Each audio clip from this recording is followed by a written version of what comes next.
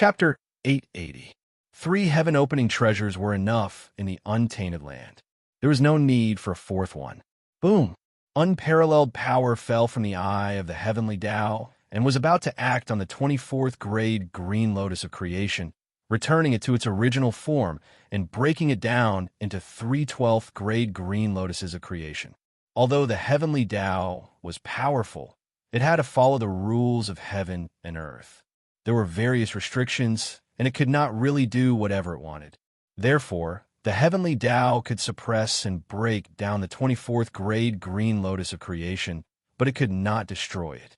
The price of doing that was not something the heavenly Tao could bear. Rumble. The power of the heavenly Tao fell and instantly came to the side of the 24th grade green lotus of creation. However, before this power could take effect, the Tongtian sect leader had already made his move.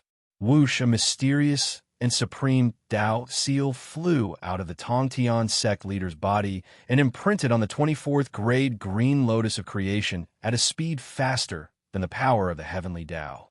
The power of the heavenly Tao paused the moment it saw this supreme Tao seal. It stopped dangerously above the 24th grade green lotus of creation, only 3 inches away.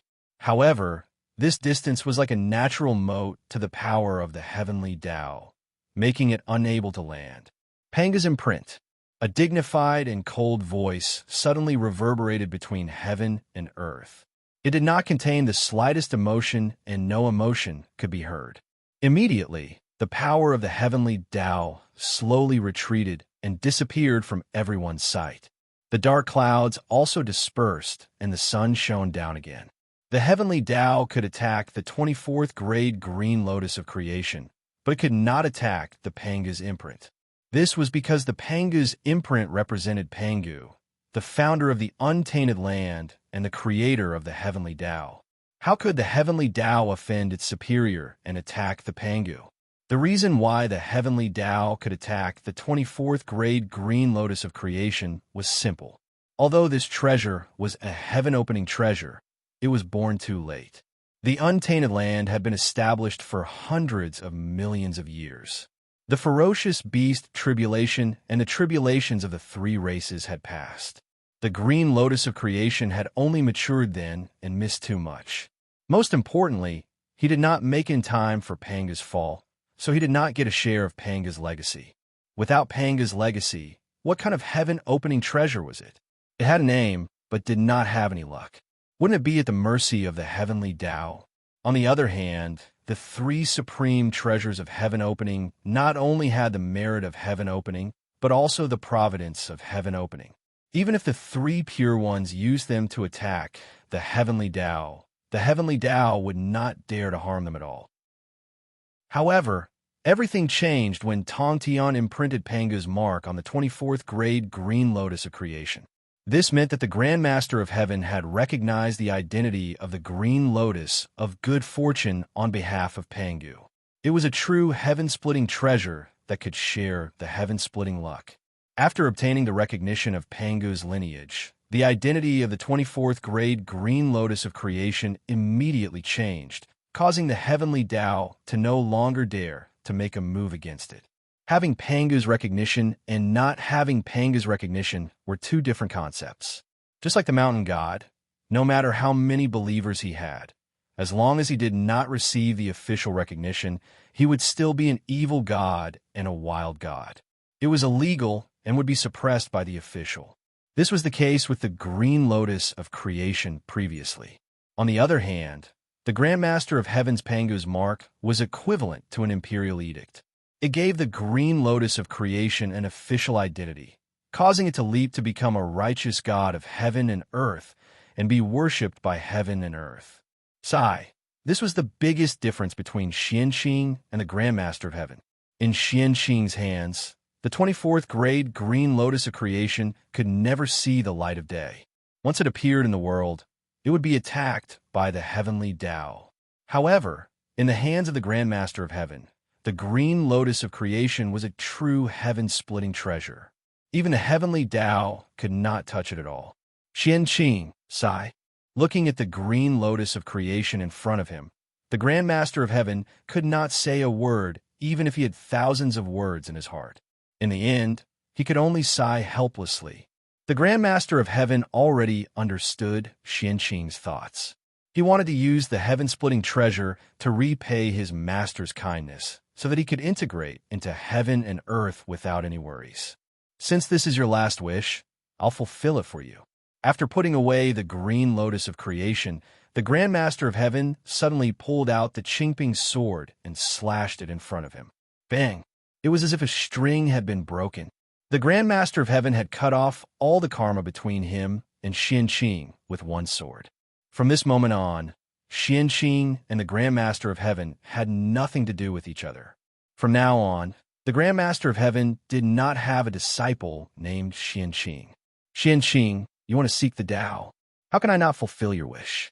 However, from now on, the fate between you and me as master and disciple is over. After the sword fell, the Grand Master of Heaven seemed to have aged a lot. His body suddenly bent, and a few more strands of white hair appeared on his temples. Sigh. Finally, the Grand Master of Heaven sighed and turned to return to the Shangqing Temple. From this day on, unless something big happened in the three realms, the Grand Master of Heaven would rarely be seen in the world. The Grand Master of Heaven was not the only one who had formed a karma with Xianqing, but the entire three pure ones. Therefore, it was not enough to sever the karma with the Grand Master of Heaven.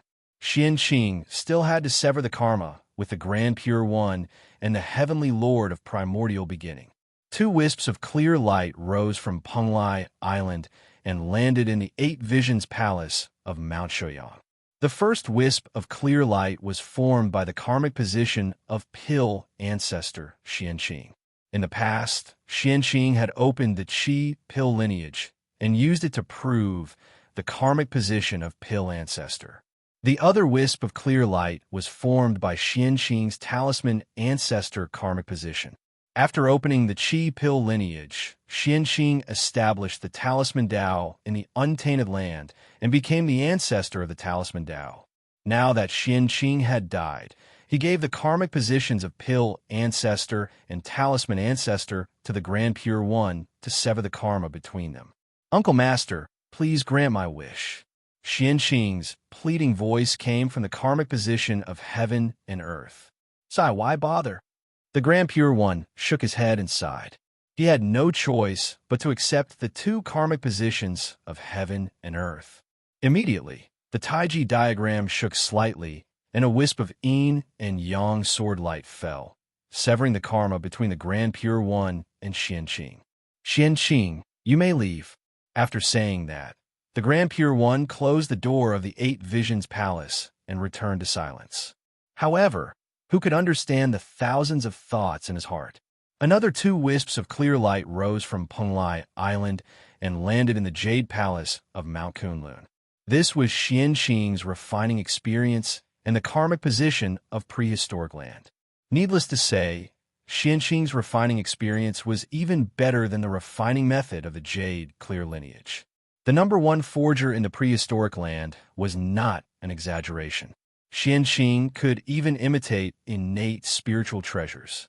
His refining experience was definitely not inferior to the top-notch innate Taoist scripture in the prehistoric land. It might even be better. As for the karmic position of prehistoric land, Xianqing had once used the creation pill as a currency to set up a currency system for the prehistoric land. It had been used until now. Therefore, Xianqing also obtained the karmic position of prehistoric land. Although it did not sound good, it was still a top-notch karmic position of heaven and earth.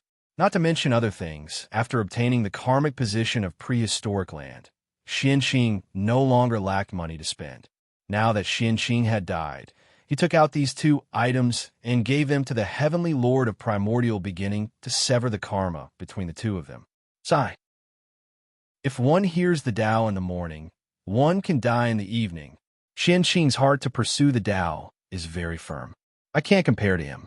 Since you have such a heart to pursue the Tao, how can I not fulfill your wish?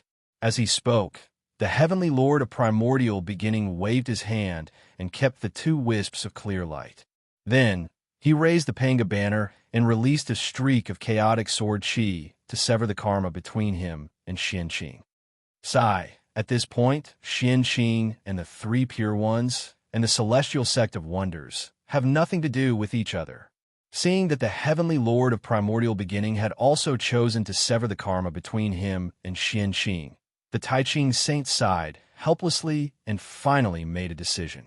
From this moment on, Xianqing was no longer a disciple of the Three Pure Ones and was no longer a member of the Xianmen. Xianqing did not take away any of the supernatural powers passed down by the Three Pure Ones. Xianqing did not take away any of the treasures passed down by the Three Pure Ones. From now on, Xianqing was Zuru, the founder of Confucianism. He had nothing to do with the Three Pure Ones. Speaking of which, although Xianqing was the first disciple of the third generation of the Xianmen, he did not owe the Xianmen anything. On the contrary, the Xianmen owed him. Therefore, Xianqing only needed to return the karma between him and the Three Pure Ones to sever everything between him and the Xianmen. There was no need for him to return anything to the Xianmen. However, it was not important now. It was all in the past. There was no need to care about it. All the karma had disappeared today. Zuru was finally free and had completely merged with heaven and earth. There was no longer a trace of his aura in the world, but he was everywhere. At the same time, Zuru's realm had also risen from the level of a mortal to the level of a saint. That's right, he was a saint without the purple aura of Hongmeng. At this time, Zuru's strength was also top-notch among the saints. Even the strongest saint, the Taiqing Saint, was no match for Zuru. It was a pity that although Zuru was strong, he did not have any intelligence. In short, Zuru's current state was the incarnation of the heavenly axiom. It was an incarnation led by the will of the heavenly axiom. Therefore, Zuru was very strong. He could be said to be invincible among the saints. The saints could only borrow the power of the heavenly axiom, but Zuru was the heavenly axiom itself. What could the saints use to fight him? There were two sides to the heavenly axiom. One was righteous and the other was evil. Zuru's body merged with heaven and earth. He used the righteous aura that he cultivated to forcefully materialize the righteous side of the heavenly axiom. That was the current Confucianism, which was Zuru himself. The one who controlled Zuru's power now was the righteous side of the heavenly axiom. We could call him the Confucianism. Just as Xianqing severed the karma between himself and the Three Pure Ones, Feng Zichen could not help but feel a sense of relief in his heart. This problem was finally solved. He did not have to worry about it in the future. He did not owe the Three Pure Ones anything. This relief was great. Feng Zichen's realm, which had not moved for a long time, suddenly rose at this moment. It was not the incarnation's realm that rose again, but the realm of his original body. It rose from the ninth heaven of Hunyuan essence to the perfected ninth heaven and began to move towards the 10th heaven of Hunyuan essence. The sudden change directly woke up Feng Zichen's original body from a deep sleep. Previously, in order to send out a wisp of innate true spirit to reincarnate, Feng Zichen exhausted the last of his strength and fell into a deep sleep. But now, as his realm soared, Feng Zichen's strength increased as well. Naturally, he woke up. There's such an effect in untangling the knot in one's heart. I really didn't expect that this kind of epiphany would happen to me. And it happened in the ninth heaven of Hunyuan essence. It's really incredible. Feng Zichen's current situation was that after letting go of everything, he had an epiphany and his realm began to advance by leaps and bounds. This situation was very common in low-level realms, such as Earth Immortals and Sky Immortals. But when one's strength reached Feng Zichen's realm, which was the ninth heaven of Hunyuan essence, it was very unusual for such a situation to occur. What kind of epiphany could support Feng Zichen's advancement? It was incredible. But immediately, Feng Zichen found the reason. The epiphany was just a bait. The real reason why his realm soared was because of the accumulation. The Hongmeng Qi and the power of the Great Path had been fighting each other for so many years. It was unknown how much Feng Zichen had comprehended the Great Path. Now that it was triggered by the epiphany, it all gushed out. Naturally, it caused Feng Zichen's realm to soar. Unfortunately, although the sudden increase in realm caused Feng Zichen to wake up, it did not help much in the battle between the Hongming Qi and the power of the Great Path. At this moment, Feng Zichen was still unable to devour the power of the Great Path in his body.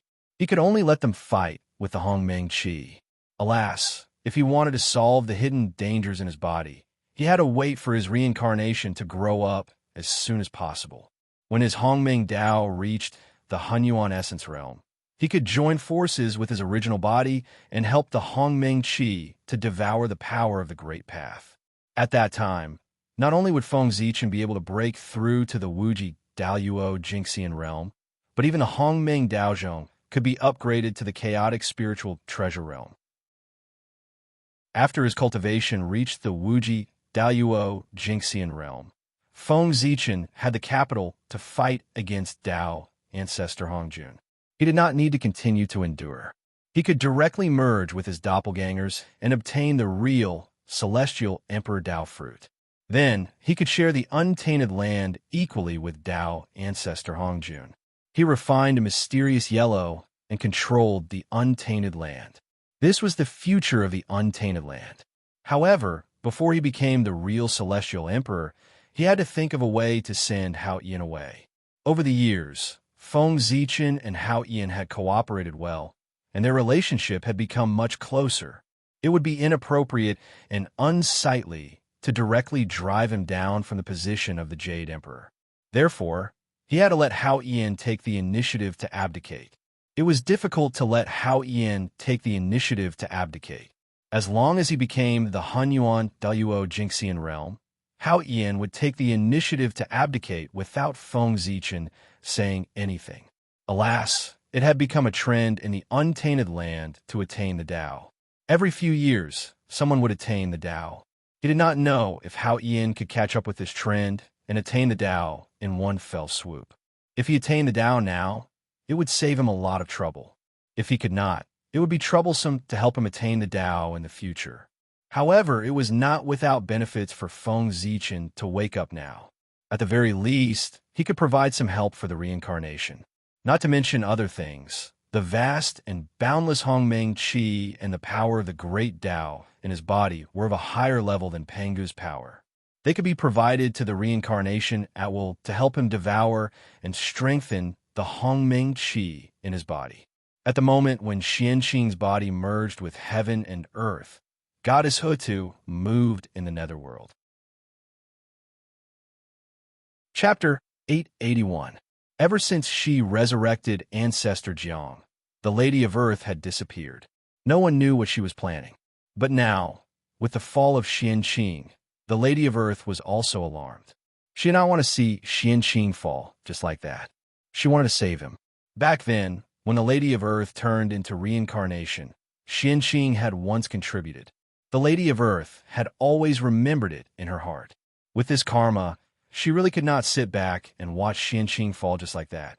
As soon as the Lady of Earth appeared, she was noticed by the Emperor of Fengdu then. His happy face darkened. That was because he guessed the Lady of Earth's purpose. Did the Lady of Earth suddenly appear at this moment other than saving Xianqing? Good heavens, is this a backstab from an ally? It's really uncomfortable. No, I have to stop the Lady of Earth. I can't let her think of a way to save Xianqing. In fact, Feng Zichen did not know if the Lady of Earth had a way to save Xianqing. However, she had the only chaos treasure in the primordial world. Who knew what she was hiding? What she really pulled back a wisp of Xianqing's consciousness? He had to be careful about that. Xianqing had spent so much effort to completely fall. He could not let the Lady of Earth destroy it. Lady of Earth, don't even think about stabbing me in the back. Feng Zichen shouted crazily in his heart. However, how could he stop the Lady of Earth? That was a problem. He definitely could not explain the reason to her directly. I have an idea. The Emperor of Fengdu thought of a way. He decided to strike first. He wanted to think of a way to save Xianqing before the Lady of Earth attacked. Didn't the Lady of Earth want to save Xianqing? As her good friend, how could the Emperor of Feng do not help her? As long as the Emperor of Feng Du saved Qianqing, the Lady of Earth would naturally give up the idea of attacking. It did not matter if she continued to attack. With the Emperor of Feng Du's help, it was better than the Lady of Earth attacking alone. This way, he could secretly do something and save the Qianqing in his heart. Go. With a thought, the Emperor of Feng Du secretly made a move and activated the 10 Directions Pure Land that Qianqing had once established in Netherworld. In the blink of an eye, the Netherworld glowed with azure light. A boundless Pure Land emerged and illuminated the void in all directions. At the same time, a figure that looked very similar to Qianqing gradually appeared in the depths of the 10 Directions Pure Land. This was the incarnation that Qianqing left in the 10 Directions Pure Land. However, with Qianqing's death, this incarnation situation was not good. His consciousness had long since disappeared, and his body had become incomparably illusory. It was as if he could disappear at any moment. However, although Qianqing's incarnation was about to disappear, it hadn't disappeared yet. And he was the last trace of Qianqing in this world. If he wanted to revive Qianqing, he had to rely on this incarnation. Goddess Hutu, who was about to use her divine ability to collect Qianqing's remnant thoughts, was first stunned when she saw the appearance of the 10 Directions Pure Land. Then, she saw the incarnation that Qianqing left in the 10 Directions Pure Land, and her eyes lit up. Goddess Hutu immediately stopped using her divine ability. Instead, she took out a strand of the Earth's creation origin and inserted it into Qianqing's incarnation to stabilize his illusory body. However, although Goddess Hutu could stabilize Qianqing's incarnation's body, she couldn't restore his consciousness that had long been destroyed. Just as Goddess Hutu was thinking about her next move, Human Emperor Gaochen, who was in the Emperor's city, also took action after learning about what happened from the Emperor of Feng Du. Gaochen didn't restore Qianqing's incarnation's consciousness. Instead, he wrote an imperial edict and stamped it with his imperial seal. Then, he sent it to the Lingxiao Palace and the Heavenly Emperor at the fastest speed. When the Heavenly Emperor opened it, he saw the following words on the imperial edict. Today, the old Emperor Qianqing merged his body with the heavens and earth and transformed the righteous path into the world.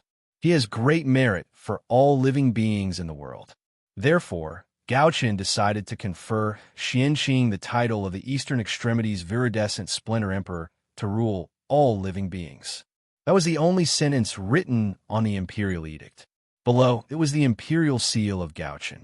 However, there were many empty spaces behind Gaochen's name. Obviously, it was left for others to write.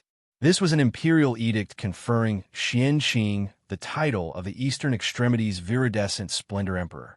As for why this imperial edict was sent to him, Hao Tian knew that Gaochen wanted him to stamp his imperial seal on it. The Eastern Extremities Viridescent Splendor Emperor was the ruler of all living beings. From this, it could be seen that this imperial throne's power was not inferior to the 4 imperials. With Gaochen's karmic rank, he was unable to confer such a title. He had to get the unanimous consent of Hao Tian and the other 3 imperials before this imperial edict could take effect. Hao Tian and the 4 imperials had to agree before Qianqing could be conferred the title of the Eastern Extremities Viridescent Splendor Emperor. So, should he agree? Hao Tian's face was full of hesitation as he looked at the imperial edict. If it was any other position, Hao Tian wouldn't mind giving Gaochen face and agreeing to it directly. However, the Eastern Extremities Viridescent Splendor Emperor was different. This was an imperial throne that was comparable to the 4 imperials. It had supreme power. But where did this power come from? Naturally, it came from Hao Tian, the Jade Emperor. Therefore, once this imperial edict came true, Hao Tian would definitely lose a part of his power, which would be added to the Eastern Extremities Viridescent Splendor Emperor. Therefore, Hao Tian was very hesitant, not knowing if he should agree or not. However, he immediately felt relieved. First, he picked up the imperial brush and added his name behind Gaochen's name. Then, he took out the imperial seal that symbolized his status as the Jade Emperor and stamped it. how Tion's goal was nothing more than to achieve the realm of primordial chaos Daluo Jinxian and then transcend. The position of Celestial Emperor was not what he wanted. Since that was the case, what was there to hesitate about? He wasn't greedy for power. If he had to give up a part of it, then so be it. He could also share some of the karma that came with being a Celestial Emperor. As a Celestial Emperor, his every word and action resonated with heaven and earth. He could affect the trend of heaven and earth and the fate of countless people. Therefore, from the moment how Tion became a Celestial Emperor, even if he didn't do anything, he would still have karma on him. It was also because of this karma that how Tion was unable to take that crucial step. Now, if he could really give up the position of Emperor Qing Hua of the East Pole from the authority of the Celestial Emperor, then how Tion's karma would definitely be given a part of it. In this way, how Tion would undoubtedly be one step closer to attaining the Tao. This was a good thing.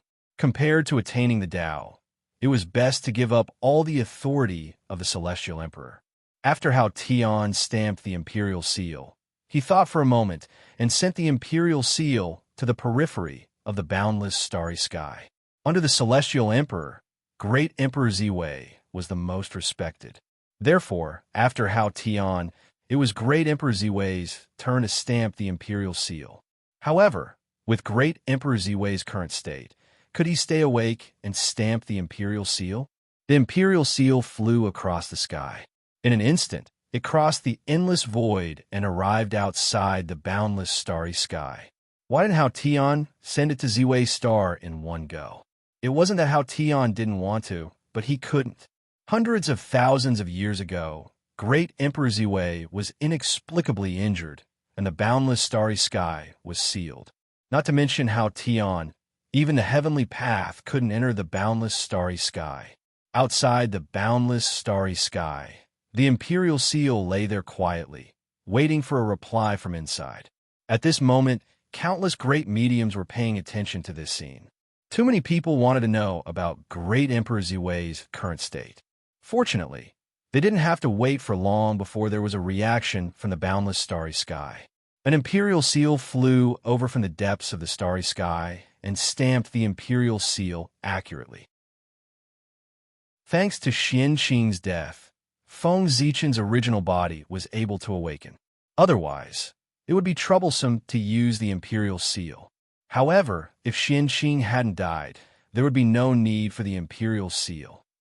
Great Emperor Ziwei is still conscious? Seeing this scene, several saints couldn't help but narrow their eyes.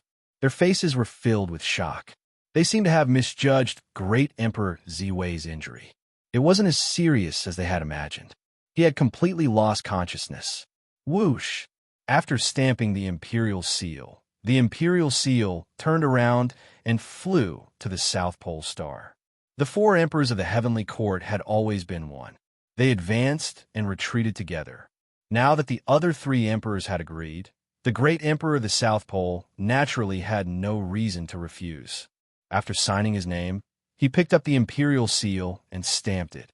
Then, the great emperor of the South Pole threw the Imperial Seal down and sent it to the Lady of Earth of the Netherworld.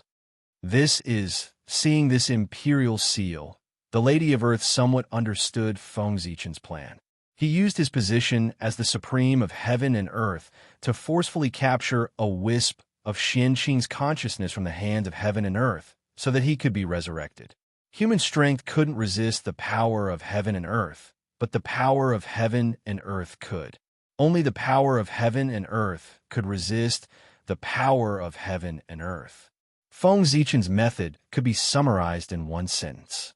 It was to use the power of heaven and earth to deal with the power of heaven and earth. It was a very simple method, but it was also the most effective method. This method works. After deducing in her heart, even the Lady of Earth had to admit that Feng Zichen's method was indeed much better than the method she had thought of. Thinking of this, the Lady of Earth no longer hesitated. She took out her Imperial Seal and stamped it on the Imperial Seal. Suddenly, the Imperial Seal turned into a stream of light and rose from the netherworld, floating in the sky. Dazzling divine light burst out from the Imperial Seal. Even the radiance of the sun and moon was covered by it. It illuminated the entire three realms and even the space-time of the heavens. Rumble, in the next moment, the Tao of heaven and earth fell with a loud bang and merged with the imperial seal, constantly evolving. Not long after, the imperial seal disappeared and was replaced by a green karmic position. Its body flowed with boundless light and boundless technique. The top karmic position of the three realms, the Eastern Pole Cyan Splendor Imperial Seal, the symbol of the supreme of heaven and earth. The moment the karmic position was formed, a pair of purple eyes suddenly appeared in the sky above the three realms. It was incomparably huge and occupied the entire sky. It looked at the world and everyone coldly. The heavenly Tao had appeared. Confer Xianqing as the Eastern Pole Cyan Splendor Imperial Seal. The heavenly Tao's cold voice resounded between heaven and earth. No matter where the living beings of the three realms were, they could hear it clearly. The living beings of the 5 great continents knew who Xianqing was, but the living beings outside the 5 great continents were a little confused after hearing the heavenly Tao's voice. Who was Xianqing? Who was the great emperor of the East Pole? Why they never heard of him? For some reason, the further away one was from the 5 great continents, the less one knew about the 3 realms. In some remote places, such as the place where Feng Zichen's reincarnation was, they had never heard of the existence of the 3 realms, nor did they know about the 5 great continents. They had never heard of the human emperor, saint, heavenly court, and so on. They even thought that the entire world was as big as the continent under their feet. Therefore, at this moment, these people were so shocked when they suddenly heard the heavenly Tao's voice. This short sentence revealed too much information, directly shattering the 3 views of these people. The imperial edict jointly made by the 5 emperors of the heavenly court was equivalent to an imperial edict written by the real heavenly emperor himself. It had supreme power. Even the heavenly Tao would not deny this imperial edict. Instead, it conferred the title of Xianqing according to the contents of the imperial edict. Whoosh! As soon as the heavenly Tao's voice fell, the karmic rank directly fell from the sky into the body of Xianqing's incarnation in the 10 directions pure land of the netherworld. In an instant, endless light rose from the body of Xianqing's incarnation. His body directly stabilized and had a physical body. His eyes also regained their spirit. However, although his eyes were full of spirit, there was no emotion at all. It was frighteningly cold. This meant that it was not Xianqing who had awakened, but the righteous Tao of heaven, which was the way of Confucianism. The great emperor of the East Pole was not Xianqing, but the incarnation of the way of Confucianism. However, Xianqing was the way of Confucianism, and the way of Confucianism was Xianqing. It was not a problem to say that the incarnation of the way of Confucianism was Xianqing. Did it fail? Looking at the emotionless incarnation of Xianqing, several people related to Xianqing who had been paying attention to the development of this matter could not help but show disappointment in their eyes. But immediately they became excited. With this incarnation, it was not a failure. With this incarnation as a coordinate, they could call Xianqing day and night. Sooner or later, they would be able to forcibly call back a wisp of Xianqing's consciousness from heaven and earth. At that time, Xianqing would really be resurrected. This was called man's will conquer nature, and using the power of the wishes of all living beings to forcibly call back Xianqing. Therefore, the appearance of this incarnation was not completely useless. He was a hope to call back Xianqing. Few, in the Emperor's city, looking at the incarnation of the way of Confucianism, Feng Zichen could not help but let out a long sigh of relief. The birth of this incarnation of the way of Confucianism was facilitated by him. The method of calling Xianqing with the power of the wishes of all living beings could indeed call Xianqing back from heaven and earth. After all, man's will conquer nature, but there was a premise, and that was that Xianqing was willing to return. If Xianqing was willing to return, this method could indeed call him back. But if Xianqing was not willing to return, then this method No matter how the living beings called, Xianqing would not return. Of course, only Feng Zichen knew that Xianqing was not willing to return. Outsiders did not know, and Feng Zichen did not intend to tell anyone. Just take it as a memento for everyone. Let this incarnation of the Confucian path save the people in the 10 Directions Pure Land and be the great emperor of the East Pole. Gradually, the divine light receded, revealing a benevolent and majestic supreme of heaven and earth. The great emperor of the Eastern Pole was wearing a crown and a colorful robe. He was sitting on a 9-colored lotus throne in the 7 Treasures Qian Forest. P.S. Don't stay up late. People with excessive heat have a headache. Double monthly votes tomorrow.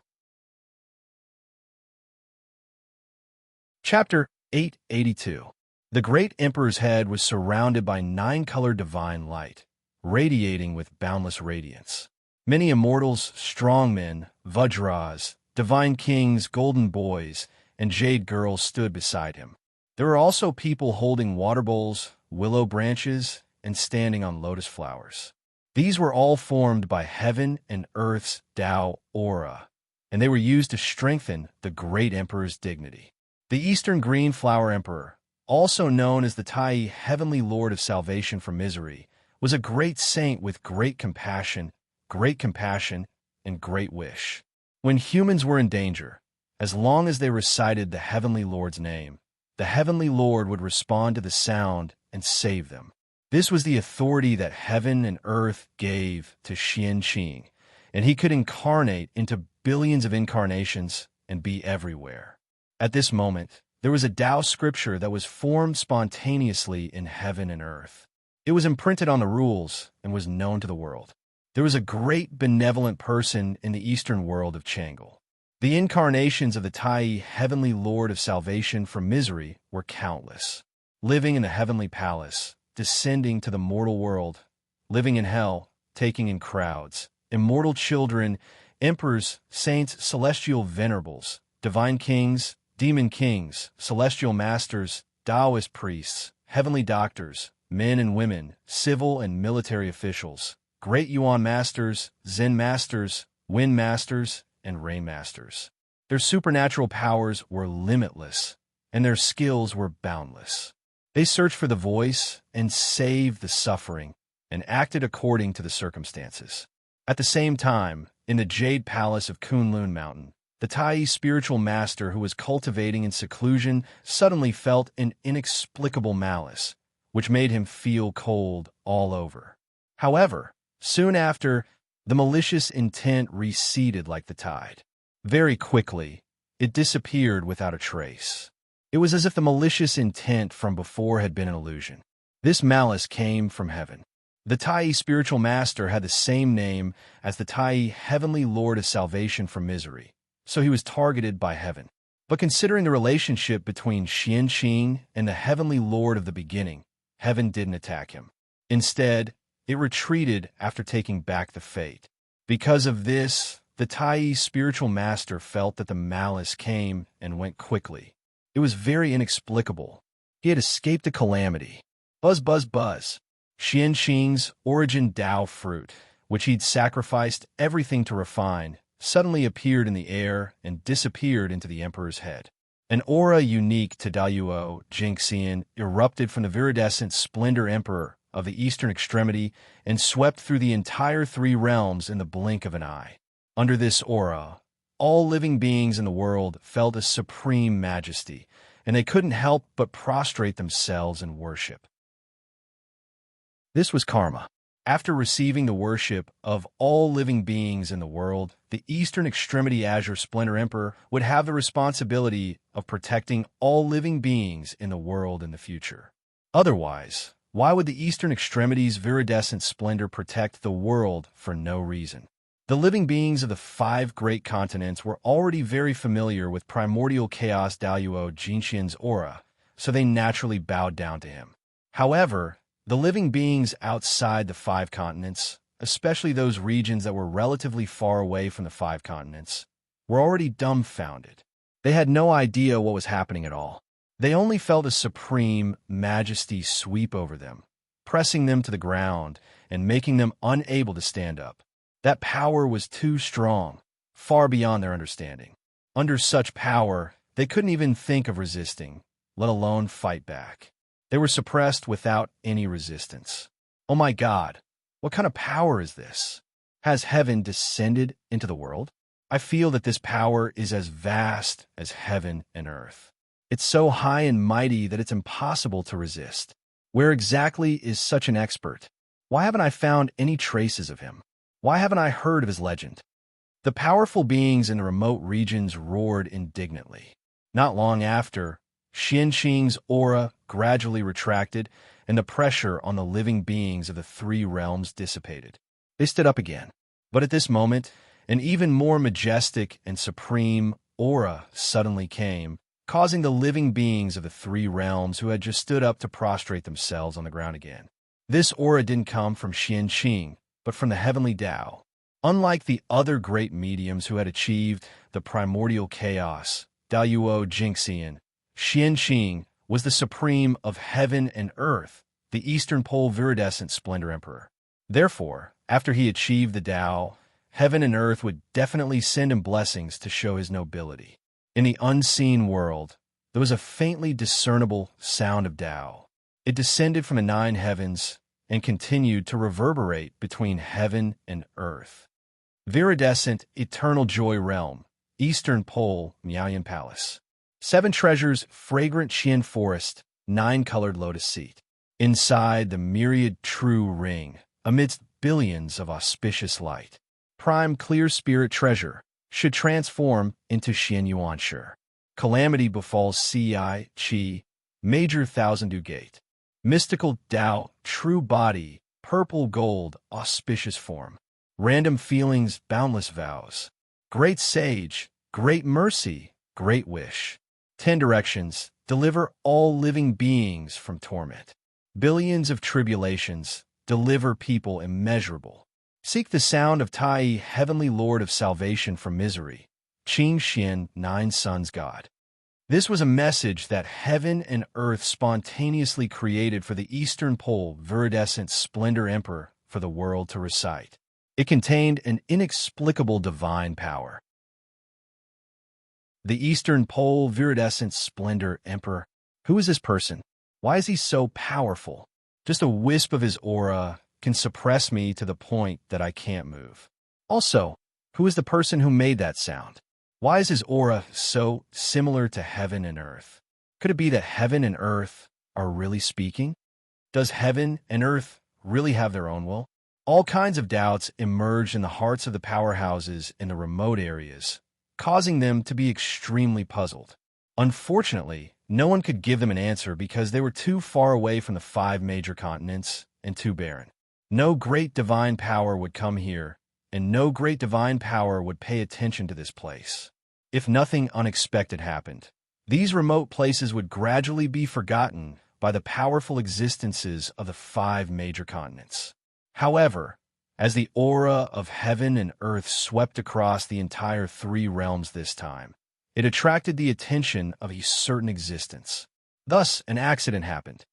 TSK, why do I feel that these small islands floating on the sea are slowly being isolated from the 5 major continents as if they are not in the same world? As a result, these small islands have no idea about the situation of the 5 major continents and the general information of the 3 realms. This situation is a little strange. It's as if these small islands have become the lower realm of the 5 major continents. There's a problem. There's a problem. There seems to be a shocking matter of great merit contained in this. I have to study it carefully. At this moment, Feng Zichen's reincarnation in the ancient Baron's continent noticed the reactions of the living beings here and couldn't help but have a bold guess in his heart. If this guess was true, then he really had the foundation to become a celestial emperor and could quickly break through the realm. However, whether this guess could be true or not still needed to be confirmed. No rush. No rush. If it was his, he couldn't hide. If it wasn't his, then he would directly snatch it. What a joke. Feng Zichen had so many incarnations, and they were all supreme powerhouses that could roam the primordial world. If they worked together, What kind of fortune could they not snatch? Hee. If it was Feng Zichen's, then it was Feng Zichen's. If it wasn't Feng Zichen's, as long as he wanted, it could also be his. It couldn't be helped. The strong were just that domineering. I'm not convinced. Come and hit me. On Golden Turtle Island, Tong Tian saw Xianqing's incarnation become an emperor and couldn't help but let out a long sigh of relief. The sadness on his face also dissipated a lot. Then he heard him explain to the disciple beside him. With this incarnation, it's equivalent to Xianqing burying a nail in the primordial world. After that, as long as someone talks about Xianqing every day, there might be a day when Xianqing will be awakened. Speaking of this, Tong Tian couldn't help but sigh. The human emperor is indeed a great talent. No wonder he's the #1 prodigy in the primordial world. The poor Wei is far inferior to him. Xianqing transformed into the Tao, and his body merged with the world. The poor Wei could only be helpless. However, the human emperor could come up with such an ingenious idea to summon Xianqing back in such a short period of time. Seek the voice, seek the feelings, and save the suffering. Just these 8 words are enough for the living beings of the 3 realms to chant Xianqing's name all the time. It's really an amazing idea, with the living beings of the 3 realms chanting day and night. Even if Xianqing can't be summoned back, it's enough to protect his consciousness from being completely lost in the heavenly axiom. In this way, after the immeasurable calamity, when the world is destroyed, Xianqing will be reborn. Speaking of this, Tong Tian suddenly reprimanded the disciples. All of you should cultivate well. Xianqing has already attained the Tao fruit of the origin. He's detached from a world and can survive thousands of calamities. Even if the immeasurable calamity comes, it won't affect him at all. But all of you are different. Without the Tao fruit of the origin, you can't transcend the world. When the immeasurable calamity comes and the world is destroyed, all of you can't escape the fate of death. When the world is destroyed, Xianqing will be freed from the world and be reborn, but all of you will fall with the world. How sad is that? So cultivate well. As long as you can attain the Tao fruit of the origin, you'll meet Xianqing sooner or later. Otherwise, it's goodbye forever. After that, Tong Tian entered the Shangqing temple with his hands behind his back. Now that Xianqing's matter was resolved, the knot in his heart was also untied. He felt much more relaxed. As long as he could ensure that Xianqing didn't get lost in the heavenly axiom and was completely assimilated by the heavenly axiom, Xianqing would be reborn sooner or later. This was because the primordial Daoyuo Jingxian could survive thousands of calamities. He wouldn't die. The reason why Xianqing fell now was that he was assimilated by the world and became a part of it. But the world would be destroyed sooner or later, but the primordial Daoyuo Jingxian wouldn't. As long as the world was destroyed, Xianqing would be freed and regain his freedom. The heavenly court has changed. With the birth of the Eastern Pole Qing Hua Emperor, some people looked at the fate of the heavenly court and couldn't help but frown. As mentioned above, the fate of the heavenly court had changed from the original 5 pillars to the current 6. But this wasn't the biggest change. The biggest change was that the giant pillar that represented the celestial emperor had shrunk. Although it was still the biggest, it was reduced to the same level as the other 5 pillars. It was no longer unique and above the other 4 pillars. It had the image of suppressing the world. This meant that the authority of the celestial emperor had been further weakened. In the past, the heavenly court also had the 4 emperors.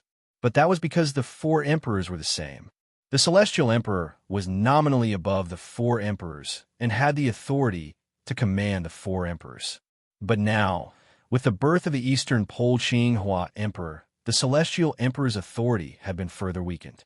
The heavenly court had evolved from a situation where the celestial emperor was the sole ruler and the 4 emperors ruled together to a situation where the 6 emperors ruled together. In other words, the celestial emperor was no longer high and mighty. Instead, he had become like the other emperors. Although he was the head of the 6 emperors, he didn't have a supreme status. Well, from now on, it wasn't appropriate to call Hao Yan the celestial emperor anymore. He should be called the Jade Emperor. The head of the 6 emperors, the Jade Emperor, was the lord of all heavens and ruled over all heavens. It was also at this moment that the heavenly court no longer had a celestial emperor. The primordial world no longer had a celestial emperor. The 3 realms had entered an era where the 6 emperors ruled together. The position of the celestial emperor was empty. In other words, Feng Zichen's opportunity was about to arrive. At this time, as long as someone with great merit could obtain the recognition of the 6 emperors at the same time, then theoretically, he could directly become the celestial emperor without refining the fate of heaven and earth. The complete authority of the celestial emperor was divided into 6 parts and evolved into the current 6 emperors. Each emperor held 1/6 of the celestial emperor's authority in their hands. As long as they combined their authority, they could restore the complete authority of the celestial emperor. This meant that the 6 of them could work together to promote a true celestial emperor. There was no need for the 6 emperors to hand over their authority. As long as the 6 of them worked together, they could evolve into a new supreme authority that covered all the authority and karmic ranks of the eldritch world, the authority of the celestial emperor. This was the source of all authority, and all authority was a branch of the celestial emperor. The celestial emperor had the power to control everything and also the power to bestow authority to all things. When this authority appeared, all the authorities would listen to the celestial emperor's orders. Even the authority of the 6 emperors was no exception and could be taken away at any time. No, to be precise, when the authority of the celestial emperor appeared, no matter who it was, no matter what authority they had previously grasped, they would change from the owner of the authority to the manager of the authority. They would manage the eldritch world on behalf of the true celestial emperor. They only had the ability to use the authority, but they didn't have the ability to own the authority. This was because all the power of the authority belonged to the celestial emperor. When the celestial emperor wasn't around, anyone could become the owner of the authority. However, when the eldritch world was around, all the authority had only one owner, and that was the celestial emperor. This was why the celestial emperor was said to be supreme, infinite, and more honorable than the saints. The celestial emperor truly controlled everything in the eldritch world. To put it more vividly, when the celestial emperor appeared, the owners of these authorities all changed from the bosses of companies to ordinary employees and lost the power to control the companies. I didn't expect that after the celestial emperor became the Jade Emperor, I actually felt that my body was much more relaxed. My realm also improved a little. As expected, the position of the celestial emperor is the biggest obstacle to my Tao. In the Jade Pool, Hao Tian silently felt the changes in his body and couldn't help but say aloud. After being the celestial emperor for so many years, Hao Tian didn't do it for nothing. With the help of the celestial court's providence, Hao Tian had accumulated enough to reach the Tao. However, he still couldn't take that crucial step. The reason was because he was the celestial emperor. The celestial emperor not only made Hao Tian, but also limited him. P.S. Double the monthly votes. Please get some monthly votes. In the middle of the month, I posted a single chapter, saying that I would update it according to fate. However, I didn't do that in the end, because there were still people who wanted this book, about 800 to 900 people. Of course, other than them, there weren't many people who read it. I wrote it for them. My book has 3,080 subscriptions. In theory, I would need at least 3,080 new chapters to maintain the balance of the subscriptions. But in reality, this book only has 2,000 new subscriptions every day. Sometimes, it's only 1,700.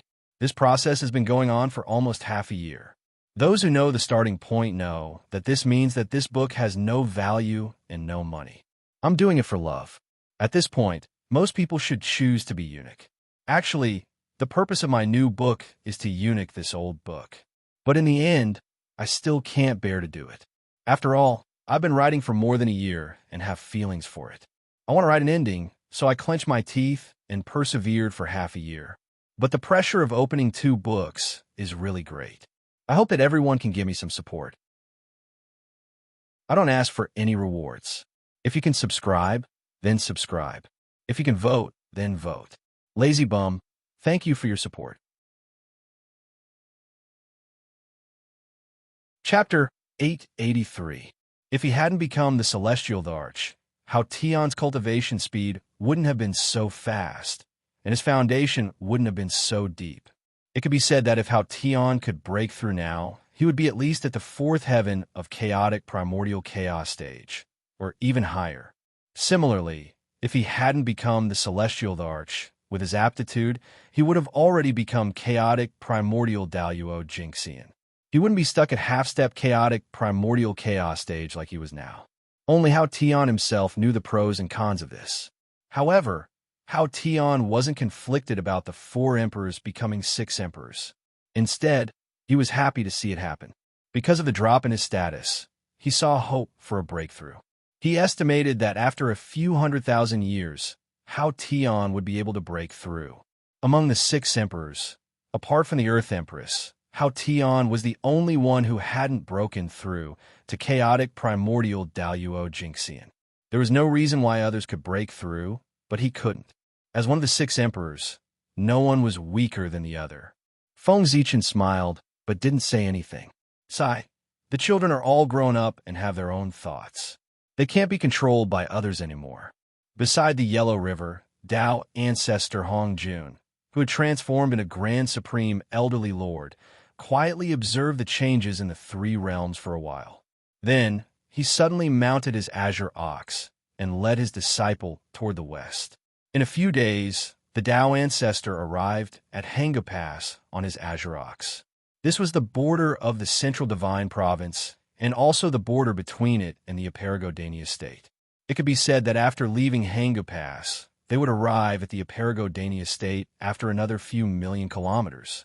Since Hanga Pass was located at the border between the 2 states, its geographical location was extremely important. The human race naturally arranged for a large number of soldiers to guard this place. The soldiers here were all elites of the human race. They all came from the human emperor's city and were the descendants of nobles and marquises. Hanga Pass guard, Ishii, was even from the imperial family. In the past few days, Ishii felt his brows twitch as if something good had happened to him. However, no matter how he calculated, he still couldn't find the source of the good news. For this reason, he didn't hesitate to consult the Xiantian Taoist priests who were stationed at the border. Unfortunately, even the Dao Venerate was unable to divine anything out of it. There were even people who laughed and said that Ishii was dreaming of what he thought of during the day. He was so obsessed with obtaining opportunities that he had become obsessed with them. Ishii naturally didn't pay any attention to this. How could a cultivator's sudden impulse be an illusion? Something good must be happening to him. As for why the Taoist priests couldn't figure it out, wasn't obvious? Either that, or the Dao Venerate couldn't calculate it because the opportunity was too great. Or the opportunity was too vague for the Taoist priests to see clearly. If it was the latter, it wouldn't be a big deal. But if it was the former, just thinking about it made him excited. An opportunity that even the Xiantian Taoist priests could not calculate was definitely beyond the level of the Taoist priests. This was the real big opportunity. Ishii didn't have to wait for long. Soon, Dao ancestor Hong Jun arrived on his azure cow. On this day, Ishii raised his head and gazed into the distance. He saw a vast expanse of purple mist surging toward him. Immediately afterward, he saw a Daoist riding on an azure cow. With a Dao child leading the way, the Daoist was making his way toward Hanga Pass. Wherever the Dao ancestor passed, the ground would be filled with dense mist. The fragrance was strong and filled with red clouds. Seeing this, Ishii couldn't help but blurt out, "A sage has arrived at Hanga Pass." After saying this, Ishii seemed to have realized something and ran out of Hanga Pass. He quickly walked toward Dao ancestor Hong Jun and bowed like a disciple. "I am Ishii, the commander of Hanga Pass. A few days ago, I observed the sky and saw purple clouds gathering in the east. I knew a sage had arrived and have been waiting for a long time. Please come to my cold room for a chat. I would like to hear your teachings." Hearing this, the Dao ancestor shook his head. Poor Wei has been guarding the human tribe's treasury for many years and has already repaid her karma with the human emperor. She doesn't want to have anything to do with the human tribe and only wants to leave the central god province as soon as possible. After saying this, the Tao ancestor ignored Ishi's protests and kicked the azure cow lightly, urging it to hurry forward. It had to be said that this azure cow was the mount of the Real Grand Supreme Elderly Lord.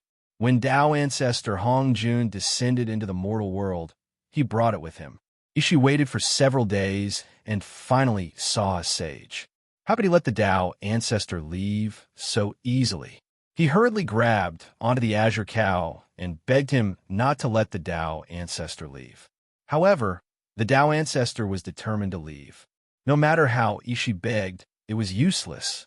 In reality, it wasn't that the Tao ancestor was determined to leave. If the Tao ancestor was determined to leave, even the generals of Hanga Pass and all of the soldiers combined wouldn't be able to stop him, let alone Ishi. The Tao ancestor was probably doing this to test Ishi and let him know that Tao was not to be imparted easily. That's right, it was him. How did Ishi gain the favor of Tao ancestor Hongjun? Was it because of his exceptional aptitude or because of his overwhelming fortune? It was neither. It was because he was the reincarnation of Taoist Wenshi, one of the 3,000 guests of the Purple Cloud Palace. As such, Tao ancestor Hongjun held him in high regard. If it weren't for this, Tao ancestor Hongjun wouldn't have come all the way to Hanga Pass. He had come here specifically to enlighten Ishi. Speaking of Ishi's original body, Taoist Wenshi was also an extraordinary person. His method of attaining Tao was different from others. He didn't plan on attaining Tao through discussion. Instead, he planned on forcibly breaking through to Chaos Daoyuo Jingxian. To achieve this, he decided to reincarnate and cultivate again. He planned to cultivate his reincarnation to the same cultivation base as his original body. Then, he would combine the Tao fruits of his two lives and forcibly break through to Chaos Daoyuo Jingxian. This was a very powerful plan. Attaining Chaos Primordial Stage through this method was indeed more powerful than other methods. It could be said that he was on the verge of attaining Tao through strength. However, this method was very difficult to attain, and it was likely that it would be difficult for him to attain two Tao fruits. However, this wasn't a problem for Taoist Wenshi. This was because Ishi wasn't his first incarnation. Instead, he was his second incarnation. Once Ishi matured, Taoist Wenshi would have 3 half-step Chaos Primordial Stage Tao fruits. When the 3 Tao fruits were combined, it wasn't impossible for him to break through to Chaos Primordial Stage. If 3 Tao fruits weren't enough, then Taoist Wenshi wouldn't panic. He could continue with the 4th Tao fruit. However, there was a huge flaw in this method. The more Tao fruits one cultivated, the more their strength would increase after successful fusion. However, at the same time, the more Tao fruits one cultivated, the more likely it was that the fusion would fail. If Taoist Wenshi could refine 9 Tao fruits and combine them, then Feng Zichen believed that after breaking through to Chaos Daoyuo Jingxian, Taoist Wenshi's cultivation base would be at least at the 7th heaven of Chaos Primordial Stage. However, the difficulty of fusing 9 Tao fruits could be said to be beyond imagination. If he succeeded, then it wouldn't be an exaggeration to say that he would soar to the heavens. However, if he failed, then Taoist Wenshi would probably die. His cultivation base wouldn't be crippled, but his countless years of hard work would probably all be for naught. If he wanted to return to his peak cultivation base, then he would probably have to start all over again. The benefits of success were obvious, but the consequences of failure were also obvious. Tao ancestor Hongjun was worried that Taoist Wenshi would fail, so he personally came to Hanga Pass to lend him a hand. As soon as he saw Tao ancestor Hongjun, Ishi knew that the astonishing opportunity he had sensed a few days ago should be on the sage standing before him. This was why Ishi wanted to keep Tao ancestor Hongjun at all costs. This was his astonishing opportunity, so how could he let it go? If he missed this opportunity, then it would be difficult for him to encounter it again. Tao ancestor Hong Jun was determined to leave, and no matter how Ishi tried to persuade him, he wouldn't budge in the slightest. In the end, Ishi had no choice but to say helplessly, "Since the sage is going to retire, why don't you leave behind some holy words? That way, you won't have wasted your time in this world." Ishi thought that since he couldn't keep Tao ancestor Hong Jun, then no matter what, he had to make Tao ancestor Hong Jun leave behind something. Otherwise, wouldn't he have met Tao ancestor Hong Jun for nothing? Hearing this, Tao ancestor Hong Jun said in displeasure, "The poor Wei has already said that the karma between me and the human emperor has already been severed, and I don't want to have any further contact with the human race. How can I leave behind a Tao scripture to create karma?" Hearing this, Ishi opened his mouth, but he didn't know what to say. There was a dazed expression on his face. Since Tao ancestor Hong Jun had already said this, it was clear that he was very determined. He really didn't want to have any contact with the human race, and he definitely didn't want to leave anything behind for the human race. Tao ancestor Hong Jun lightly tapped the bull's head with his horsetail whisk. "Little bull, let's go."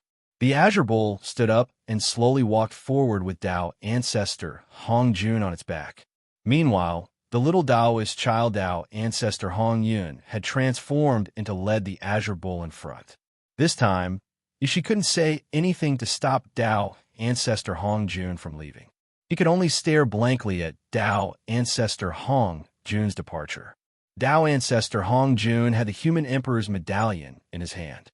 If he wanted to leave seclusion, the soldiers guarding the pass didn't dare to stop him and could only allow him to leave. However, just as Tao ancestor Hong Jun was about to leave Hanga Pass, a thought suddenly flashed through Ishi's mind. He knew how to stop Tao ancestor Hong Jun. Ishi quickly caught up to Tao ancestor Hong Jun and yelled, "Stop, Tao ancestor Hong Jun. You've only severed your karma with His Majesty, but you haven't severed your karma with the human race. You've been with the human race for so many years. How have you severed your ties with the human race? This is karma. This is the connection. If you really want to sever your ties with the human race, you'll have to sever your ties with the human race." Hence, Ishi is begging Tao ancestor to write a Tao scripture for future generations to comprehend and sever your ties with the human race. Tao ancestor Hong Jun was just about to leave seclusion, and he couldn't help but stop in his tracks upon hearing this. He turned around and scolded Ishi with a smile. "What do you know, you sly bastard? Poor Wei has been with the human race for so many years. Even though her food and clothing have all been taken care of by the human race, poor Wei has also helped the human race nurture countless prodigies and even nurtured a Khanate Taoist priest for the human race. If that's the case, then it's the human race that owes poor Wei. What's the big deal about eating and drinking from the human race? How can they compare to the Khanate Taoist priest? Poor Wei has lost a lot of money, but I haven't seen the human emperor pluck a few world fruits for the poor Wei to taste." Tao ancestor Hong Jun sure was overthinking things. The world fruits were the fruits of the world tree, and they were extremely precious.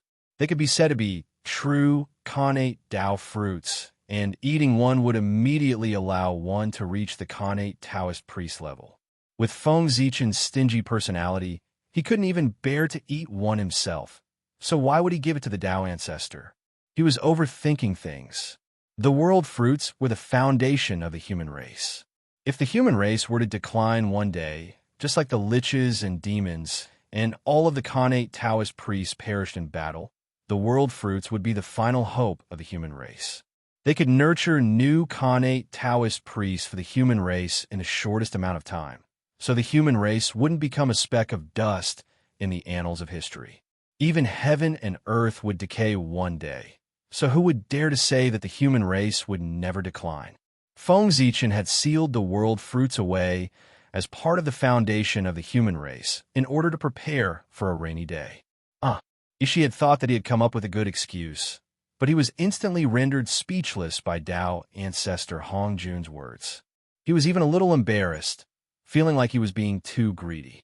The holy sage had already given the human race so much, but he was still greedy and wanted the holy sage to give him more. Ishi, aren't you ashamed? How could you be so greedy? Ishi was blaming himself endlessly in his heart. But at this moment, Tao ancestor Hongjuan's attitude suddenly changed. He said helplessly, forget it, forget it. You are so sincere. If I don't leave anything behind, it will seem that I am stingy when the human emperor hears about it.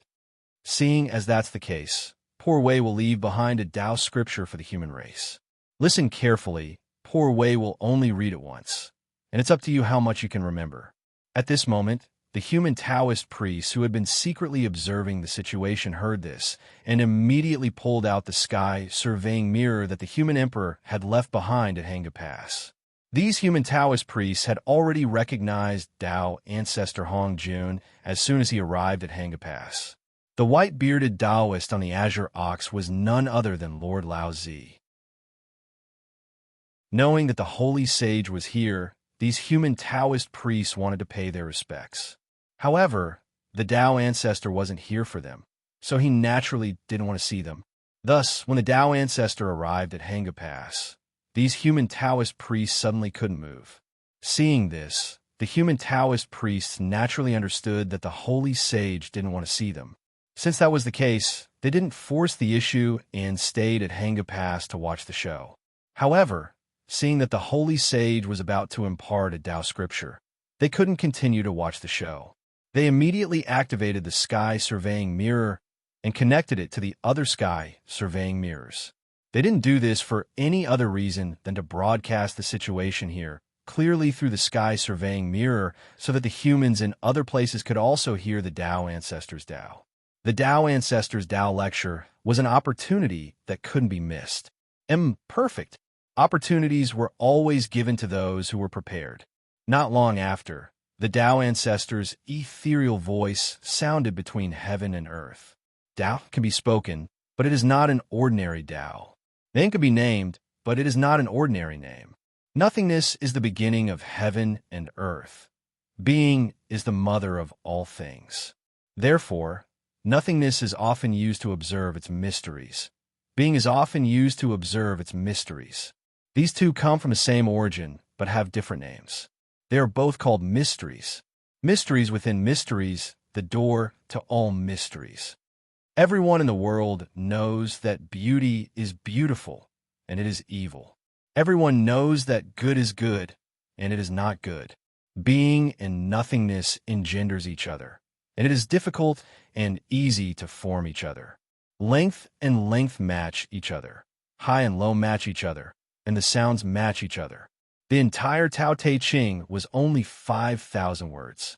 Soon, the Tao ancestor finished reciting it. After the Tao ancestor finished reciting the Tao Te Ching, he didn't hesitate and left. P.S. I wonder if I can get 2,000 monthly votes this month. Chapter 884. However, everyone could see Tao ancestor Hong Jun glance at the sky, patrolling treasure mirror, as he left. At the same time, his lips twitched slightly. It was clear that the sky patrolling treasure mirror was unable to escape Tao ancestor Hong Jun's detection. This time, the Tao ancestor had been taken advantage of by the human race. Even though it was only a wisp of the Tao ancestor's projection, it was still extremely profound and could be considered the voice of the heavenly Tao. Everyone fell into a trance upon hearing this and entered a state of Tao enlightenment. However, there was one exception, and that was Yi Shi. Not long after he entered a trance of Tao enlightenment, he suddenly came to his senses, feeling as if he had missed out on some great opportunity. Ishi immediately came to his senses and saw the Tao ancestor riding off into the distance. Then, as if he had been enlightened, Ishi suddenly turned toward the direction of the human emperor's city and bowed respectfully. He then pulled out the guardian token and raised it with both hands before carefully placing it on the ground. Ishi has already repaid the favor of the human race. Now, I only wish to stay with my teacher throughout the three realms. This guardian token of Hanga Pass will now be returned to the human race. After saying this, Ishi bowed respectfully toward the direction of the human emperor's city again. After this bow, Ishi no longer had anything to do with the human race. After getting up, He left Hanga Pass without hesitation and chased after Tao ancestor Hongjun. Teacher, please wait for your disciple. Within the human emperor city, Feng Zichen couldn't help but chuckle upon seeing this. Haha, the Tao ancestor really isn't willing to take a loss. He won't let the human race take advantage of him at all. The Tao ancestor would have passed down the Tao ancestor regardless of whether Ishi asked for it or not. However, if Ishi didn't ask for it, then when the Tao ancestor would pass down, the Tao ancestor would have to depend on his mood. It could be 10 years later, or 100 years later, or even 10,000 years later. In any case, if Ishi didn't ask for it, Tao ancestor Hong Jun definitely wouldn't have passed down the Tao ancestor so easily. However, Ishi did ask for it, and Tao ancestor Hong Jun passed down the Tao ancestor. As such, Ishi had made a great contribution to the human race. The Taoist Sutra contained all of the principles of this world. This was a true sage's book and could be considered a priceless treasure. Ishi had indeed made a great contribution by obtaining this book. As for Ishi, he was the reincarnation of the powerful Taoist priest Wen Shi. He had reincarnated into the human race, thereby forming a massive karma with the human race. It would not be easy to settle this matter. However, with Tao ancestor Hong Jun's actions, Ishi had made a huge contribution to the human race. After accomplishing this, Ishi didn't ask for any rewards. Instead, he directly severed his karma with the human race and left the human race, thereby foiling Feng Zichen's plan. Feng Zichen was thinking of using the karma of this reincarnation as the foundation to deepen the connection between Taoist Wen Shi and the humankind, and then tie this great master to the humankind. Unfortunately, his plan had just begun when it was ruined by the Tao ancestor. However, the human race didn't lose out either. Exchanging a person that they couldn't keep in the first place for an unmatched ancient record, it could still be considered profit. After leaving Hanga Pass, Tao ancestor Hong Jun didn't head directly to the Aperigo Dani estate. Instead, he led Ishi around the three realms. There was no rush to go to the Aperigo Dani estate. The most important thing now was to nurture Taoist Wen Shi as soon as possible so that he could reach the level of chaotic primordial Daoyuo Jingxian. After the Tao ancestor left, the powerful figures of the 100 families lost their suppression and started a fight with others. As a result, it seemed to have triggered a chain reaction, causing the battle between the 100 families to become more and more intense. The various schools of thought also fell into chaos. The entire Central God Province was in chaos. Just as the situation in the Central God Province became more and more intense, in the distant Hongmeng of the ancient Barons continent, Feng Zichen's reincarnated body also fell into trouble. In order to express his ambition, Feng Zichen directly named his reincarnated body Hongmeng. Hongmeng. This was Feng Zichen's highest pursuit. Using this name also represented Feng Zichen's determination. As for what trouble Hongmeng encountered, it was because he was careless and was tricked by someone. The person who tricked him was called the Ancient Barons. The land under Hongmeng's feet was called the Ancient Barons continent, and the person who tricked him was also called the Ancient Barons. Needless to say, the two were indeed related. This person called the Ancient Barons was also a bold person. He took advantage of the living beings here for being ignorant and directly called himself the god of creation, the creator of this world. Therefore, this world was called the Ancient Barons. Since he dared to impersonate the god of creation, this Ancient Barons still had some skills. He had the cultivation of the Xiantian Taoist priests. Such strength might not be ranked in the three realms, but in the Ancient Barons continent, it was enough to dominate the world. It was precisely because the Ancient Barons was too powerful that the living beings here believed whatever he said without the slightest doubt. Those who dared to doubt him were all dead. Naturally, no one doubted him anymore. However, although the Ancient Barons continent was remote, it was still within the three realms and was under the control of the heavenly axiom. The Ancient Barons dared to impersonate the Pangu and call himself the god of creation, the creator of this world. How could the heavenly axiom tolerate him? Not long after, the Ancient Barons was punished by the heavenly axiom. He was bombarded by the heavenly axiom's light of calamity, for 3 days and 3 nights. His true spirit collapsed, and he died. However, although the ancient baron's innate true spirit was shattered, his physical body was unexpectedly preserved. It fell from the sky and turned into the huge Fallen Dragon mountain range. Yes, that's right. It was the Fallen Dragon mountain range, the place where Hong Ming was born. The ancient barons was a dragon and called himself the ancient baron's ancestor dragon. The dragon aura that Hong Ming sensed in the Fallen Dragon mountain range was emitted by the ancient barons. The ancient barons was the Xiantian Taoist priests. His physical body was the Xiantian celestial demon body. Even the heavenly axiom's light of calamity couldn't break his body. He had already reached the immortal realm. Time naturally couldn't erode his body. After the ancient barons died, his body turned into the Fallen Dragon mountain range. This was a secret among secrets in the ancient baron's mainland. Few people in the world knew about it, let alone Hong Ming. He had just arrived here. How could he know such a secret? He only knew that there was a treasure under the Fallen Dragon mountain range. It was a Taoist priest-level dragon corpse. If he could refine it, he would definitely be one step closer to the Xiantian Taoist priest level. Therefore, Hong Ming, whose strength had reached the half-step Taoist priest level, rushed to the underground of the Fallen Dragon mountain range excitedly. He wanted to dig out the Taoist priest's level dragon corpse. However, he didn't expect that after Hong Ming arrived at the underground, what awaited him wasn't a cold corpse, but a chaos demon god that was about to be resurrected. Amazing! The Ancient Barons was the incarnation of the Ancient Barons, one of the 3,000 chaos demon gods. No wonder he had the guts to impersonate Pangu. He even wanted to kill Pangu, let alone impersonate Pangu. The Ancient Barons was about to be resurrected. What he lacked the most was high-quality power.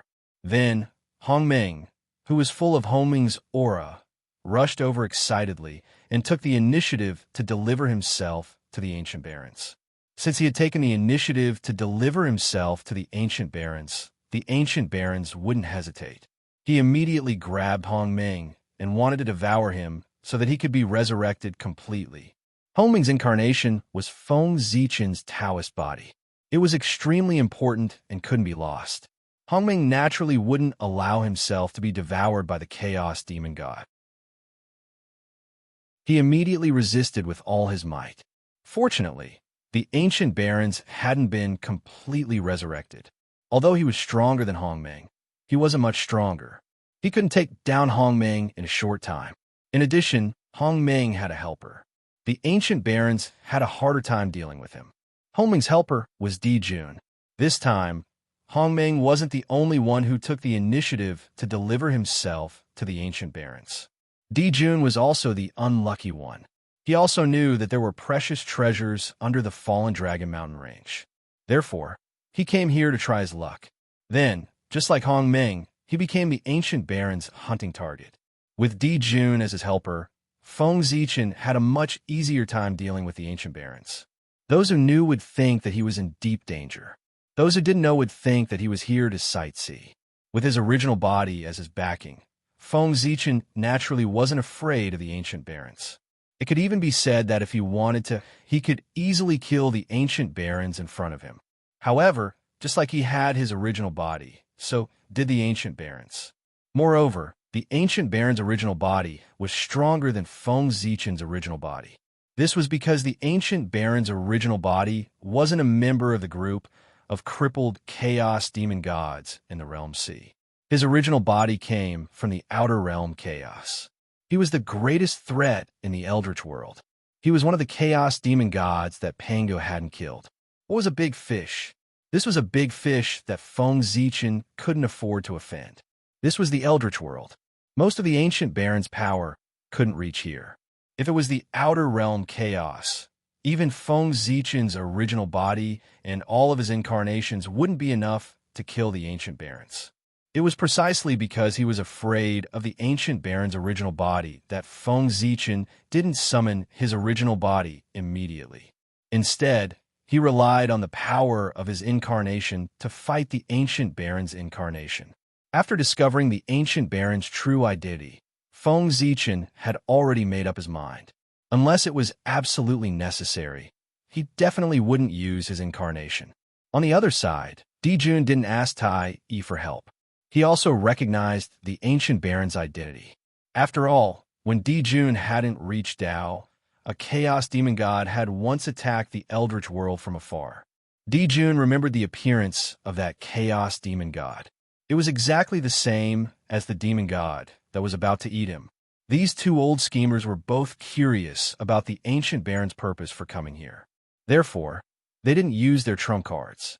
Instead, they fought with the ancient barons so as not to alert the ancient barons. As for the ancient barons, they didn't know what he was afraid of. He also didn't use his trump cards. He only relied on the remaining power of his incarnation to fight with Feng Zichen and Dijun. The more the primordial demonic god behaved like this, the more curious Feng Zichen and Emperor Jun, the two cunning old men, became about his purpose in coming here, and became more difficult to deal with. The ancient Baron's continent was located outside the 5 major continents. It was a nameless island located in an extremely remote area on the boundless ocean. Although its surface area was large, it appeared very small compared to the 5 major continents. Therefore, it was called an island. As everyone knew, the further one was from the 5 major continents, the thinner the spiritual energy. The ancient Baron's continent was neither too far nor too close to the 5 major continents. It couldn't be considered a special place. It can only be said to be ordinary. If the ancient barons didn't descend, perhaps this place wouldn't even have a name. However, such an ordinary place attracted the ancient barons, a giant among the chaos demon gods, to descend.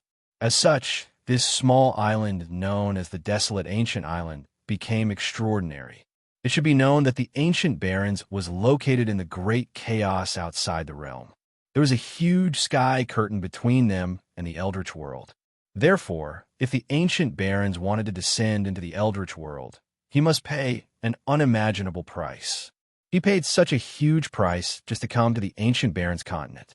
Then, what was so special about this ordinary place that the ancient baron's demon god would go to such lengths? Feng Zichen and Dijun were very curious about this.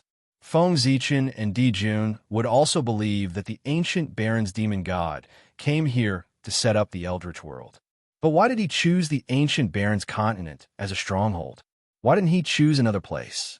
In fact, in order to occupy this continent, he didn't hesitate to use the name of Pangu.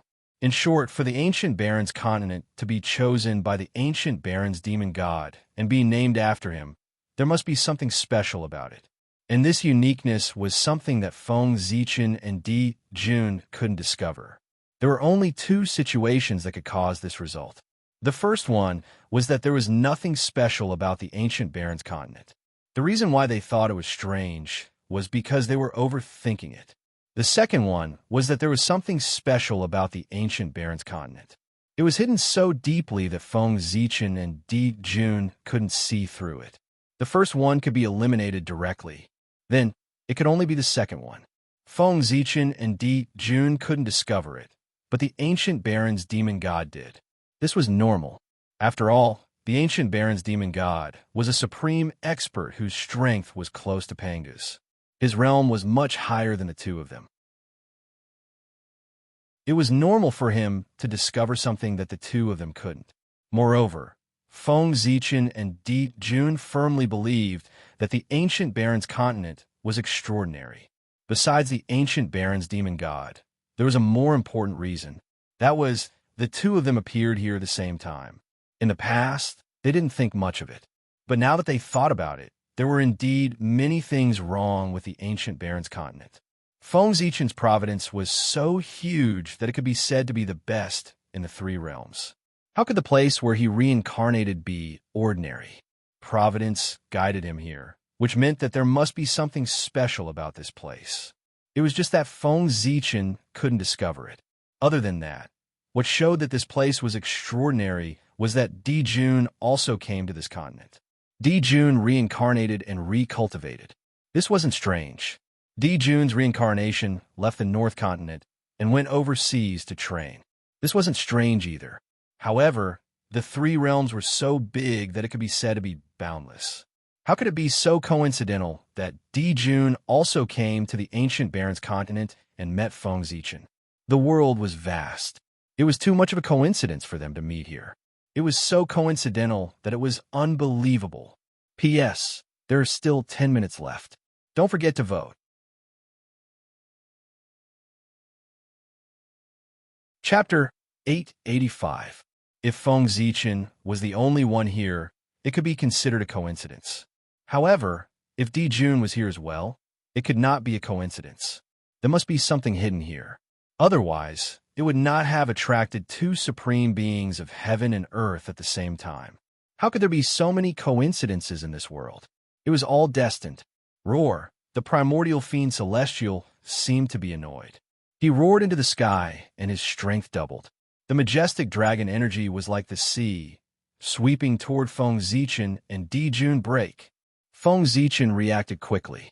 He stabbed the Hongmeng's sword into the ground and formed a majestic sword seal around him to protect himself from the dragon energy. On the other side, Emperor Jun did not want to be outdone. A grand sun appeared outside his body, giving birth to endless mysteries.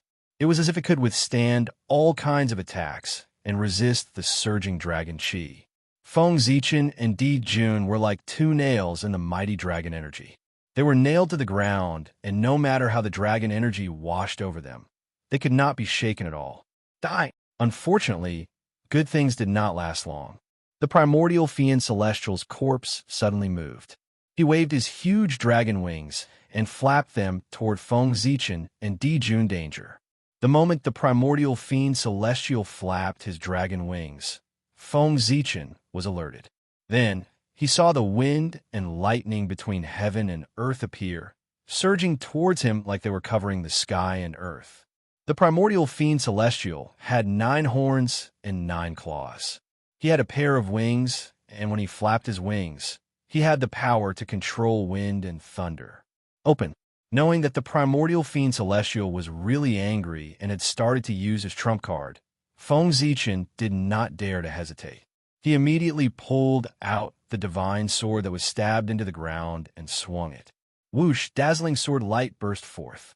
It was boundless and evolved into the laws of heaven and earth, the sun, the moon, the stars, and the universe.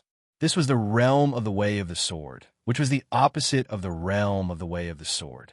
Compared to Feng Zichen's magnificent sword light, Di Jun's divine ability appeared to be more simple and unadorned.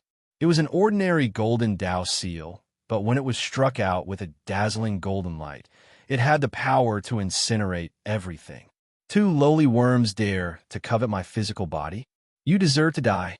Amidst the furious roars, the mystic ability that Feng Zichen and Di Jun had placed their hopes on was easily torn apart by the power of wind and thunder. Then it viciously struck the 2 of them and sent them flying, as expected of a legendary existence. Just a strand of divine consciousness that has just awakened possesses such unimaginable power. How terrifying!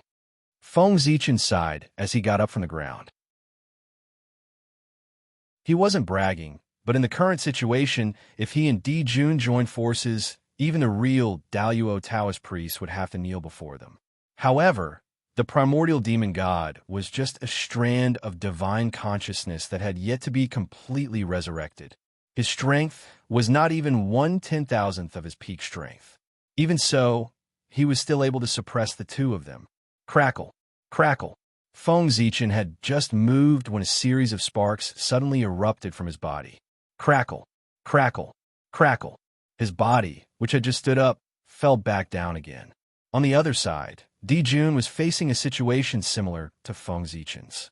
This is, in Feng Zichen's body, there was an inextinguishable power of wind and thunder that continued to wreak havoc in his body, making it difficult for him to get up. What a high-level power! Is this the apocalyptic light that the heavenly Tao used to kill the primordial demon god?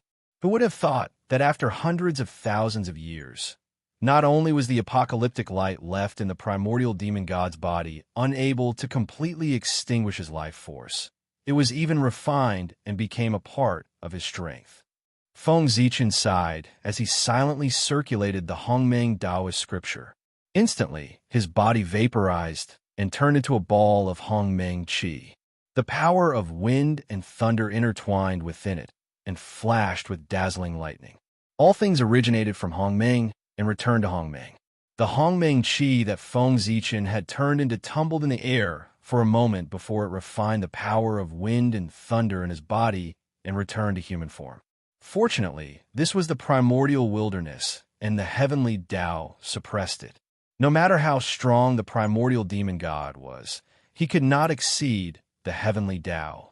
Otherwise, if this power of wind and thunder was the power of the primordial demon god's true body, unless Feng Zichen directly used the power of Pangu to refine it, even if the power of wind and thunder could not kill him, it could still entangle him for tens of thousands of years. The greater the difference in cultivation level, the more the quality of one's magic power would change. For example, the power of the chaos element was far superior to the power of Daoyuo. The primordial demon god's power of primordial chaos was far superior to the power of the chaos element. This was the natural suppression of a higher power over a lower power. Just as Feng Zichen was breaking free from the influence of the power of wind and thunder, Dijun used some unknown method to refine the power of wind and thunder. It was also at this time that the primordial demonic god suddenly stopped. He opened his eyes wide and looked at the two of them. Oh, the Tao of Grand Mist and the Tao of Limitless. You two reptiles are quite interesting. The moment the primordial demon god said this, Feng Zichen and Di Jun's eyes flashed as they looked at each other with indescribable expressions. The Tao of Hongmeng was naturally referring to Feng Zichen. The Tao of Wuji was referring to Di Jun. What was Wuji? It was chaos. Before all things were born, they were in a state of chaos. This state of chaos was called Wuji. Looking at Di Jun, Feng Zichen's face remained expressionless, but his heart was filled with shock. As expected of the primordial chaos first celestial emperor, his talent was indeed terrifying. He had managed to break free from the influence of the innate Taiyang Tao without anyone noticing. With the Taiyang Tao, he had transcended it and embarked on the Tao of Taiyang Limitless Sunday. This meant that Di Jun was no longer affected by the Taiyang star. He had truly transcended the heavens and earth and found his own path. At this moment, the primordial demon god's voice boomed again. However, it is also because of your extraordinary abilities that I am able to completely revive myself after eating you. As he spoke, the primordial demon god opened his mouth and sucked, intending to swallow Feng Zichen and Di Jun into his stomach. In response, the two of them naturally resisted with all their might. Even though they were confident that they would not die after entering the primordial demon god's stomach, they still did so. After all, their identities were different now. If news of them being swallowed into someone else's stomach were spread, the two of them would not be able to show their faces anymore. Furthermore, how dirty would it be to be swallowed into someone else's stomach? Brother, I don't believe that you came here unprepared. Since we're already at this juncture, there's no need to hold back anymore. Use whatever you have to use. Feng Zichen shouted at Di Jun as he resisted the suction force. In response, Di Jun also shouted, Brother, I don't believe that you came here unprepared either. Since that's the case, why don't you show it to the poor Wei and let her see what you're capable of? P.S. Starting to wrap up and fill in the holes. It's a little hard to write.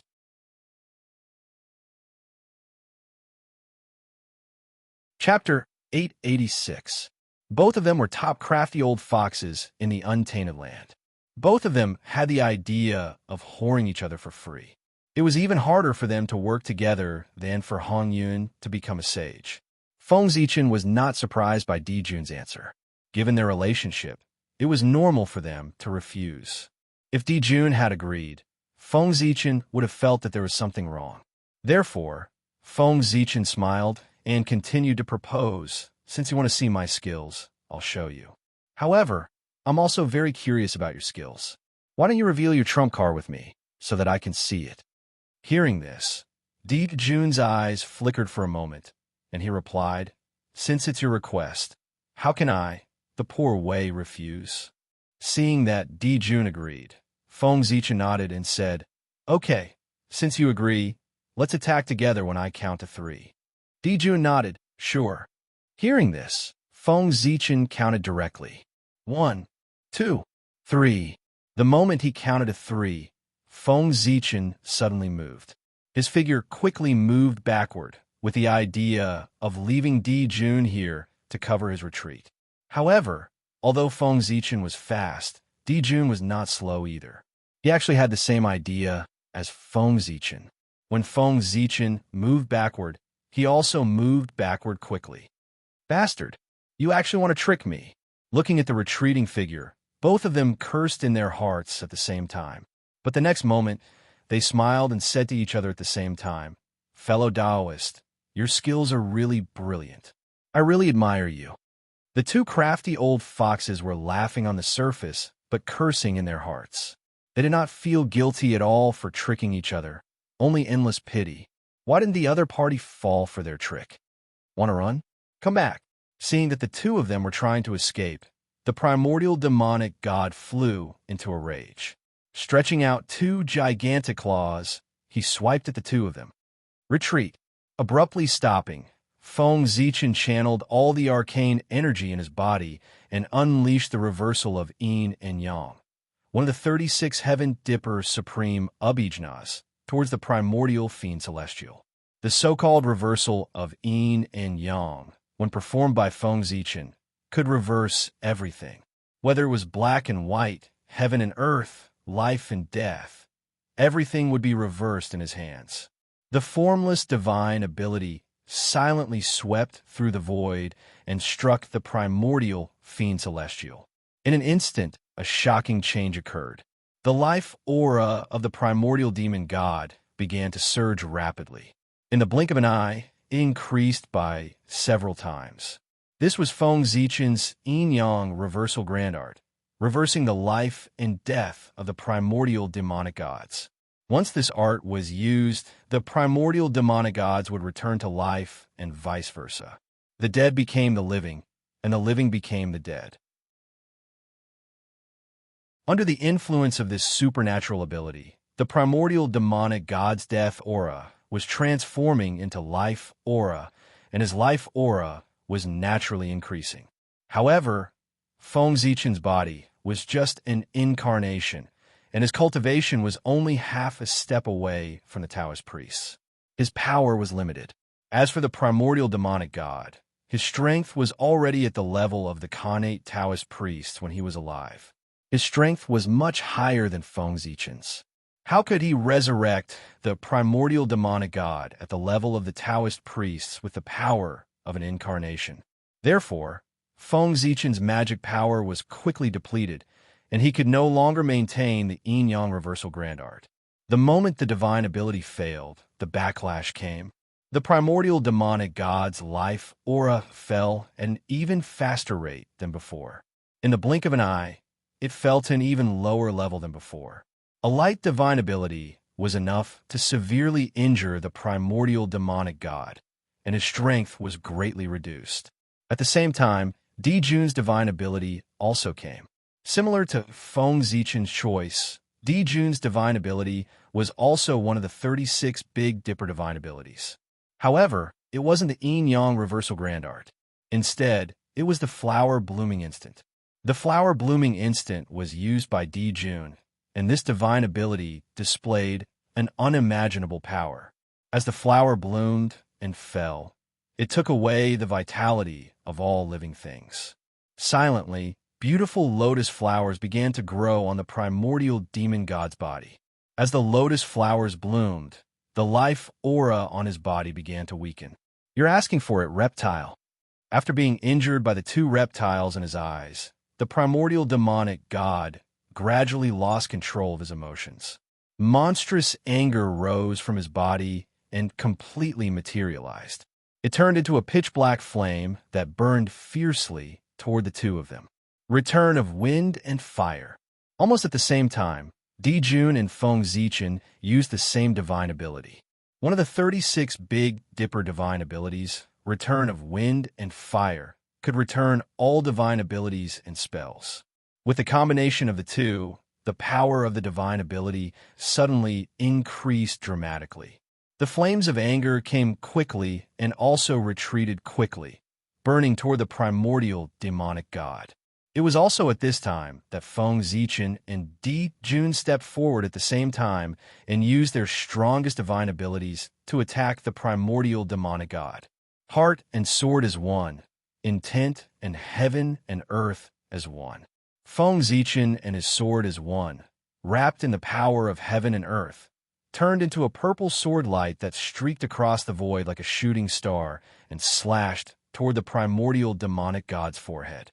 At the same time, Di Jun revealed his true form and turned into a huge, three-legged golden crow.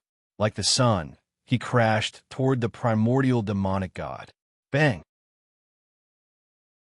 The sword light that Feng Zichen turned into accurately hit the primordial demonic god's forehead.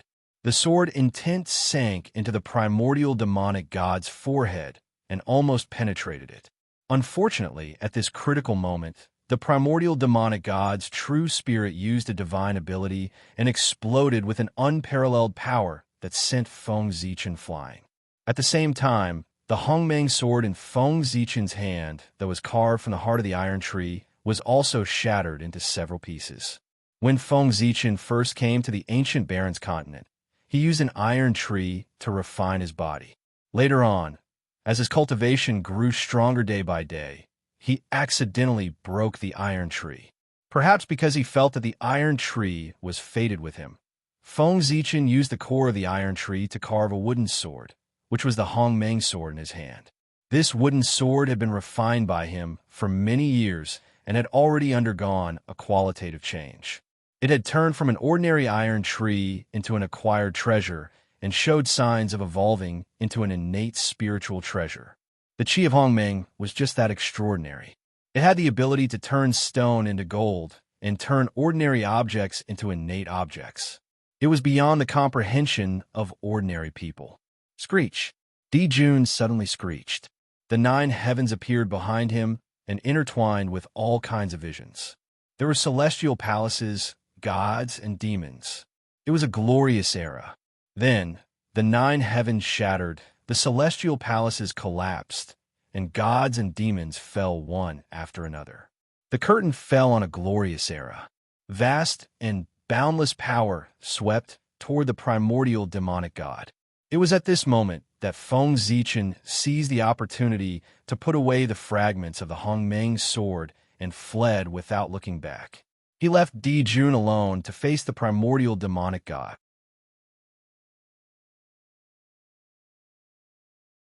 Chapter 887. Ziwei, you bastard. Even with Di Jun's temperament, he could not help but curse when he saw that Feng Zichen had abandoned him. After scolding Luo Yunyang, Di Jun was faced with a real problem. Previously, he and Feng Zichen were no match for the primordial demon god, even when they joined forces. They could only barely hold their own. But now, Feng Zichen had abandoned him and left him to deal with the primordial demon god alone. How could he be a match for the overlord of the chaos demon gods? You little bastard, you tricked me. I will not let you off. Knowing that it was not the time to hesitate, Di Jun cursed Feng Zichen again and finally used his trump card. If he did not use his trump card, it would not be long before he became the primordial demon god's food.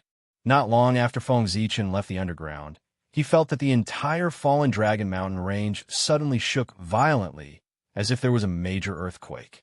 Many mountains collapsed, and countless rocks were thrown into the air. The ground cracked, and huge fissures appeared one after another. There were also places where the ground caved in. Large patches of trees and beasts sank into the ground. Such a commotion naturally alarmed the beasts that lived in the Fallen Dragon Mountain range. They howled in horror and then ran out of the Fallen Dragon Mountain range recklessly. An unprecedented beast tide broke out. After Feng Zichen left the underground, he found a random place to hide and stare at the ground, waiting for Di Jun to appear. Needless to say, the sudden change in the Fallen Dragon Mountain range must have something to do with Di Jun. He must have used his trump card and intended to fight the primordial demon god to the death. If there were no accidents, this battle would definitely end with Dijun's defeat and his escape. It wasn't that Dijun didn't have enough trump cards, but Feng Zichen was outside. Dijun definitely wouldn't reveal all his trump cards. If Dijun used all his trump cards and fought the primordial fiend Celestial until both sides suffered heavy losses, wouldn't that give Feng Zichen an opportunity to take advantage of the situation? With Dijun's intelligence, how could he do such an unwise thing? He would rather destroy this opportunity than give it to Feng Zichen. If I can't have it, I'd rather destroy it than let anyone else have it. There was no doubt that Dijun was the same as Feng Zichen. They were both people with such personalities. Therefore, Feng Zichen was certain that Dijun would not fight to the death with the primordial demonic god. Instead, he would reveal some of his trump cards to fight for a chance to escape. It was because of this idea that Feng Zichen had set up an ambush here after leaving the underground. He wanted to wait for Dijun to come out so that he could give him a good beating. Even if Dijun used his trump cards, it was impossible for him to come out unscathed against the primordial demon god. His condition would definitely be affected, and this was Feng Zichen's opportunity. He didn't want to kill Dijun. He only wanted to make him temporarily lose his ability to fight so that he wouldn't be able to participate in this operation against the primordial demon god.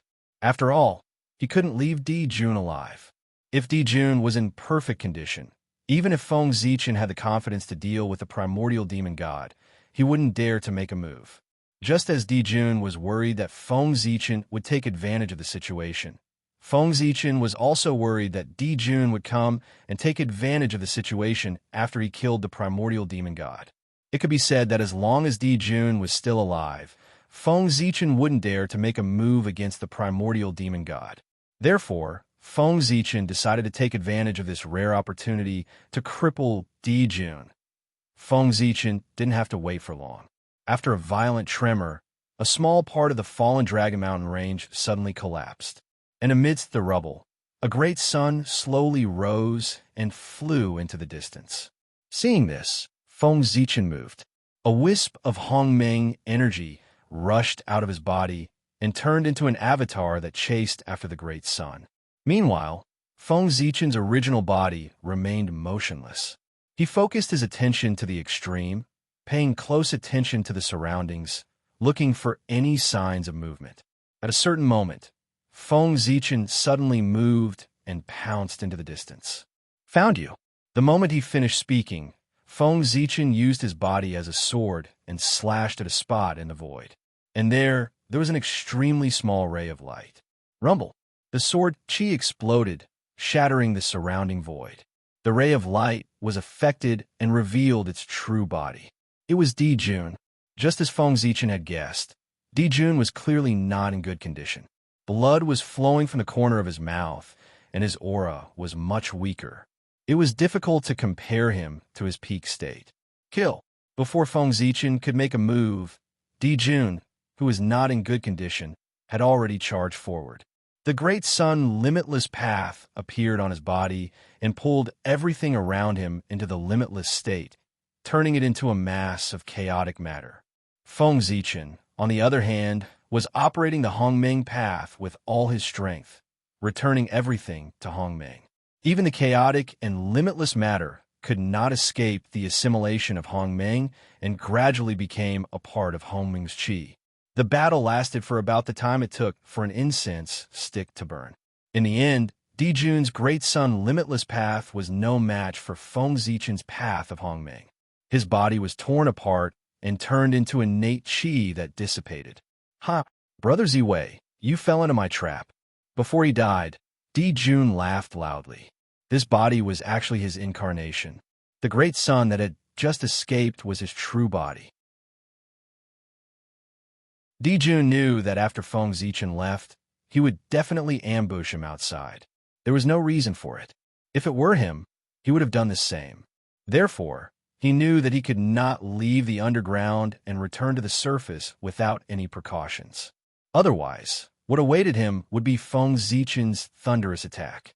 However, Dijun thought about it for a long time and could not come up with a good idea. In the end, he decided to take a risk. He would leave with his true body disguised as his incarnation, and his incarnation would leave after his true body to mislead Feng Zichen. Jun originally had an attitude of giving it a try. He did not expect that Feng Zichen would really fall into his trap and only send an incarnation to deal with his true body. In this round, Jun's skills were better. However, was the outcome really so? Seeing Jun's incarnation dissipate smugly, Feng Zichen could not help but shake his head and sigh. Sigh, what's fake is real, and what's real is fake. Brother Jun, you really have good methods. You actually deceived me. However, my incarnation's combat power is no different from my true body's. My incarnation is equivalent to another me. The Grand Pure One had the 3 Pure Ones technique and could create 3 incarnations with the same combat power as him. This mystical ability could be said to be extremely heaven-defying. There were many cultivation techniques that could create incarnations in the primordial world. Basically, every great divine ability expert knew one. However, it was very rare for an incarnation like the Grand Pure One to have the same combat strength as his main body, let alone 3 at once. It was basically the only one in the primordial world. No one knew how the Grand Pure One came up with it. Feng Zichen had been coveting this mystical ability for a long time. Therefore, he had deduced for many years and developed such a mystical ability. However, although Feng Zichen's mystical ability could also create an incarnation with the same combat power as his true body, the number of incarnations he could create was 1 less than the Grand Pure One's 3 Pure Ones. The other party could create 3, but he could only create 2. There were 2 states of Hongmeng's qi. One was the state of Hongmeng, the beginning of everything. The other was the state of giving birth to everything and being everywhere. Based on these 2 changes, Feng Zichen created 2 incarnations with the same combat power as his true body. And the clones he had sent out were these 2. So what if he fell for it? Jun still could not escape from his grasp. It was also because Jun had fallen for too long. The times had changed several times, and he could not keep up with the times. The world was regressing, but those with great mystical abilities were constantly improving. The mystical abilities had become much more mysterious than during the Lich Demon era. Jun did not understand the situation, so it was normal for him to be defeated by Feng Zichen. Outside the Fall Mountains, Emperor Jun looked at Feng Zichen, who was besieging him, in disbelief. At this moment, Feng Zichen's strength was 30% stronger than when he faced the primordial Fiend Celestial. This meant that he did not use his full strength at that time. Feng Zichen was cautious by nature and never revealed his full strength in front of others. He would always keep a trump card for emergencies. Those who had seen Feng Zichen's full strength were all dead. When he fought with the primordial Fiend Celestial, Jun was beside him. How could Feng Zichen use his full strength? At this moment, in order to deal with Jun, he used his full strength. Feng Zichen, who used his full strength, was stronger than Jun. Not to mention, there were 2 Feng Zichen. In addition, Jun was not in a good state. Naturally, he was beaten back and fell into a disadvantage. Soon, Jun was seriously injured by the 2 Feng Zichen. It was also at this moment that Feng Zichen's original body rushed over after dealing with Jun's incarnation. Brother Jun, I'm here to send you on your way, Feng Zichen shouted from afar. Jun could not defeat 1 Feng Zichen, let alone 3 Feng Zichen. If they really fought, Jun felt that Shiha was already waving at him. Ziwei, you're ruthless. Poor Wei lost this round, but don't be too proud. It's a small world, and we'll regret it someday. Poor Wei will not lose the next round. Jun was also a decisive person. Seeing that the situation was not good for him, he did not hesitate and directly killed himself and gave up on this body. This body was, of course, not Jun's original body. It was the reincarnation that he had high hopes for. Although it was a pity to give it up now, after all, it was not easy to cultivate to the level of the half-step Taoist priests. But if he gave it up now, he could protect his innate true spirit and would not fall into the hands of Feng Zichen. In this way, it was not too much of a pity. After all, it was just an incarnation. Even if it was a reincarnation, it was not as important as his own innate true spirit. Goodfellow, this Jun is also a ruthless person. Feng Zichen couldn't help but click his tongue as he looked at Jun's incarnation that was transforming into the Tao in front of him and returning to the world. What was decisive? This was it. In order not to leave anything behind for Feng Zichen, Jun chose to transform into the Tao and return to the world. In this way, all of his things returned to the world, leaving nothing behind for Feng Zichen. However, Feng Zichen did not care about Jun's things. What he cared about was Jun as a person. As long as Jun left, everything would be fine. Feng Zichen waited for a while. After confirming that Jun had completely returned to the world, he carefully searched the ancient Baron's continent several times. He only felt relieved when he could not find any traces of Jun. With Jun gone, the following matters were much simpler. Feng Zichen could also deal with the primordial demon god with peace of mind. With a flash, Feng Zichen once again appeared outside the fallen Dragon Mountain range. However, this time, he did not rashly go underground. Instead, with the fallen Dragon Mountain range as the center, he set up a peerless array that sealed the sky and locked the earth, cutting off all the spiritual energy and earth veins in the fallen Dragon Mountain range. As soon as the sealed sky and locked earth array was completed, the spiritual energy in the fallen Dragon Mountain range disappeared at a speed visible to the naked eye. The power of the earth veins was also constantly dispersing. Not only that, but the vitality contained in the fallen Dragon Mountain range was also rapidly fading. It did not take long for the huge fallen Dragon Mountain range, which used to be the top cultivation treasure of the ancient Baron's continent, to be completely abandoned. It had become a dead end with no vitality and no spiritual energy. Feng Zichen was taking drastic measures to deal with the situation. If the primordial demon god wanted to be resurrected, he would need a large amount of vitality. In particular, he had just fought a bloody battle with Jun. The vitality that he had accumulated with great difficulty would definitely be consumed. At this time, he would need a large amount of vitality and spiritual energy to make up for his consumption. However, at this time, Feng Zichen used the sealed sky and locked earth array to forcefully extinguish the spiritual energy and vitality of the fallen Dragon Mountain range, turning it into a dead end. As a result, the primordial demon god could not absorb any energy to make up for his consumption.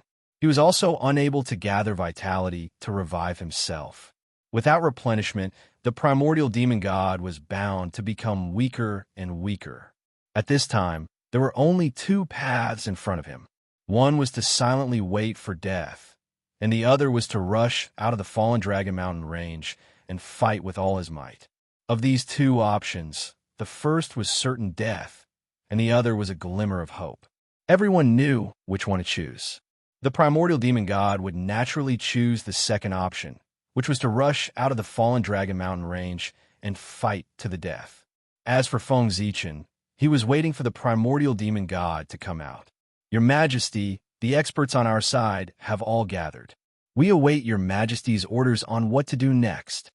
Outside the fallen Dragon Mountain range, countless experts gathered towards Feng Zichen. All these years, Feng Zichen did not waste his time in the ancient Baron's mainland. He relied on his powerful charisma, unparalleled strength, knowledge that far exceeded the common people, and noble character. Soon, Feng Zichen unified the human race and established a country that integrated political power. When the human dynasty was established, the fate of the human race condensed and turned into the golden dragon of luck. This allowed the ruler of the dynasty to control the dragon energy of the people Tao, which was the supreme power. As a result, the human race's strength increased greatly and began to enter the stage of conquering the other races and dominating the ancient Baron's mainland.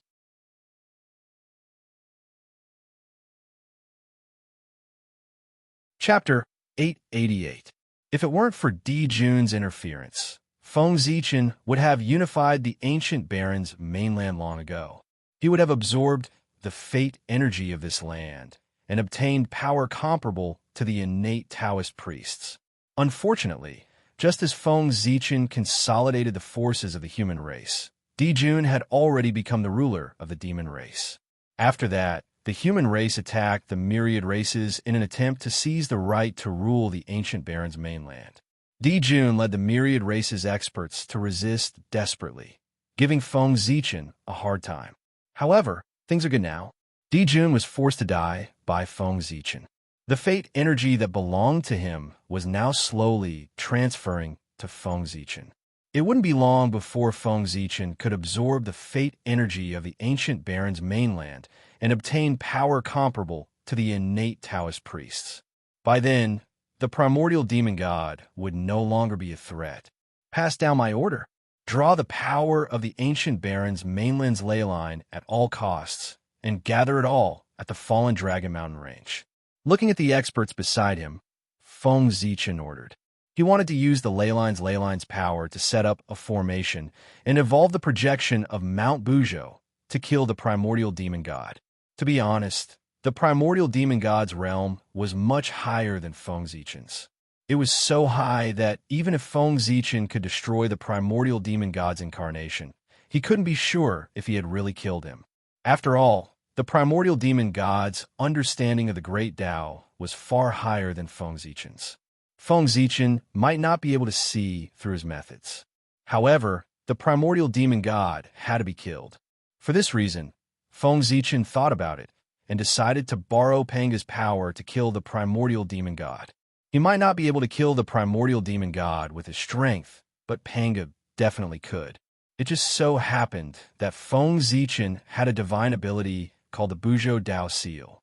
Once he mastered it, he could condense a projection of Mount Buzhou that could suppress all forces. However, no matter how powerful this divine skill was, Feng Zichen's incarnation as a half-step Taoist priest might not be able to exert much of its power to kill the primordial demon god.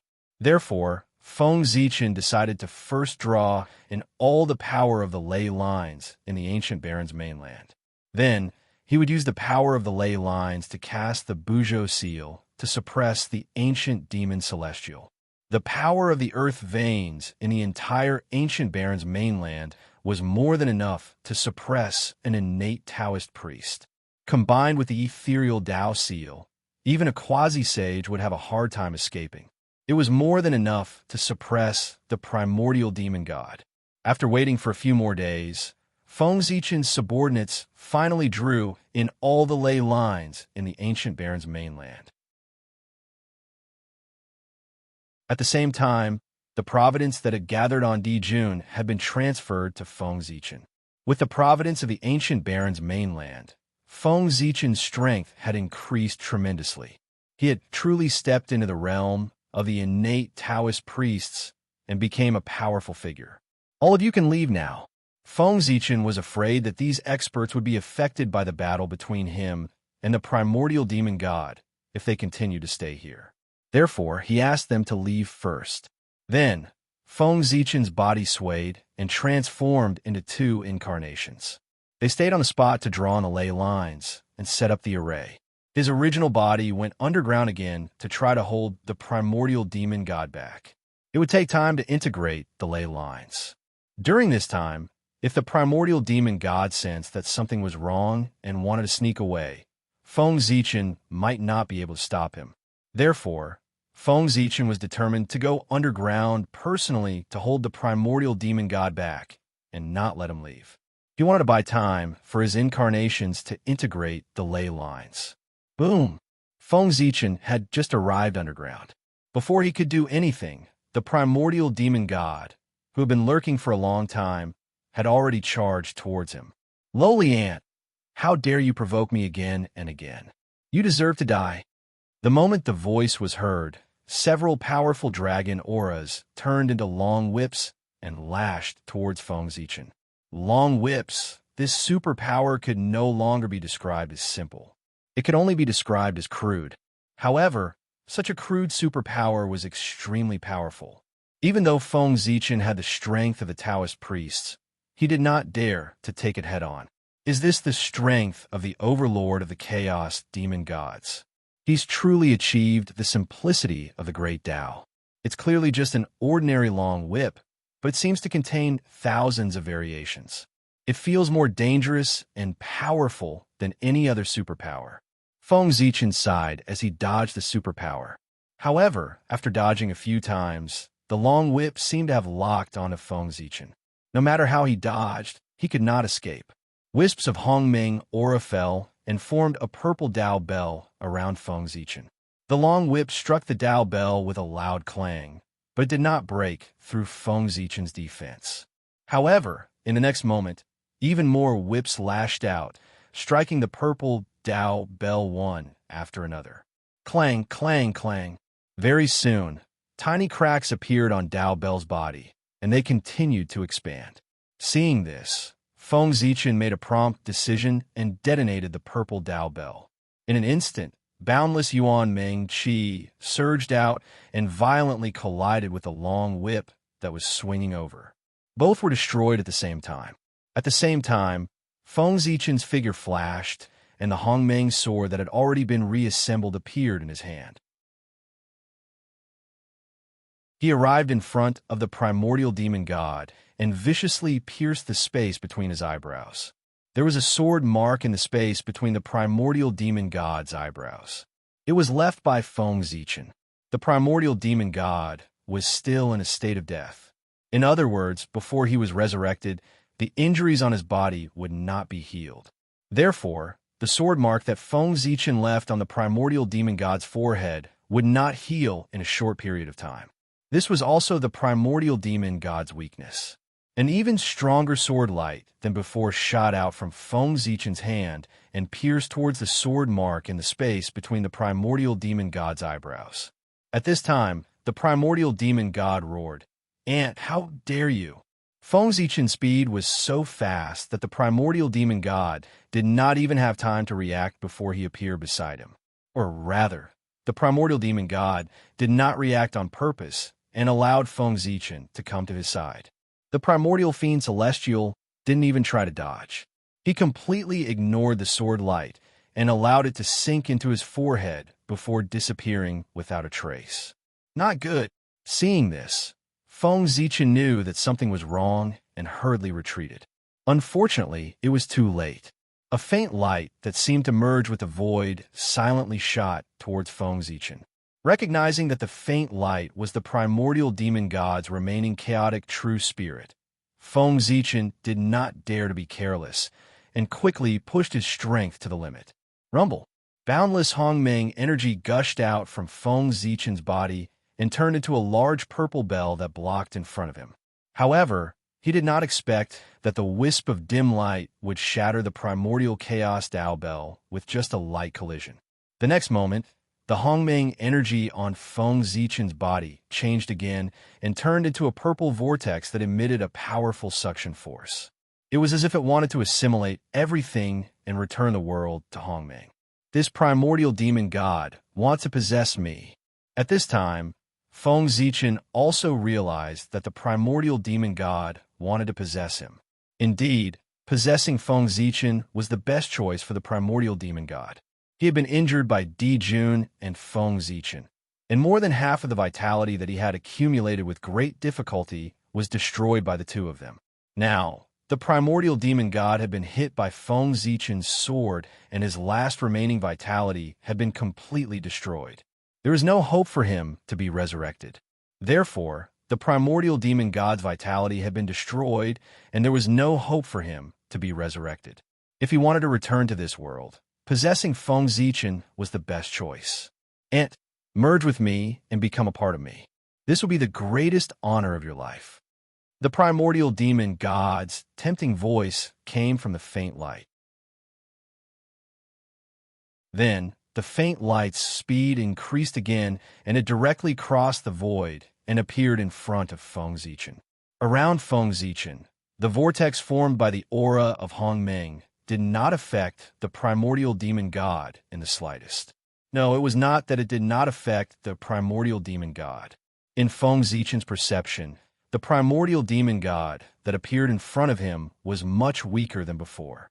Obviously, the primordial demon god had paid a heavy price in order to break through the seal of the Hongmeng vortex. Whoosh, silently, the Hongmeng sword swept across the void and slashed at the primordial demon god in front of Feng Zichen. "Brat, your body is mine now," said Yi Futian. The primordial demon god was a decisive person and knew that he could not retreat at this time. Therefore, he charged into Feng Zichen's consciousness at the cost of being hit by the Hongmeng sword. Hongmeng, Hongmeng, Hongmeng. The moment the primordial demon god charged into his consciousness, Feng Zichen knew that something was wrong and did not dare to hesitate. He immediately visualized Hongmeng in his consciousness. In an instant, Feng Zichen's consciousness became as empty as Hongmeng. There was no time, no space, no up, down, left, right, or anything else. All that was left was a boundless purple. Hongmeng. I didn't expect that in the future there would be someone who could cultivate the Tao of Hongmeng. What an amazing creation. It's a pity that your strength is still too low. If you cultivate to the creation realm with the aura of Hongmeng in your consciousness, even if you can't refine me, you can still drive me out of your consciousness. What a pity, you're only in the Daoyuo realm. This good fortune is destined to benefit me. After pretending to sigh with emotion, the primordial demon god raised his hand and was about to use his divine power to break Feng Zichen's Hongmeng aura.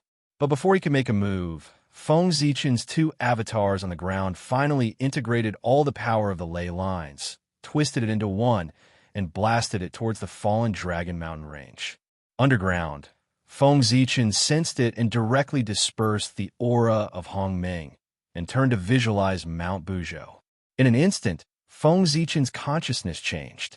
The aura of Hongmeng that filled the sky disappeared without a trace in the blink of an eye, and was replaced by a towering ancient sacred mountain. Pangu. Mount Buzhou. As Pangu's mortal enemy, the primordial demon god recognized Mount Buzhou. Therefore, the moment he saw Mount Buzhou, he said the name of this mountain. Then, a bad premonition came over him. Without thinking, the primordial demon god wanted to retreat and leave Feng Zichen's consciousness. It was too late. The aura of the ley lines that blasted towards the fallen Dragon Mountain range began to condense the moment it sensed Mount Buzhou's Taoist rhymes. In an instant, it turned into a huge mountain, which was somewhat similar to Mount Buzhou. It emitted an aura that suppressed everything and smashed heavily towards the fallen Dragon Mountain range. Rumble. With a shocking roar, Feng Zichen and the primordial demon god in his consciousness were suppressed by the aura of Mount Buzhou.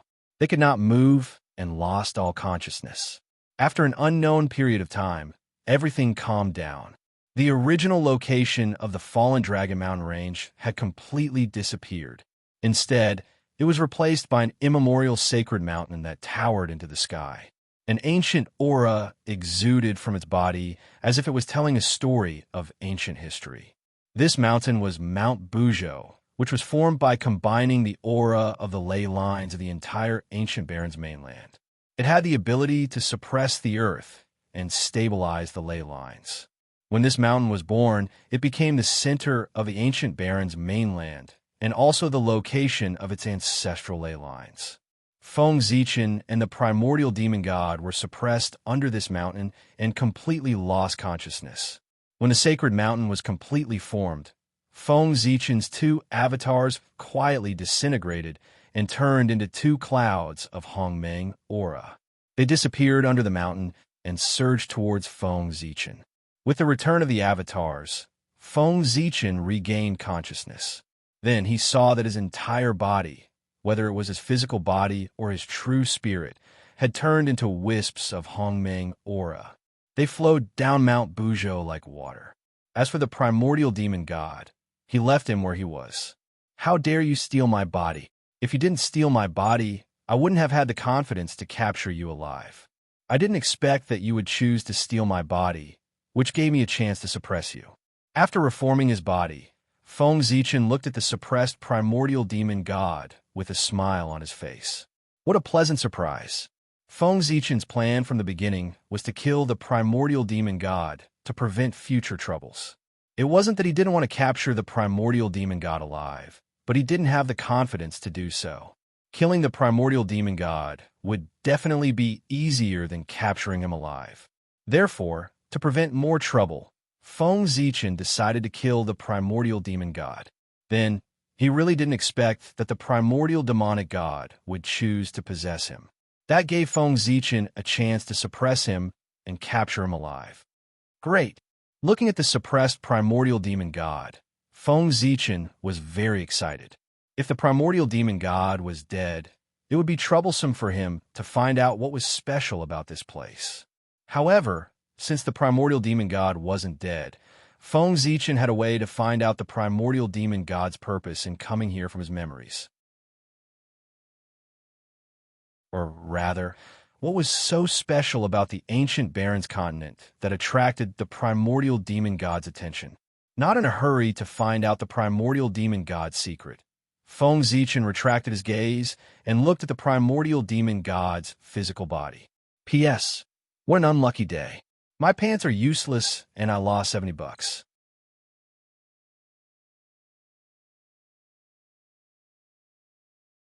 Chapter 889. With the blessing of luck, Feng Zichen's strength was comparable to the Khanate Taoist priests. But in fact, his realm was still that of a half-step Taoist priest. But soon, that would no longer be the case. As long as he refined the body of the primordial demon god, Feng Zichen would be able to prove his Dao and achieve the realm of the Daoyuo Taoist priests. Thinking of this, Feng Zichen no longer hesitated.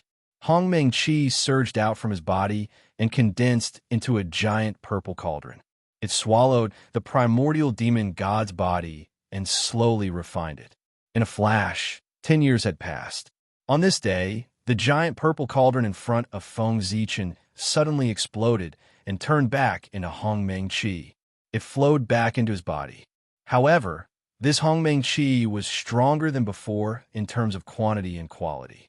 The primordial demon god's body had been assimilated by this Hongmeng Qi, so its quality was better. It became the resource for Feng Zichen to advance to the Khanate Taoist priests. Rumble. As the Hongmeng Qi flowed back, Feng Zichen's aura skyrocketed at a speed visible to the naked eye. It didn't take long for him to break through the boundary of the Dao Lord level and reach the level of the Taoist priests. Because it was a recultivation, Feng Zichen didn't need to transcend the long river of fate. He only needed to reach a certain realm, and he could naturally break through. As for the 3 tribulations of Dao affirmation, they didn't exist. Other than Feng Zichen, no one had heard of anyone cultivating the Dao of Hongmeng. Naturally, there was no tribulations of Dao affirmation. Boom! An extremely powerful aura suddenly erupted from Feng Zichen's body. In an instant, it swept across the entire ancient Barrens continent. However, before the experts could find the source of this aura, Feng Zichen had already restrained all of his aura and became ordinary again. He had attained the Dao. Just like that, Feng Zichen became a Khanate Taoist priest. After becoming stronger, Feng Zichen finally had the confidence to find out the primordial demon god's purpose. Primordial demon god, let me see what your purpose is for coming to the ancient Barrens continent at all costs. As he spoke, Feng Zichen had already arrived in front of the primordial demon god and was ready to use a secret technique to spy on his secrets. At this moment, the primordial demonic celestial was suppressed by the Buzhou mountain formed by the power of the ancient Barrens mainland. He had completely lost his senses of the outside world. It could be said that no matter what Feng Zichen did, the primordial demon god was the primordial demon god couldn't sense. But in order to be safe, Feng Zichen first used the primordial qi to weaken the primordial fiend celestial's true spirit until it was as thin as a gossamer.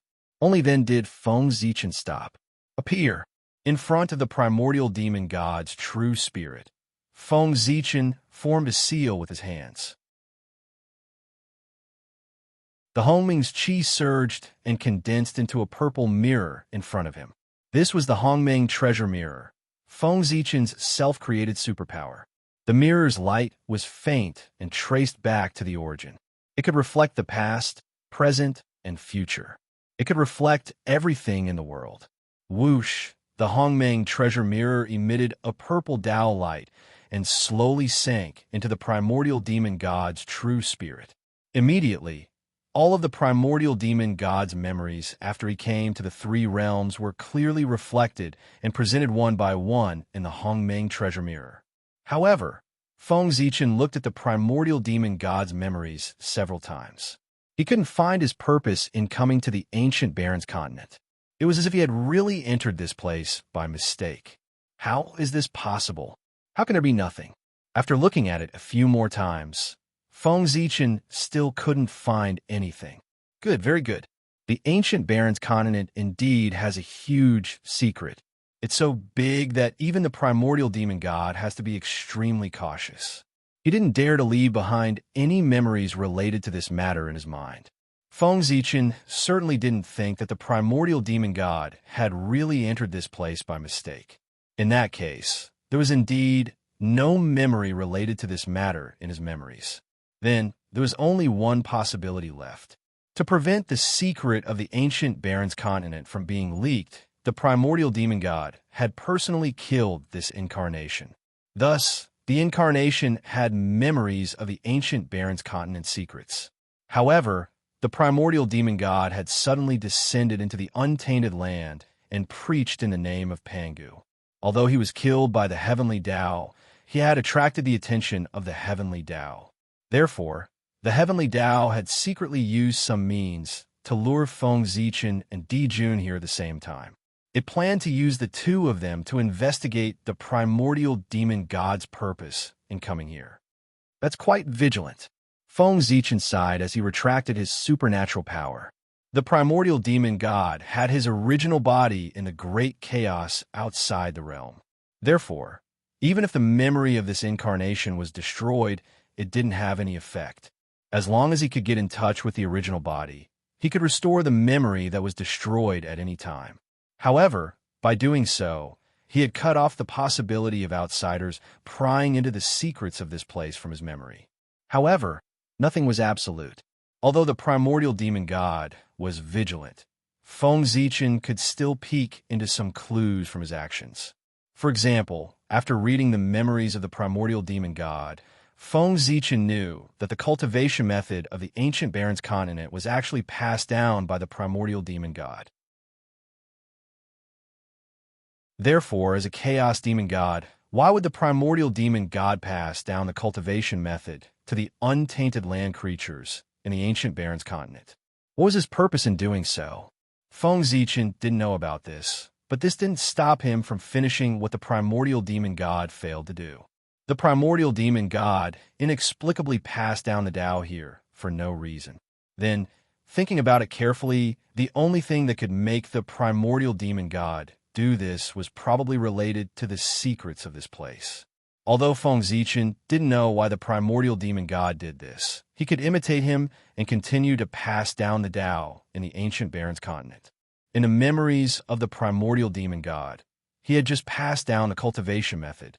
Before it could take root and sprout, it attracted the attention of the heavenly axiom and was killed by the apocalyptic light of calamity. In other words, no matter what the primordial demon god's purpose of passing down the Tao was, he didn't succeed. Now, Feng Zichen was going to do what the primordial demon god had done before. Perhaps he could find the purpose of the primordial demon god. Thinking of this, Feng Zichen didn't hesitate anymore. He first added another seal on the primordial demon god's true spirit before leaving this place. The first thing Feng Zichen did after becoming the Khanate Taoist priest was to use his great powers and supernatural powers to distort the cognition of all living beings in the ancient Baron's continent. He changed the name of the ancient Baron's continent to the Hongmeng continent. He also changed the name of the preacher from the primordial demon god to Hongmeng. As such, the history of the ancient Baron's continent was completely changed.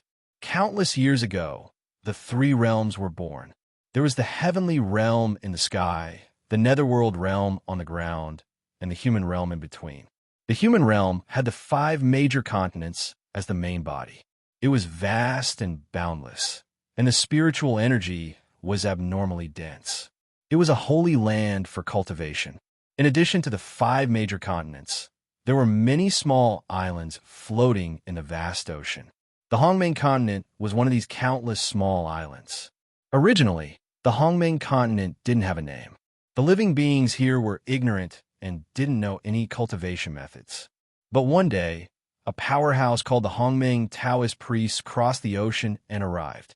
The Taoist priests saw that the living beings here were ignorant and didn't know the true meaning of cultivation. He couldn't bear to see them like this. Therefore, he passed down cultivation methods and taught countless living beings. As such, a cultivation civilization was born. In order to thank the Hongmeng Taoist priests for preaching, the living beings here named the land under their feet after the Hongmeng Taoist priests. They called it the Hongmeng continent. Yes, it was completely reasonable. Was this Feng Zichen's new history of the Hongmeng continent? As for the primordial demon god, who was he? He had never appeared, nor was he heard of, altering history and distorting cognition. This was the Khanate Taoist priests. He had endless power. Just like that, Feng Zichen completely replaced the primordial demon god and erased all information about him. This was also the reason why Pangu suppressed the river of time and space. If he didn't suppress the river of time and space, he would have allowed the Taoist priests to play with time, alter history, and distort cognition. After that, how could new Khanate Taoist priests be born? The Khanate Taoist priests in front of him could easily block the path of advancement for the powerhouses of later generations with a simple move of his finger. The entire eldritch world would be in a complete mess and become the playground of the Khanate Taoist priests. The power of the Taoist priests was too terrifying. If it wasn't restrained, it would inevitably lead to chaos. After changing the history of the ancient Barons continent, Feng Zichen, the Hongmeng Taoist priests began to perform his duties. That was to preach. Since it was clearly recorded in the history of the Hongmeng continent that the Hongmeng Taoist priests had preached in the Hongmeng continent, Feng Zichen had to prove this point and preach for the people of the Hongmeng continent. Hongmeng Mountain. It was also Mount Buzhou that suppressed the primordial demon god. Feng Zichen named it Hongmeng Mountain and released the news that he would preach there. Anyone who was fated could listen. When the people of the Hongmeng continent heard this, they were first shocked and then overjoyed. No matter where they were, they all moved and rushed towards Hongmeng Mountain. Time passed. In the blink of an eye, 3,000 years had passed. The Hongmeng continent wasn't too big. 3,000 years was enough for Feng Zichen to spread his Tao to every corner of the continent. As such, Feng Zichen could be considered to have completed what the primordial demon god failed to do. Then, just as Feng Zichen expected, he really felt that something was wrong in the Hongmeng continent. Somewhere in the void of the Hongmeng continent, there seemed to be something hidden. There was an extremely slight fluctuation. If Feng Zichen hadn't completely grasped everything in the Hongmeng continent and caused the fate of this place to change and expose this place, he might not have noticed this slight fluctuation. In fact, this fluctuation only appeared for a short moment. As the fate of the Hongmeng continent calmed down, this fluctuation also disappeared. After that, no matter how Feng Zichen shook the fate of the Hongmeng continent, he couldn't make this slight fluctuation appear again. If he didn't know that he couldn't be wrong, Feng Zichen would have thought that it was just an illusion. After many fruitless experiments, Feng Zichen also confirmed that the secret hidden in the Hongmeng continent should be related to this place. The primordial demon god was also looking for this place. If it was hidden so deeply, what else could it be other than this secret? After understanding all this, Feng Zichen followed the memory in his mind and began to search for the source of the fluctuation. After searching for half a day in the Hongmeng continent, Feng Zichen finally locked onto a void. If he remembered correctly, the slight fluctuation that he had sensed before came from this void. However, Feng Zichen used his divine thoughts to repeatedly explore this void several times, but he couldn't find anything wrong. As expected of a secret that even the primordial demon god was interested in, he didn't hesitate to take the risk to find it. This place is indeed extraordinary. Although Feng Zichen was a little disappointed that he couldn't find it, he was more excited. Again, the deeper it was hidden, the higher the value of the things involved behind it. As you wish. After thinking for a while, Feng Zichen suddenly made a move and stirred the void into pieces.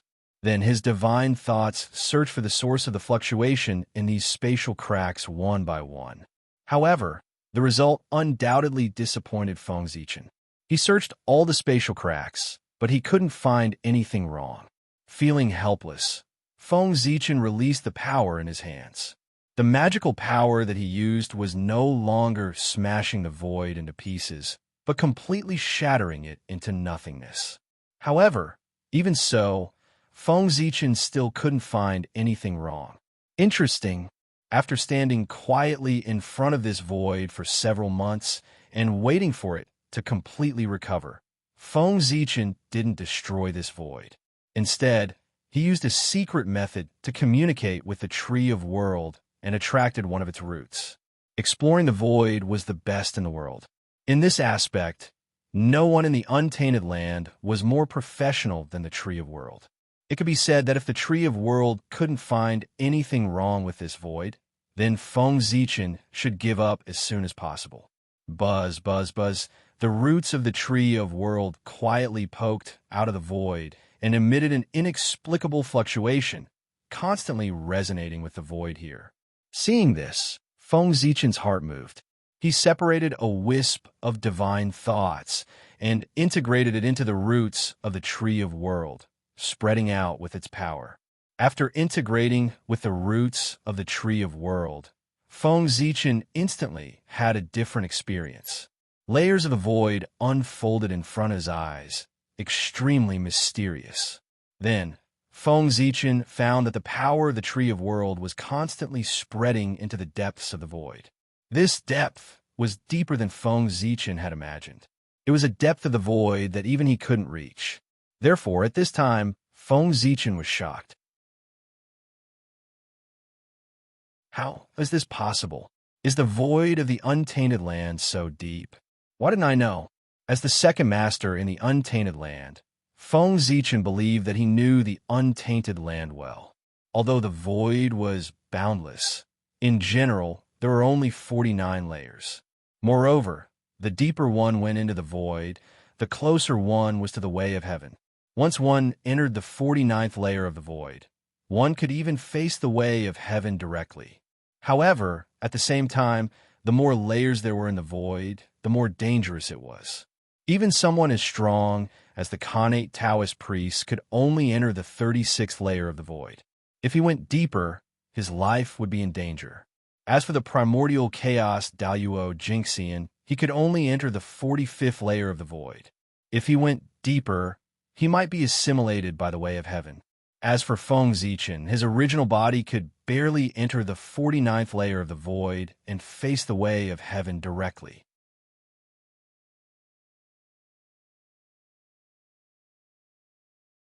Chapter 890. However, even Great Emperor Ziwei could not stay in the 49th void for too long. If he stayed for too long, he would be summoned by the heavenly path and become a part of the heavenly path. The 49th void formed the entirety of the void of the untainted land. The so-called three realms had always been in these 49th void. However, now, under the guidance of the World Tree's roots, Feng Zichen was constantly going deeper into the void. He had already surpassed the 49th void and arrived at a deeper void. However, how is this possible? There were only 49 voids in the untainted land. This was already the limit.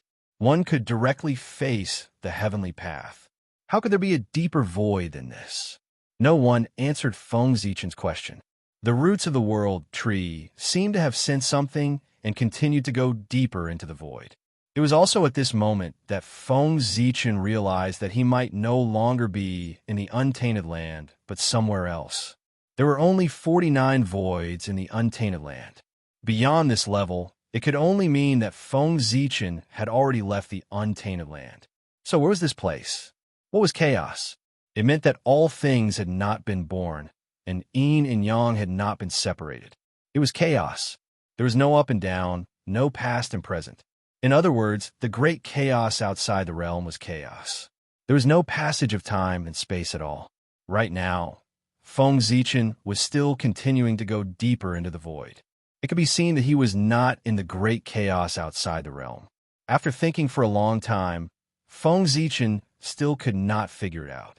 So, he simply stopped thinking about it. Since he was already here, he might as well make the best of it. As long as he reached the place, all his doubts at this time would be solved. Time passed bit by bit. Feng Zichen also followed the roots of the world tree and continued to go deeper into the void. At first, Feng Zichen could still see traces of the power of the void. But later, even the power of the void began to thin. In the end, Feng Zichen saw nothing but nothingness. Nothing existed. After an unknown period of time, at a certain moment, a ray of light suddenly appeared in front of Feng Zichen's eyes. At the same time, his heart throbbed inexplicably. It was as if at the end of the light, in a mysterious and unknown place, there was something that he was very familiar with. Familiar? Why did it feel so familiar? This place was far beyond the 49 voids. It was a place that Feng Zichen had never touched. Why would there be people or things that he was familiar with? Doubt. He was greatly puzzled. It rose from Feng Zichen's heart. Almost instinctively, Feng Zichen kept moving closer to the light. That place could answer all his questions. Boom! When Feng Zichen touched the ray of light, his mind seemed to explode, and he fell into a trance. Then a vast and magnificent world slowly opened up in front of Feng Zichen. The vastness of that world gave Feng Zichen a feeling that it was not inferior to the heaven realm. However, this world seemed to be broken. The rules were incomplete, and it was difficult to give birth to the existence of the primordial chaos realm. Moreover, this world was filled with an aura of decay and end. It was as if this world had experienced the end of the world and had reached the end of the world. However, for some unknown reason, this world did not completely go to destruction and was unexpectedly preserved. However, although the world was not completely destroyed, the aura of the end of the universe and the decay of all things did not disappear. Under this influence, many unknown variables were born in this broken world. For example, the aura of decay did not have much effect on mortals and low-level cultivators. However, for existences of higher realms, such as the Tao Lord and the Taoist priests, the impact was great. During the process of cultivation, one had to be careful at all times. One must not attract the aura of decay into one's body. Otherwise, one's great Tao would be polluted and one would be seriously injured. In serious cases, one's great Tao would decay and one would directly die. As for existences above the Taoist priests, such as the Great Divinity and the primordial chaos Daluo Jingxian, they were really finished. Even if they did not take the initiative to cultivate, the aura of decay would take the initiative to find them and constantly corrode their great Tao, causing them to walk towards destruction. Fortunately, this world did not have the conditions to give birth to the primordial chaos Daluo Jingxian. Otherwise, they would be corroded to death by the aura of decay sooner or later. How aggrieved would they be to die? In short, in this world, the stronger one was the faster one would die.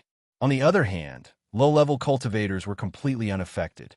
The aura of decay that filled this world came from an unknown origin. Its power was frightening. Feng Zichen did not come into contact with them. He just glanced at them from afar and felt a sense of fear. It was as if he was contaminated by the aura of decay. He would die. It would not be a long sleep, but a true death. All traces would be completely erased, and he would not be able to be resurrected. This was not an illusion. Feng Zichen's premonition told him so. Good Lord, even the Daluo Taoist priests could be completely killed. The quality of this aura of decay was so high that it was a little scary. Feng Zichen even suspected that this aura of decay could even completely kill the primordial chaos Daluo Jingxian. This was a little scary.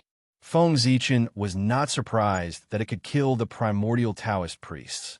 After all, the primordial Taoist priests were said to be immortal, but in the end, the immortality of the Taoist priests was only based on heaven and earth. If heaven and earth were completely destroyed, the primordial Taoist priests would also die. Only the primordial chaos Daluo Jingxian, who had transcended above, could live forever. Therefore, Feng Zichen was not surprised that the primordial Taoist priests had completely fallen. However, the primordial chaos Daluo Jingxian was one with the primordial chaos. He had transcended above and had reached the true immortal realm. How could he fall? Even the great god Pangu could make a primordial chaos Daluo Jingxian unable to be resurrected, but he could not make a primordial chaos Daluo Jingxian truly die. For the primordial chaos Daluo Jingxian, there was no concept of life and death. The two had long been mixed into one. Since there was no life and death, how could there be death? However, the strange thing was that the aura of decay gave Feng Zichen the feeling that it could make the primordial chaos Daluo Jingxian completely die. It was really strange. Puzzled, Feng Zichen tried to release his spiritual sense and try to come into contact with this world. He wanted to see why this world was not destroyed. That aura of decay could even kill the primordial chaos Daluo Jingxian, which showed how terrifying it was. Even so, the world before Feng Zichen's eyes was filled with this kind of destructive power, but it was not destroyed. Instead, it existed perfectly fine. This situation gave Feng Zichen a feeling that it was even stranger than the aura of decay that could kill the primordial chaos Daluo Jingxian. It did not make sense. Since that power could kill the primordial chaos Daluo Jingxian, its quality must be extremely high. Destroying a world was not easy. It could be done easily. After all, destroying a world was much easier than killing the primordial chaos Daluo Jingxian.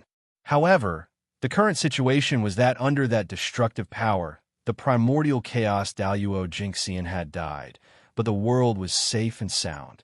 This meant that there was a power that Feng Zichen could not see that was protecting this world, so that it was not affected by the aura of decay and was completely destroyed.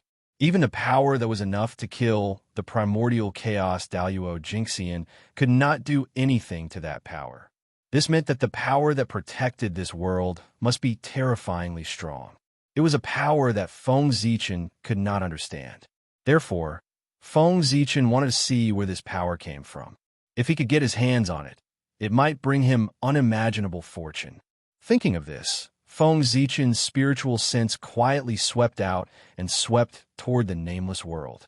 He carefully bypassed the aura of decay that was wandering in the void.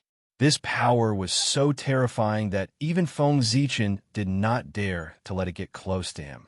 Outside the nameless world, Feng Zichen's spiritual sense, with the help of the roots of the world tree, quietly opened a small passage in the boundary wall and entered. At this time, he had to thank the world tree. Without the world tree, even if Feng Zichen found this world, he would not be able to enter.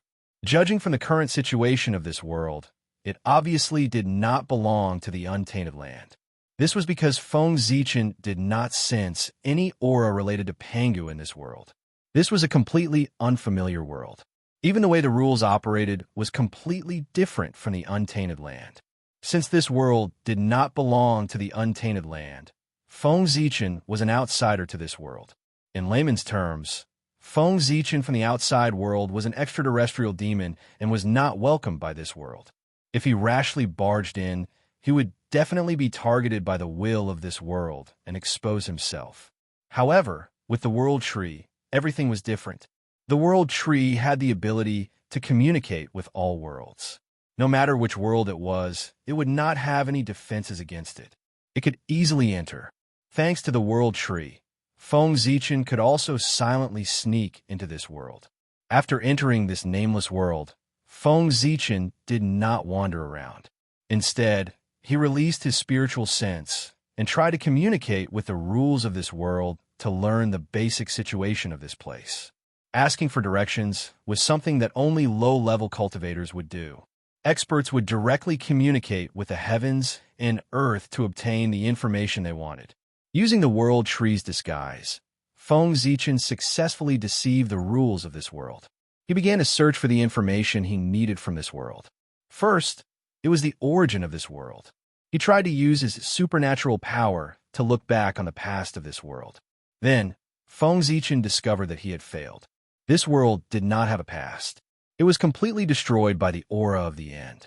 Feng Zichen looked back and saw the endless tide of destruction. He was so scared that he did not dare to investigate further and quickly retreated. Then, Feng Zichen tried to check on the native creatures here. This time, he did not encounter any problems and succeeded easily. Then, Feng Zichen saw that in this world, there were temples, heavens, hell, and divine mountains. Then, Feng Zichen's expression became strange. Guess what he saw? He actually saw angels, demons, giants, dragons, elves, and a series of races that were both familiar and unfamiliar. Although it was familiar, Feng Zichen had often heard of them in his previous life. Although it was unfamiliar, it was indeed unfamiliar because he had only heard of them but had never really seen them. But at this moment, he really saw them. This world is really strange. It's a bit like the mythical world recorded in the Western legends in my previous life. Looking at these familiar and unfamiliar creatures, Feng Zichen's expression became more and more strange. As a curious person, Feng Zichen was naturally curious about whether creatures like angels and elves really existed. Therefore, for a period of time, Feng Zichen had used his supernatural power to check the world of the primitive world, trying to find traces of such creatures. However, the world had been destroyed several times, and Feng Zichen did not find any elves, dragons, or the like. At that time, he still felt strange. Why didn't elves exist in the primitive world, but there were legends of them in the future? Then, as time passed, Feng Zichen saw similar creatures in some worlds in the realm sea, which solved the doubts in his heart. It turned out that they were not in the primitive world, but in the realm sea. But now, Feng Zichen actually saw the creatures of Western mythology in a world far away from the primitive world. He could not help but be surprised. Why would these Western creatures appear in this world? Moreover, what was the origin of this world? This world should have nothing to do with the Chaos Demon God. Feng Zichen guessed so, because if this world was related to the Chaos Demon God, the Primordial Demon God would not spend so much effort to find this place. The Primordial Demon God was so secretive, which could only mean one thing. The existence of this world was also a secret among the Chaos Demon Gods. He did not want the other Chaos Demon Gods to know about the existence of this world. The Primordial Demon God wanted to swallow the creation of this world alone. But what was the creation of this world? Feng Zichen guessed that it should be related to the power that protected this world. After all, Feng Zichen had been in this world for a while, and he found that there was nothing else in this world that attracted him except for that mysterious power. A power that could kill a Chaos WO Golden Immortal was incomparably terrifying. A power that was stronger than this power was undoubtedly more attractive. The Primordial Demon God should have come for this. Thinking of this, Feng Zichen wished that he could capture the Primordial Demon God and interrogate him. He must know secrets that others did not know, such as the origin of this world, the creation of this world, and so on. Unfortunately, this kind of thing could only be imagined. If he really appeared in front of the Primordial Demon God, it would not be him interrogating the Primordial Demon God, but the Primordial Demon God interrogating him. Putting away all his thoughts, Feng Zichen continued to investigate the news of this world. Since he had already come here, no matter what secrets there were in this world, he would be able to discover them. It was just a matter of time. After looking at the creatures in this world, Feng Zichen began to look at the cultivation system of this world. It was a different system from the primitive world. How should he put it? Whether it was the primitive world or the Chaos Demon God, they all believed that almighty power belonged to themselves. However, This world did the opposite and focused too much on external power. Also, the development of the power of faith in this world was far beyond that of the primitive world. However, as he looked at it, Feng Zichen actually saw a cultivation system that should not exist in this world. P.S. Writing while sick. I really do love this book. I can still work so hard for love.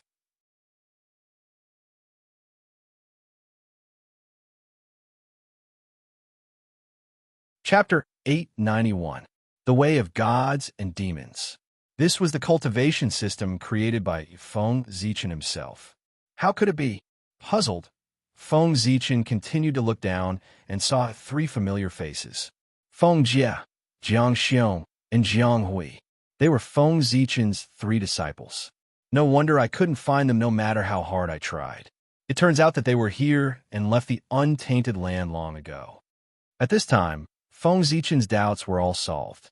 He also learned the whereabouts of his three disciples, who were lost in this unknown world. Who is it? Between heaven and earth, there was a sudden roar. Immediately, the power of heaven and earth rolled over like a wave and rushed toward Feng Zichen. It was Feng Zichen who accidentally found the whereabouts of his disciples. Under the agitation of his emotions, there was a flaw and a part of his aura was leaked, which was noticed by the masters in this world. This power? Feng Zichen was about to fight back, but suddenly he realized that the power was far stronger than he had imagined. It was far beyond the level of the primordial Taoist priests and could almost be compared with the primordial Daluo Jingxian. How could it be? Feng Zichen was shocked. He had just confirmed that the strongest master in this world could only be the primordial Taoist priests. Once he surpassed this level, there was a risk of death. But why was there a master who could almost be compared with the primordial Daluo Jingxian in this world? Although he was puzzled, Feng Zichen also knew that it was not the time to seek the answer. Now, he was only a wisp of divine thought, which could barely deal with the primordial Taoist priests. But it was impossible for him to fight a master who could be compared with the primordial Daluo Jingxian in this state. Feng Zichen's strand of divine thought would be killed in one blow. Thinking of this, Feng Zichen did not hesitate and directly dispersed the divine thought. With the information about this world, he returned to the untainted land and returned to his body with the roots of the tree of world. Rumble. The power of heaven and earth attacked, but it struck empty air. Then, several powerful divine senses appeared, searching this realm back and forth, trying to find some clues. However, in the end, they all undoubtedly failed, unable to find anything. Although Feng Zichen's Hongmeng incarnation was only at the level of the Khanate Taoist priests, it was still very powerful. But he came with the roots of the world tree. The tree of world's cultivation base was comparable to the ninth heaven of primordial chaos experts. Unless one was an expert of the same level, it would be very difficult to detect the traces it left behind. Although there was an expert comparable to primordial chaos Daluo Jingxian in this world, Feng Zichen was certain that the other party was not a true primordial chaos expert. This was because Feng Zichen did not sense the primordial chaos Daluo Jingxian's unique primordial chaos Dao runes in that power. It was a perfect Taoist rhyme. It did not possess that kind of power. Therefore, Feng Zichen concluded that the other party was not primordial chaos Daluo Jingxian, but had temporarily possessed the power comparable to primordial chaos Daluo Jingxian through some unknown method. Such an existence would definitely not discover the traces left behind by the world tree. Even if he felt that something was wrong, he could not tell what was wrong. In the Hongmeng continent, as the divine senses returned, Feng Zichen's expression could not help but become strange. The Western mythical world. I didn't expect there to be such a world in this world. In addition, I don't know how Feng Jie and the other two got to that world. This realm is hidden so well. If not for the help of the world tree, even I would not have been able to detect the traces of this realm.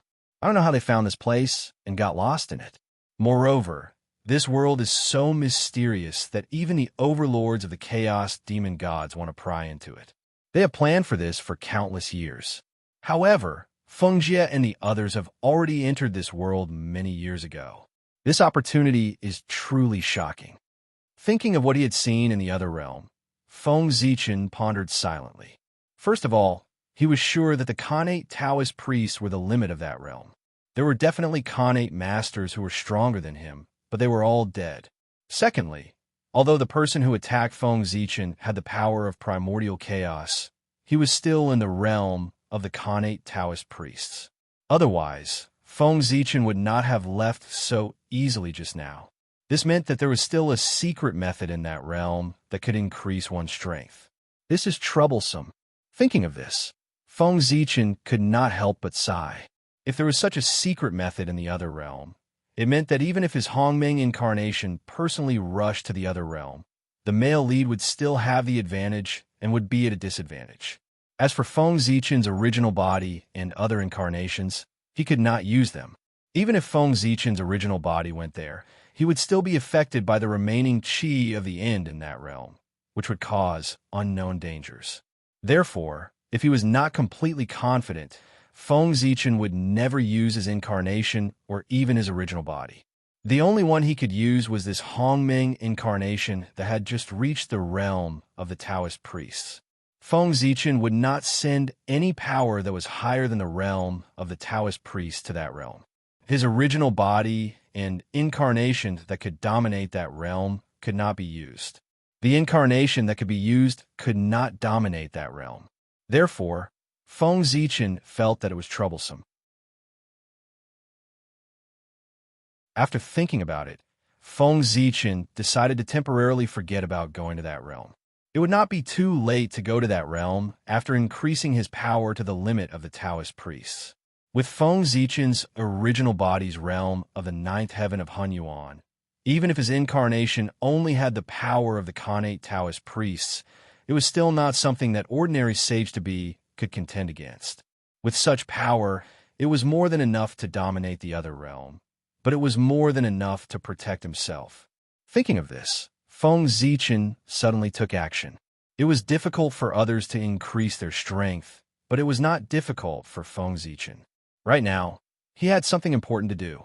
Once he succeeded, he would definitely be supported by the heavenly way, and his cultivation realm would skyrocket.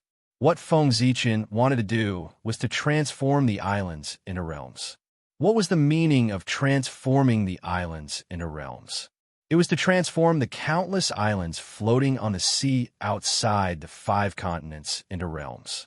The large island would transform into a major kiliocosm, the middle island into a medium kiliocosm, and the small island into a small kiliocosm. This was not a decision that Feng Zichen had thought of on the spur of the moment, but a decision that he had made after careful consideration. These small islands were said to be part of the human world like the 5 continents, but in fact, they were different from the 5 continents. The small islands and the 5 continents were simply 2 different worlds. This difference was not from a certain aspect, but from all aspects. In terms of cultivation foundation, the small islands were not as good as the 5 continents. In terms of Khanate spirit qi, the small islands were not as good as the 5 continents. Even the living beings born on the island were weaker than the 5 continents in terms of Khanate spirit qi. If that was all, it would be fine. The key was the attitude of the heavenly way. The heavenly way did not treat these small islands as part of the 3 realms. Not only did the destiny of the human world gather in the 5 continents, but there were very few living beings on those small islands who knew about the heavenly way. In other words, the heavenly way did not pay attention to those small islands at all. Its gaze had always been fixed on the 5 continents. As a result, most of the living beings on the island did not know about the existence of the heavenly way. The heavenly way's attitude was obvious. Feng Zichen had secretly pondered for many years and finally understood the heavenly way's plan. Perhaps it felt that these small islands were a burden and had weakened the prenatal energy of the 3 realms. If not for these small islands, all the prenatal energy would gather in the 5 continents. That would definitely cause more changes in the 5 continents. To the heavenly way, the 5 continents were already big enough.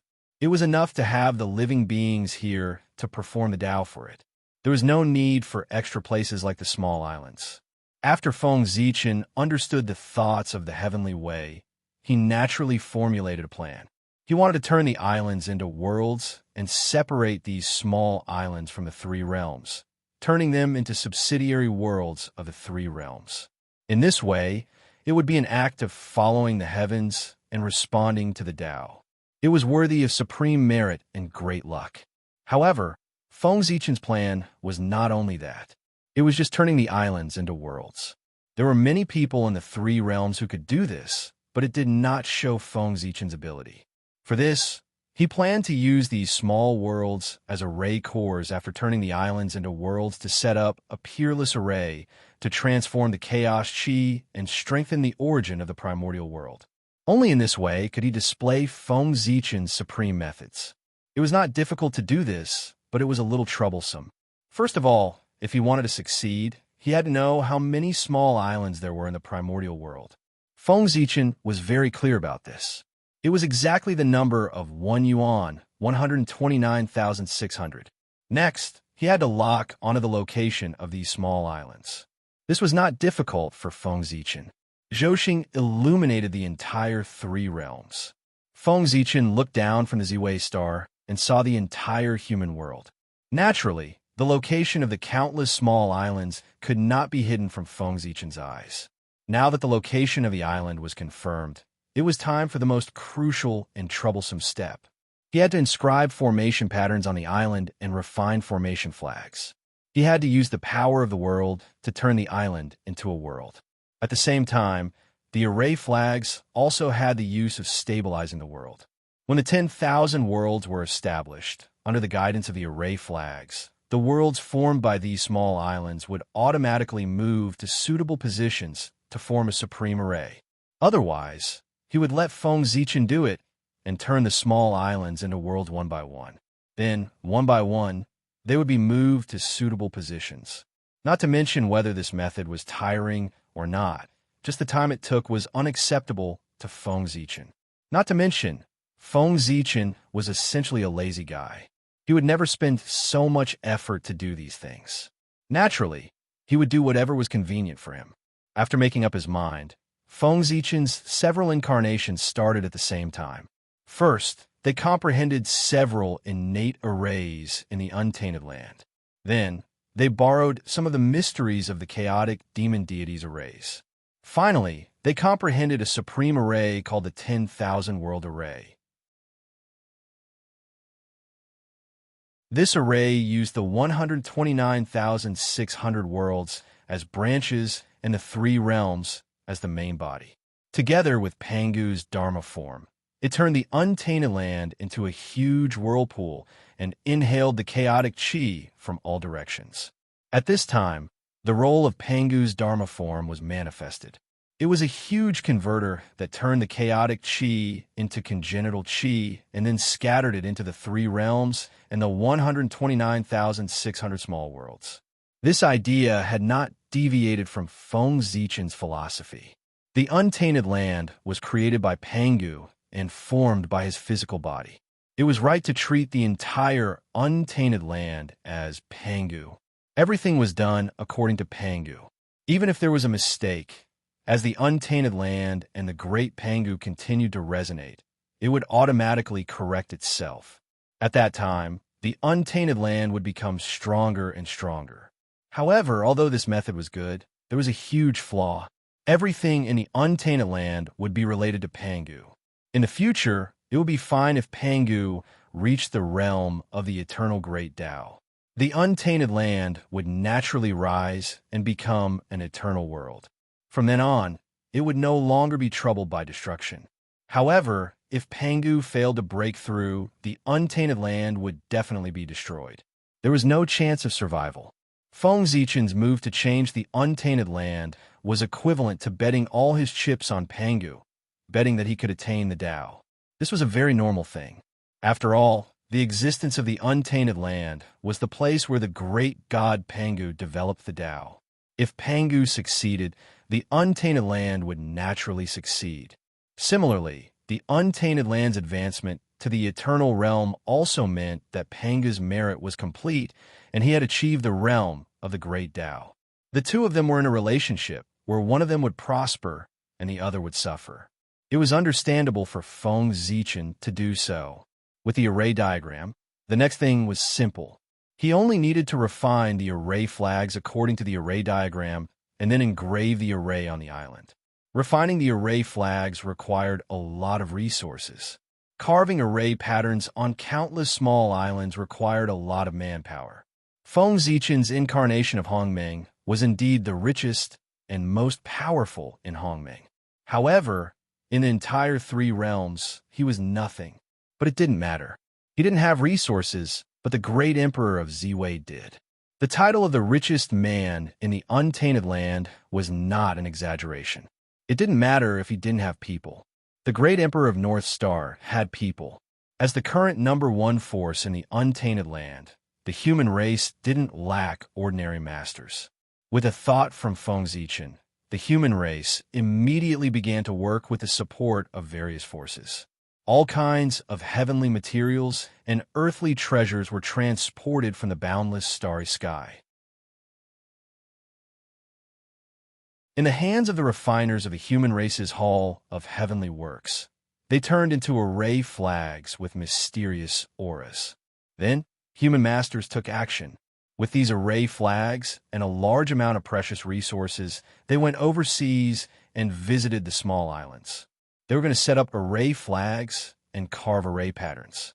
Once all the islands were set up with formation flags and engraved with formation patterns, Feng Zichen would have a chance to put his plan to good use. At that time, the untainted land would undergo another shocking change. Although it couldn't be compared to the birth of the three realms from a long-term perspective, this change would bring about greater significance. The reopening of the boundless starry sky and the actions of the human race immediately attracted the attention of many people. Then, they guessed that it was the great emperor of Ziwei or the human emperor who had made a big move again. Unfortunately, no matter how they deduced, it wasn't that they couldn't deduce any information about this matter. This wasn't Feng Zichen shielding the secrets of the heavens, but the heavenly Tao. The heavenly Tao also felt that this matter was of great importance. It had a far-reaching impact on the untainted land and had endless benefits. Therefore, the heavenly Tao personally shielded the secrets of the heavens and didn't allow anyone to spy on this matter. It was afraid that someone would destroy this matter. P.S. It was an hour earlier. I don't know if the adjustment of the schedule was successful. In addition, the book is really at the end.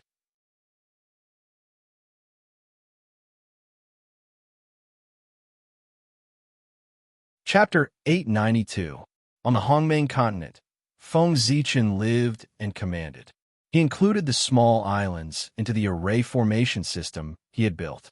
At the same time, he was also trying to communicate with the heavenly Tao and leave marks on the small islands to open up a passage for ascension. Once the small island transformed into a world, its upper limit would be lowered. In a minor kiliacosm, the strongest person was only a celestial immortal. In the middle kiliacosm, the strongest person was only a golden immortal. Only the greater kiliacosm had the qualifications to give birth to Khanate Taoist priests. Therefore, Feng Zichen wanted to leave a mark on every small island so that after they transformed into a world, they could use it to open up a passage for ascension. At that time, once an expert reached the upper limit of the world, an immortal light would fall and connect him to the central divine land to reduce the pressure on the lower realm. As for why he wanted to ascend to the central divine land and not to other places, was there a need to explain the reason? Naturally, it was because the central divine land was Feng Zichen's territory. He did not have the habit of supporting his enemies. Time flew. In the blink of an eye, thousands of years had passed. In these thousands of years, with the full help of the human experts, Feng Zichen's plan had been more than half completed. The array flags had been placed on every small island in the primordial world. Similarly, every island had been engraved with array patterns by the human experts. As long as Feng Zichen gave the order, this 10,000 world array could be activated. He did not choose an auspicious day. To Feng Zichen, the day he chose to activate the array formation was the real, auspicious day. Future generations would commemorate this day. With a thought, Feng Zichen released his divine thought and resonated with the way of the heavens in the unseen world, borrowing supreme power from it. With Feng Zichen's current magic power, it was difficult to open up the 10,000 worlds in one fell swoop. Therefore, he needed the help of the heavenly Tao. And this matter was obviously beneficial to the primordial world. The heavenly Tao would not refuse. Basically, it would grant Feng Zichen's request. If he wanted power, he would give it to him. With the power of the heavenly Tao, Feng Zichen instantly felt that he had become omnipotent. This was not an illusion. It was real. Feng Zichen, who had mastered the power of the heavenly Tao, was indeed omnipotent in the primordial world. With a thought, he could even knock the three pure ones out of their positions. Of course, he could only think about it. If Feng Zichen really dared to do it, the way of heaven would take back the power it had given him. Rise! With a thought, Feng Zichen used the power of the way of the heavens to stir up the power of the void of heaven and earth, forcibly tearing the void where the 5 continents were and the void where the countless islands were. World, the world, the world, world, the world, the world, world, world, chi, the world, the world, the world, world, world, world, world, world. And soon, the world, world, world. To the world, world.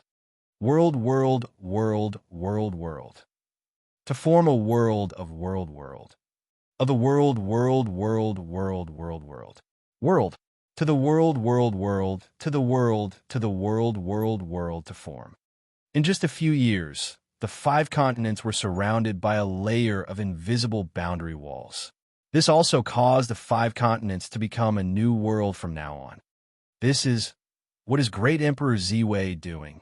Why did he separate the 5 great continents and turn them into a new world?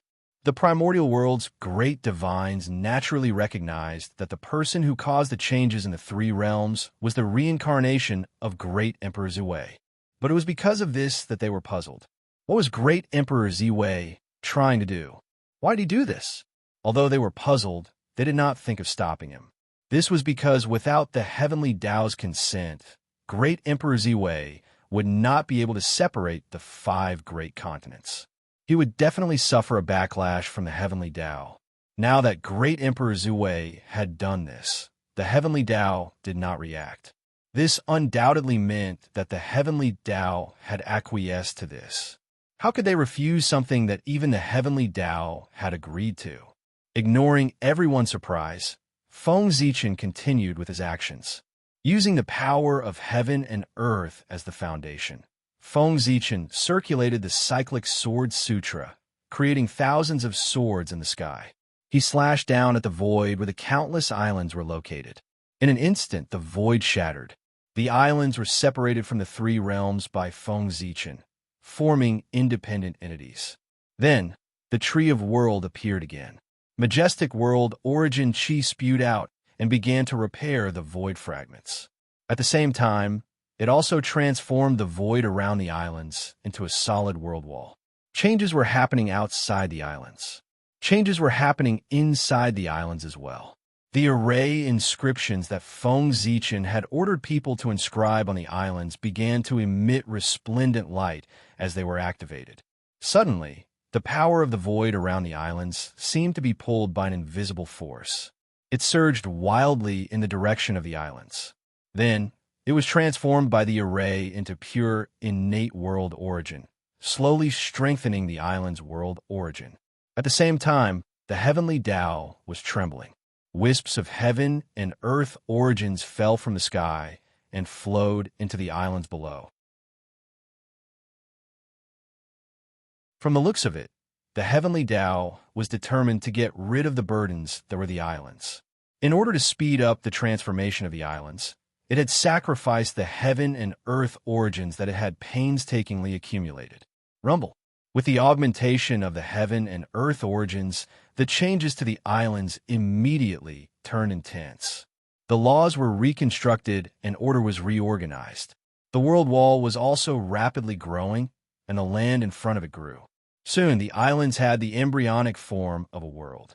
It was also at this moment that the array flags that Feng Zichen had ordered people to bury in advance were activated. Resplendent light bloomed from them and gradually resonated with the array flags on the other islands. Then, a miraculous change happened. Countless runic patterns appeared in the void, connecting the islands together, forming a mysterious array that slowly operated. In the beginning, the array formation still had many inconsistencies, but as the array formation operated, it automatically corrected itself. The islands shifted their positions, and the array formation became more and more harmonious and smooth. The transformation of the islands into a world and the operation of the array formation all required time. It was not a day's work, but thousands of years. During this time, Feng Zichen did not idle. Instead, he comprehended the changes during the birth and operation of the myriad worlds, turning them into his own foundation. 10,000 years later, the myriad worlds were born and returned to their positions. The array formation became complete and began to operate. Rumble. In an instant, under the activation of the array formation, the myriad worlds began to revolve around the 5 continents. The power generated by the myriad worlds operation condensed into a huge whirlpool, swallowing the surrounding chaotic chi. Silently, Pangu's Dharma form appeared and used its magic to transform the chaotic chi into innate world origin chi. First, it scattered into the 3 realms, then into the myriad worlds.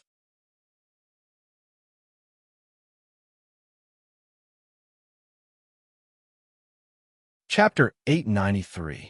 The formation was completed. In other words, Feng Zichen's plan to surround and protect the untainted land had succeeded. At this moment, the invisible power of heaven and earth blessed Feng Zichen, causing his realm to skyrocket. This was a gift from heaven and earth to Feng Zichen. Heaven and earth blessed him with everything it had to help him cultivate. The Taoist priests were at the early stage, middle stage, late stage, and complete stage. Soon, Feng Zichen's realm was about to break into the sage-to-be realm. But at this moment, thinking of the unknown Western world, Feng Zichen forced himself to wake up from his enlightenment. He transferred the power of heaven and earth to the Emperor's star, his main body. He couldn't break through to the sage-to-be realm. Otherwise, he wouldn't be able to enter the unknown Western mythical world. After the power of heaven and earth left his body, Feng Zichen suddenly felt relaxed. His realm also didn't continue to increase. On the other side, Feng Zichen's main body in the boundless starry sky was blessed by the power of heaven and earth. The long-lost balance between the chi of Hongmeng and the power of the Great Path was finally broken. Along with the power of heaven and earth, there was also a part of the chaotic chi that the untainted land plundered from the chaos outside the realm. How could Feng Zichen compare the amount of chaotic chi that a world breathed? It was simply too much. After devouring the chaotic chi, the amount of Hongmeng chi increased at a speed visible to the naked eye. Soon, it overshadowed the power of the Great Path and began to slowly nibble away at it. At the same time, as the power of the Great Path weakened, Feng Zichen was liberated more of his power. In other words, he already had the power to control the operation of the boundless starry sky. In the next moment, the boundless starry sky operated with a loud bang. A powerful suction force was emitted, pulling the heaven realm to operate as well. It fell from the east to the west. At the same time, in the netherworld, the ghost emperor of Fengdu suddenly made a move. He used his authority as the master of the Yin court to pull the netherworld upward. If one were to treat the 3 realms as a sphere, then the heaven realm and the netherworld would be the upper and lower sides of the sphere, while the 5 great continents would be inside the sphere, surrounded by the heaven realm and the netherworld. At this moment, the heaven realm was falling down and the netherworld realm was rising up. The 5 continents were affected and began to flip over. The entire 3 realms flipped over, then flipped over again. Yes, Feng Zichen was treating the 3 realms as a ball and making it spin from top to bottom. The heavenly realm was formed by the clear chi of the heavens, and it was in harmony with yang. The nether realm was formed from the accumulation of innate turbid qi. As the two spun, it was like the rotation of yin and yang. It drew upon the power of the Grand Tao and gave rise to endless changes. In an instant, with the cooperation of the three realms, the amount of chaotic qi that the 10,000 worlds great array absorbed from the outer realm skyrocketed by several times. Even more chaotic energy surged over. First, it was refined by Pangu's Dharma idol, turning into pure, chaotic energy. Then, it was tempered by the Taiji diagram of the three realms again, evolving into the chaotic energy of creation, giving birth to even more mysteries. Once these changes were completed, the origin of the primordial world began to slowly increase. The momentum of heaven and earth that supported Feng Zichen undoubtedly became stronger. At the same time, the status of Great Emperor Ziwei continued to increase. He was faintly on par with Tao ancestor Hongjun. Wrong. It should be said that if Tao ancestor Hongjun had not integrated the Tao, then his status would be inferior to Great Emperor Ziwei from this moment on. This was because Feng Zichen's actions had a great impact on the primordial world. If this continued, the origin of the primordial world would increase and continue to advance, including Feng Zichen's previous merits. These added together were no less than the merit of creating the world. It could be said that Pangu had the merit of creating the primordial world, Tao ancestor Hongjun had the merit of educating the primordial world, and Feng Zichen had the merit of strengthening the primordial world. The primordial world was constantly growing in the hands of Great Emperor Ziwei. He was the true master of resurgence. In the future, there would be legends of Great Emperor Ziwei reviving the primordial world. Moreover, what the three realms absorbed from the primordial world was not only the chaotic energy, but also countless treasures that were born in the primordial world. In the future, the primordial world would not lack innate spiritual treasures. After various primordial world treasures fell into the three realms, they would naturally evolve into innate spiritual treasures. In terms of increasing sources of income and reducing expenditures, Feng Zichen could be said to have done the best he could. As the origin of the primordial world became more vigorous, the innate qi would also become more abundant. At that time, heaven and earth would be able to support more cultivators. In other words, in the near future, various cultivation systems would welcome a great boom. As the concentration of spiritual qi increased, the number of cultivators would also increase. As long as the cultivation system relied on spiritual qi, their strength would increase. Wasn't this prosperity? At that time, no matter what cultivation system it was, whether or not it was related to Great Emperor Ziwei, they would have to worship him as their ancestral master and burn incense to worship him day and night.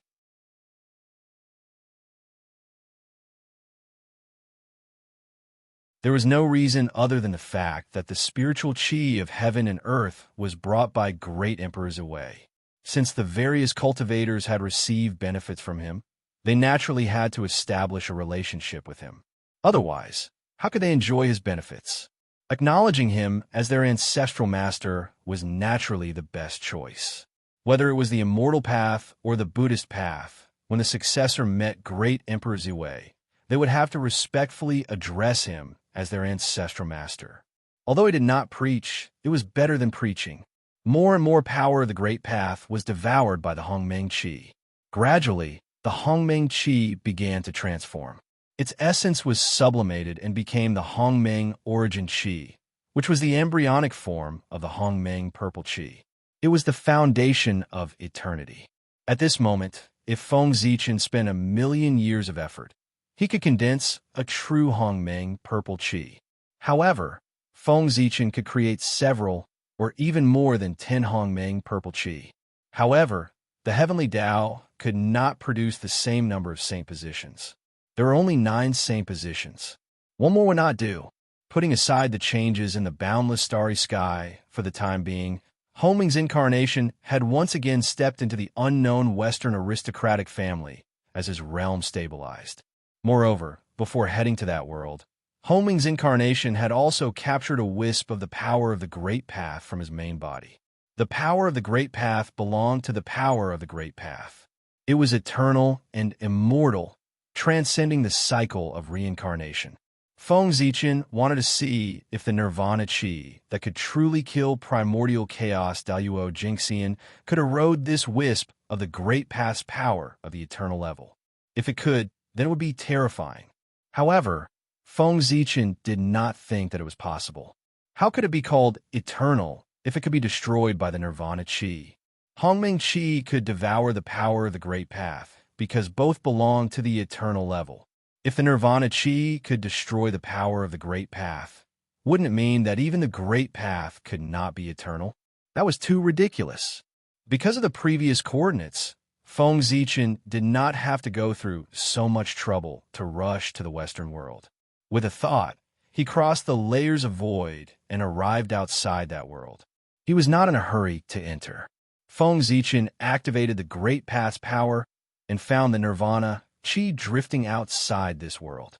He tentatively touched it.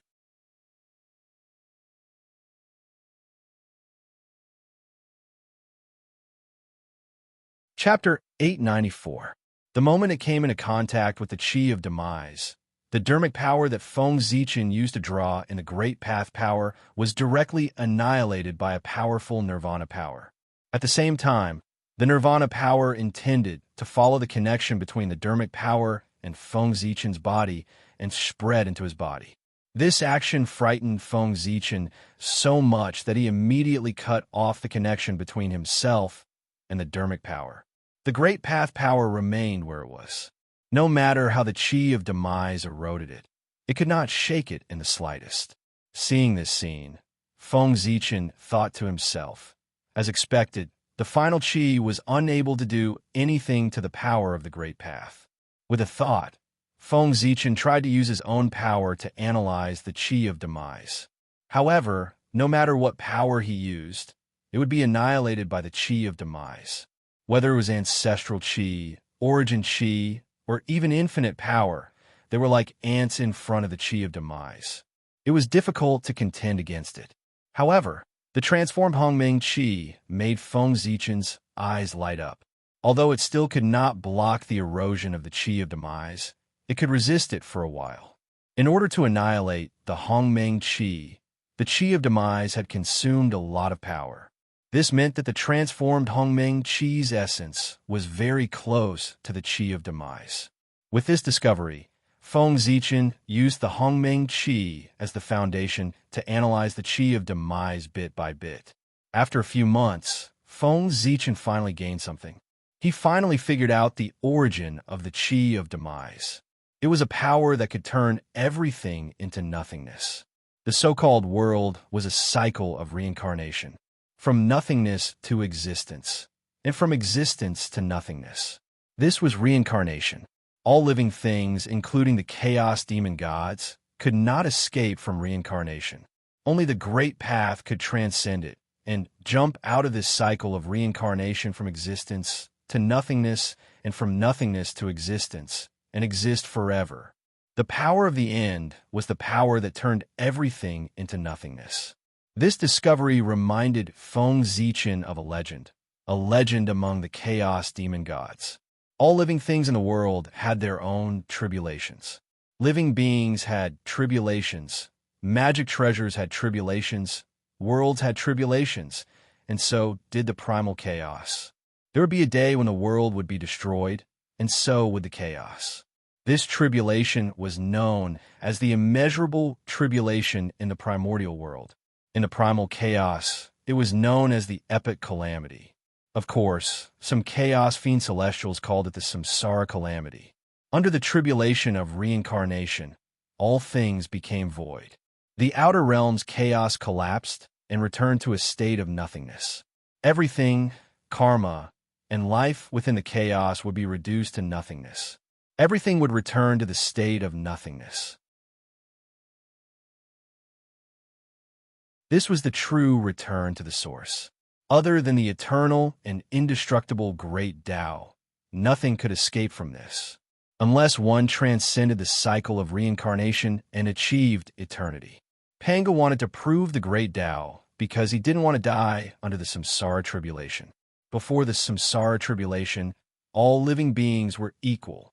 Whether it was the high and mighty chaos fiend celestials or the lowly ants, they couldn't escape death. However, how could the chaos fiend celestials be willing to die like ants? Therefore, they began to struggle. They tried their best to improve their strength in order to become an existence like the Great Tao. This was the origin of the original cultivation path, for transcendence and also for survival. So this power of the end is the product of the samsara tribulation. Looking at the power of the end in front of him, Feng Zichen's face was full of surprise and uncertainty. This power of the end was indeed in line with the description of the samsara tribulation. Under the Great Tao, any power would be annihilated and turned into nothingness in front of it. However, if this was the product of the samsara tribulation, why didn't it annihilate the Western world in front of it and turn it into nothingness? Thinking of this, Feng Zichen was stunned. Then, ecstasy appeared on his face. He understood everything. He finally knew why the primal chaos fiend celestials were secretly spying on this place. Because this world indeed contained great fortune that was related to eternity. There is only one possibility for something that could not be destroyed by the samsara tribulation, and that was that it contained eternal matter, making it difficult for the power of the end to annihilate it. If Feng Zichen guessed correctly, this world that he had never heard of should be a relic left behind from the previous samsara. In the previous samsara, this world should have been incomparably powerful and had already touched the level of eternity. However, before this world could truly transform into an eternal world, the samsara tribulation erupted. This world, like the chaos, walked towards annihilation and turned into nothingness. However, this world was extraordinary after all. It had already nurtured part of the eternal matter, so this world was not completely destroyed. There were still some fragments that survived the samsara realm and came to the next samsara. Then, endless years passed. For some reason, this world unexpectedly had a connection with the untainted land and began to slowly move in the direction of the untainted land. As for Feng Zichen's disciples, Feng Jie and the other two, perhaps by coincidence, were accidentally swept into this world, and their whereabouts were unknown. As for the primal chaos fiend celestials, they should have gotten the news of this world from somewhere, so they wanted to sneak into this world through the untainted land and plunder the fortune here. Unfortunately, at the last moment, the primal chaos fiend celestial's plan had an accident. The fortune that he had discovered was robbed by Feng Zichen. Fate was really unpredictable. Eternity, looking at the world in front of him, Feng Zichen's eyes gradually became firm. He wanted this world. The fortune that belonged to eternity could only belong to him. Eternity, even Pangu was pursuing it. How could Feng Zichen not be tempted? Taking advantage of the fact that no one had discovered this world, he had to get this world as soon as possible. Otherwise, when the news of this world leaked out and more people discovered it, Feng Zichen might not be able to compete with the primal chaos fiend celestials. Fortuitous opportunities were not something that belonged to whoever discovered them. Instead, it would only belong to whoever got their hands on it. However, although he was in a hurry to get this world, Feng Zichen did not rashly enter it. He still had to study the chi of termination. Otherwise, if he was tricked by someone and fell into the chi of termination, he would lose a layer of skin even if he did not die. This world had been with the chi of termination for so long.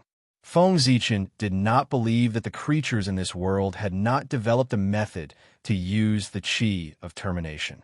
The chi of termination could even kill primal chaos Daoyuo Jingxian. It could be said to be a great killing weapon. Who could resist the temptation of such a killing weapon? Even if they knew it was dangerous, there were still many people who were willing to take the risk. What Feng Zichen needed to do now was to use the transformed Hongmeng Qi to adapt to the Qi of termination so that it would have the ability to compete with the Qi of termination.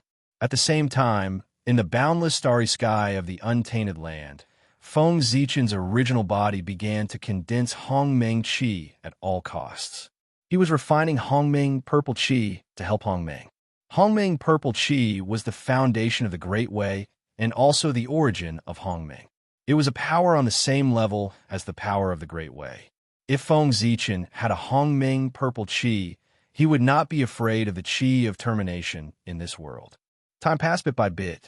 10 years later, under the repeated condensation of the qi of termination, the quality of the Hongming qi in Feng Zichen's body became higher and higher. As the purple qi circulated, there was a faint burst of purple light.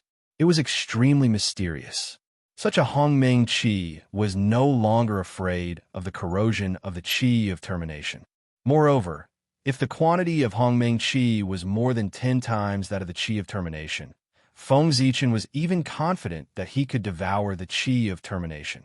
Although the quality of the qi of termination was high, Feng Zichen's Hongming qi had devoured the power of the Great Way. Its quality was not low either.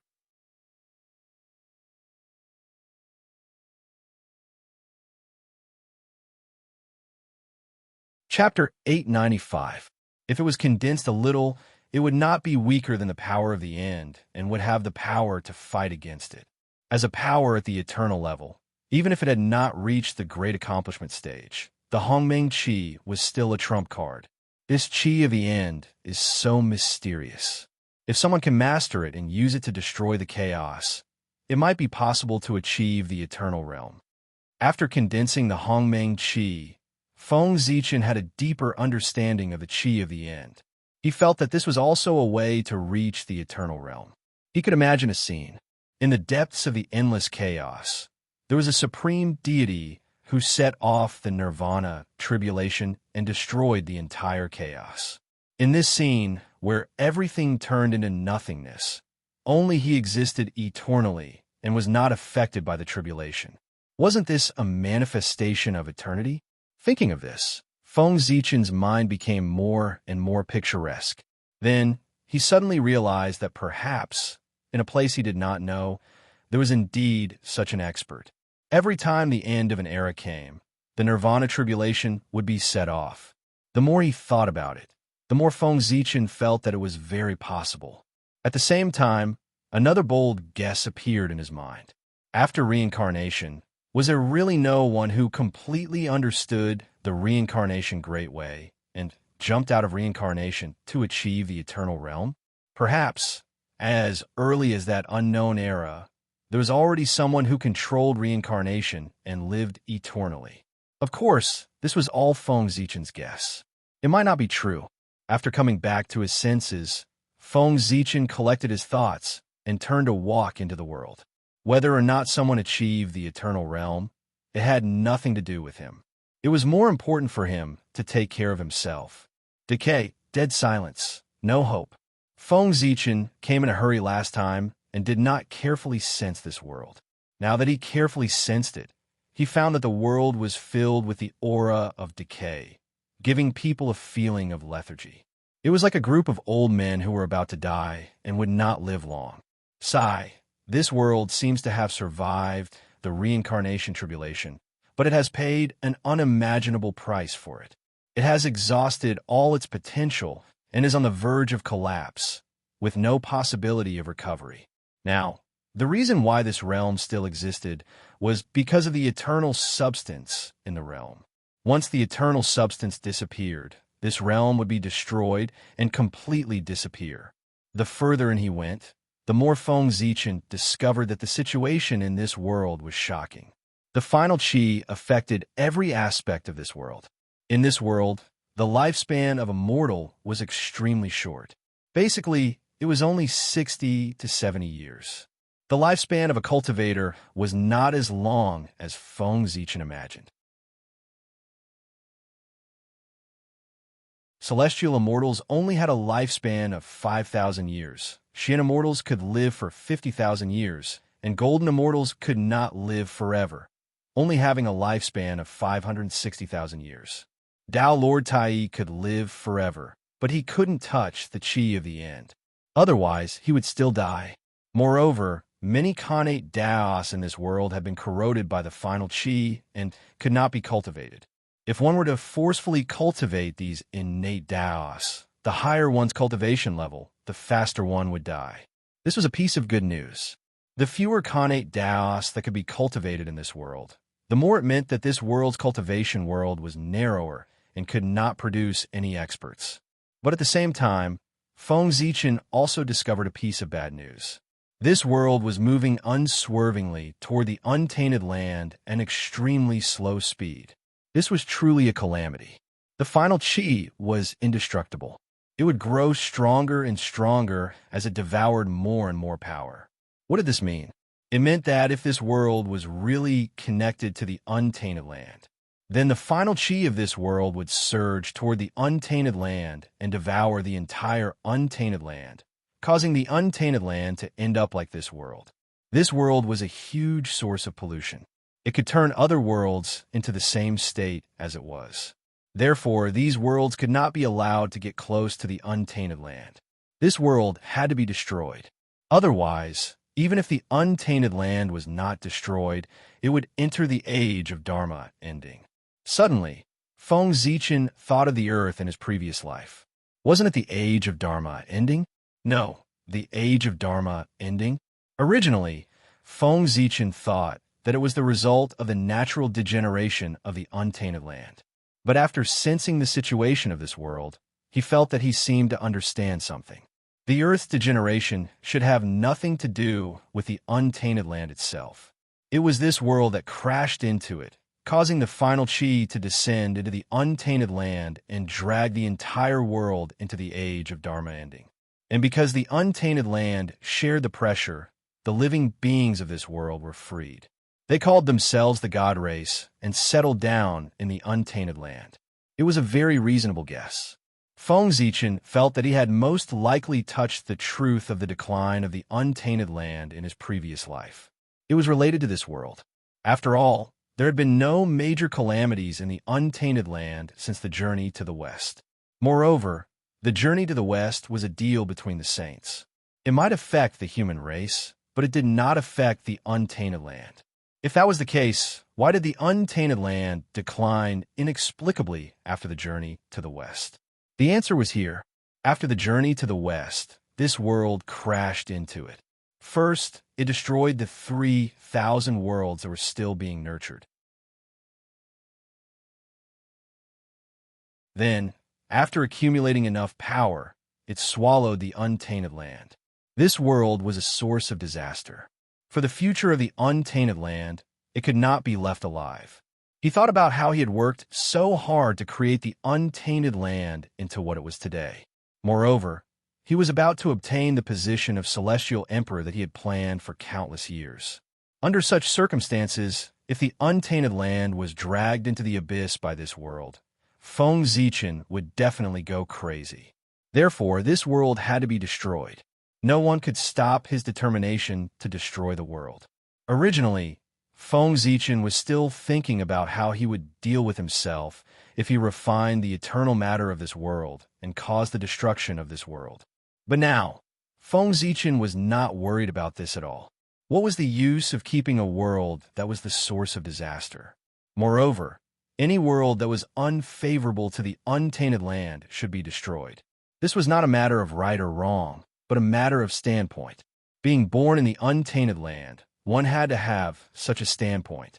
Anyone who is unfavorable to the untainted land should be destroyed. Feng Zichen was thinking as he hurried forward. Soon, he arrived in front of a city. This was a city with the characteristics of the human clan. It was set up with an innate formation that connected the heavenly cycle star power and the earth veins in all directions.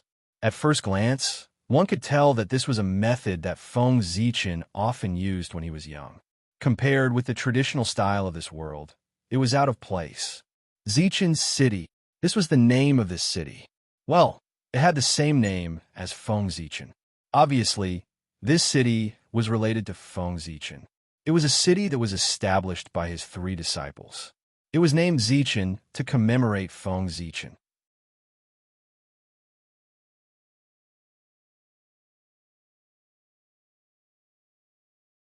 Chapter 896. How considerate of you. With this thought, Feng Zichen walked into Zichen City. Speaking of which, his purple hair and purple eyes did not match the residents of the city. However, it was normal for cultivators to have some abnormalities. Purple hair was nothing. There were even green-haired cultivators. As long as Feng Zichen's aura that belonged to the Divine Demon Clan could not be faked, he would not attract too much attention when he walked in the city. In this world, the Divine Demon Clan was an outsider after all. They were suppressed by the natives of this world. The special environment also made the Divine Demon Clan unusually united. As long as they cultivated the Divine Demon Path, they were a family. There was no need to be guarded. Walking on a wide street, Feng Zichen seemed to feel something. His expression suddenly became strange. He realized that there were many living beings in this city who had the blood of Feng Jie flowing in their bodies. Although Feng Zichen had not seen Feng Jie for a long time, Feng Jie was also from the Feng clan. He was from the same clan as Feng Zichen. He could not have mistaken the Feng clan's bloodline. Such a strange situation undoubtedly indicated that these people were the descendants of Feng Jie. Thinking about it carefully, there was nothing strange. After all, Feng Jie had left the untainted land for tens of millions of years. It was not strange for him to have a family. Feng Zichen did not speak along the way. He came to a magnificent building. In his perception, his 2 disciples were here. Yes, 2, not 3. He wondered where the other disciple was. When the surrounding guards saw Feng Zichen, a person of unknown origin, they quickly surrounded him and asked, "Who are you?" Feng Zichen did not speak. He only silently released his aura. At the same time, in a majestic temple inside the building, a middle-aged man and woman suddenly opened their eyes. The middle-aged man and woman raised their heads and looked at each other. A look of surprise flashed across their eyes. They said at the same time, "This aura, it's master." After speaking, the 2 figures disappeared from the hall. When they reappeared, they were already outside the hall, in front of Feng Zichen. The middle-aged man and woman looked at the familiar figure in front of them, and an indescribable excitement flashed in their eyes. Then they stepped forward and bowed. Unfilial disciple Feng Jie, Jiang Hui, greets master.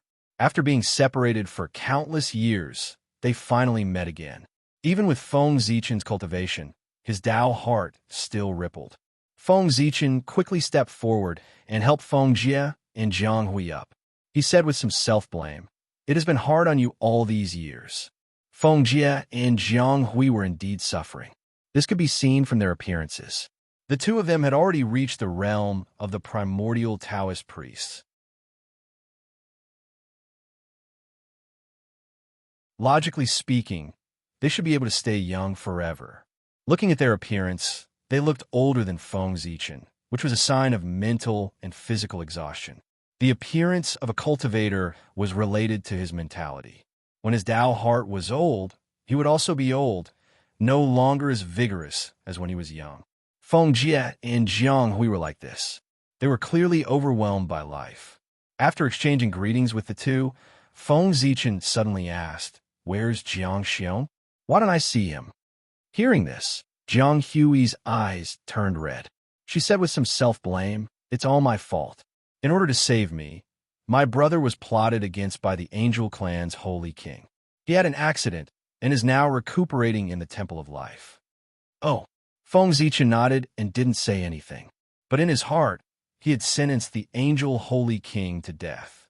Daring to hurt his disciple, he was really courting death. Then, Feng Zichen asked about the 2's recent situation. As he guessed, the 3 of them were accidentally involved in the Realm Sea. Then, they finally reached the realm of the Taoist priests in the Realm Sea and were about to return to the untainted land. But who would have thought that on the way across the void, they would accidentally lose their way? When they found the way out, the 3 of them had already arrived here in a daze and couldn't find their way back. "It's my fault that I came in a hurry and didn't bring anything.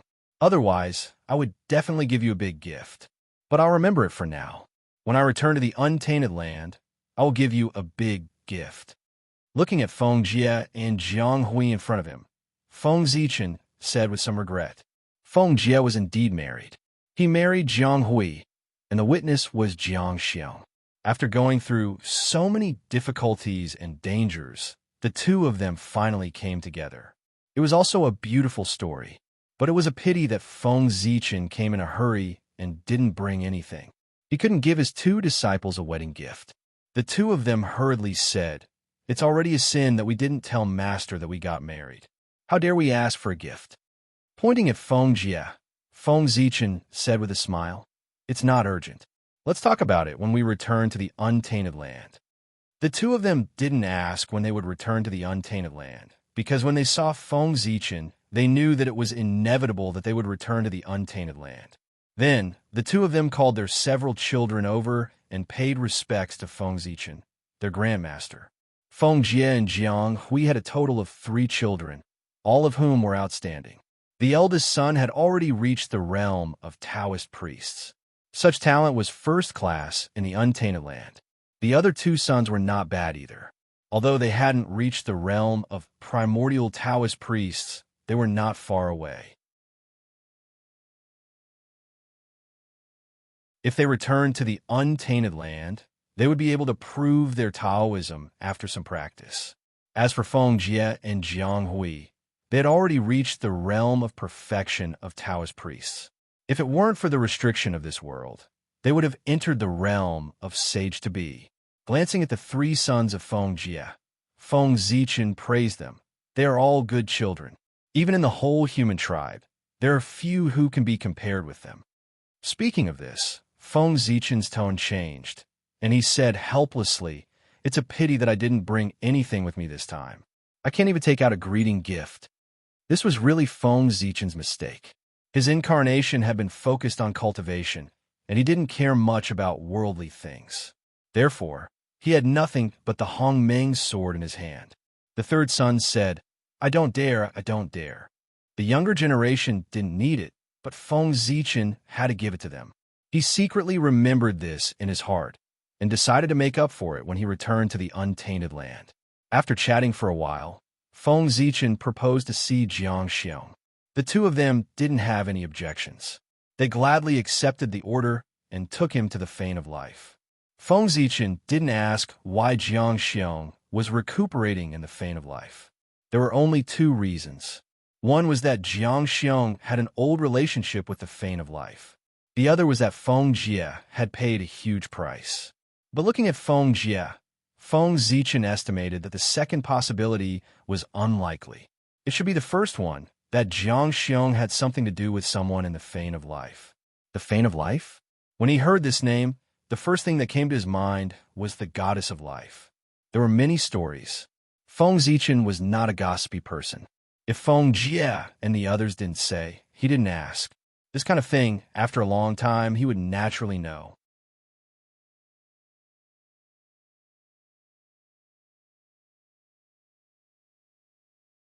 Chapter 897. The Temple of Life was located in the north of this world. It was a huge forest known as the Forest of Life, where the elves lived. The Goddess of Life was the deity that the elves believed in. However, according to Feng Jie, the Goddess of Life he was going to take Feng Zichen to wasn't the first Goddess of Life, but her descendant several generations later. The most ancient Goddess of Life was incredibly powerful, far beyond the realm of primordial chaos, and even more powerful than many chaos demon gods. Unfortunately, even such a powerful existence had fallen in that calamity that destroyed the heavens and the earth. The next few generations of goddesses of life were eroded by the gas of death because they broke through to the sage-to-be level and thus died. The previous goddess of life also died because she forced herself to break through to the sage-to-be level. The current goddess of life had learned her lesson. Although she already had the strength to break through, she still resisted. Feng Jie and Jiang Hui were in the same situation. They were really pitiful. They could break through to a higher realm with just a thought, but because of the threat of death, they couldn't break through. This feeling must be extremely torturous. On the way to the Temple of Life, Feng Zichen also learned a lot about this world. First of all, the cultivation system was completely different from the primordial world. The cultivation levels in this world, from high to low, were apprentice, mage, demigod, lower god, middle god, superior god, sky god, master god, ancestor god, creation god, supreme god. Among them, lower god was equivalent to heaven immortal of the primordial world. Sky god was equivalent to Khanate Tao Lord. Master god was equivalent to Khanate Taoist priests. Ancestor god was equivalent to Sage to Be, and Creation God and Supreme God were respectively equivalent to Primordial Chaos and Wuji. Daluo Jinxian. As for higher realms, according to the inheritance of this world, there must have been, but they were all destroyed in history. In addition, Feng Zichen also learned that the situation of the mortals in this world was extremely worrying. Once, Feng Zichen thought that the primordial world already valued one's background and birth very much, but until he came to this world, he realized that he was wrong, very wrong. Compared to this world, the primordial world didn't value one's background and birth at all. At the very least, you can slowly become stronger and improve your background through your hard work in the primordial world, such as cultivation. He could even turn karma into karma and become an innate god. But in this world, from the moment one was born, one's fate was determined. The descendants of mortals could only be mortals. As for the descendants of the gods, they were still gods. As for cultivation, there was no such thing. Your bloodline will determine your future accomplishments. For the descendants of demigods, the highest level of accomplishment will be the demigod level. As for the descendants of sovereigns, they could easily become sovereigns. It was a terrifying world. Mortals could only be mortals. They had to be enslaved by God forever and serve God for the rest of their lives. Even if they were chosen by the gods and ascended to heaven, they could only exist as servants of the gods and not as gods. Similarly, gods were gods, forever high and mighty. They oppressed mortals, enslaved them, and enjoyed their service. As for the magic and Do Qi in Feng Zichen's memories of his previous life, they did not exist at all. They should not have been created yet. In this world, Xiantian determined everything. There was no way to advance postnatally. It seemed to be blocked by a powerful rule. Yes, that was it. An extremely powerful existence had changed the rules of this world, making it impossible to advance postnatally. This rule was engraved in the origin of this world, and no life could violate it. The existence who set this rule seemed to be abnormally powerful. Even though he had fallen for countless years, his power did not weaken at all. Even Feng Jie and Jiang Hui, who came from the outside world, were affected by the rules of this world. However, it didn't matter. The blood of Nuwa flowed in the human's body, and the blood of Pangu flowed in the Nuwa's body. According to this, the human was Pangu's descendant. The blood of Pangu flowed in the bodies of Feng Jie and the others. Although the rules of this world affected them, it would not affect their breakthrough. After all, Pangu was a half-step great Tao realm existence, and the upper limit was there. It was just that this world was abnormally ancient and had once produced people who far surpassed the Chaos Demon God. However, no matter how strong they were, they could only be on par with Pangu. Looking at it this way, the bloodlines of Feng Jie and the others were also top-notch in this world, and there were very few who could be on par with them. As for Feng Zichen, the rules did not affect him. After all, he had the Hongmeng Dao body, and his potential was limitless. His bloodline was even more powerful than Pangu's, and he was on par with the great Dao. How could he be affected by the rules? It's really a world full of oppression and without any hope. As expected, it's better for such a world to be destroyed. After understanding the situation of this world, Feng Zichen was even more determined to destroy this world. In this hopeless world, destruction was its final destination. At the same time, Feng Zichen also guessed why there were no magic, Do Qi, or other cultivation systems suitable for humans in this world. Under the powerful rules, no progress was allowed at all. Even if there were such cultivation systems, mortals could not cultivate. Without a place to live, these cultivation systems naturally did not exist. As for why there were legends of magic and Do Qi in the later generations, it was even simpler. It must be that after this world merged with the untainted land, its rules were broken, and the path of advancement was opened. With a place to live, those cultivation systems naturally appeared. What a world full of darkness! After a moment of silence, Feng Zichen and the others arrived at the Forest of Life. The Fane of Life was not the top in this world, but it could be called top-notch. Anyway, it was stronger than Feng Jie and the others. In this world, there were only two forces that could be called top-notch. One was heaven, which believed in God, and the other was the Church of Truth, which believed in the truth. In the past, there was the Fane of Destiny in this world. It was the top force in this world, and it deserved to be called the Overlord. Heaven and the Church of Truth were all ants in front of it. Unfortunately, the Fane of Destiny was destroyed by the Samsara tribulation and completely turned into ashes. That was how the God of Truth and God of God rose. Under these two overlords, there were more top-notch forces like the Fane of Life. For example, there were Asur gods, Warner gods, Olympus gods, hell giant dragons, goblins, dwarves, and so on. This was also the composition of the forces in this world. As for Feng Jie and the others, they were the most powerful ones among the second-notch forces. After all, they were outsiders. Not only did they have few people, but they also lacked a foundation. Feng Zichen and the others did not mean to hide their identities. Therefore, as soon as they approached the Forest of Life, the Goddess of Life in the Fane of Life had already sensed their arrival. She walked out of the Fane of Life and came to greet them in person. In the Forest of Life, Feng Zichen also saw the legendary creatures. They were indeed as beautiful as the legends said. If Feng Zichen had just come to the primeval world, he might have lost his composure when he saw such a beautiful elf. But now, beauty could no longer shake his heart. Not to mention, in Feng Zichen's heart, the beauties of the elf race were not even as good as the beauties of the Shura race, let alone the goddesses of the primeval world. Like the elf race, the Shura race was also full of beauties. None of the women of the Shura race were ugly. Of course, only the female Shura. There was no need to mention the male Shura.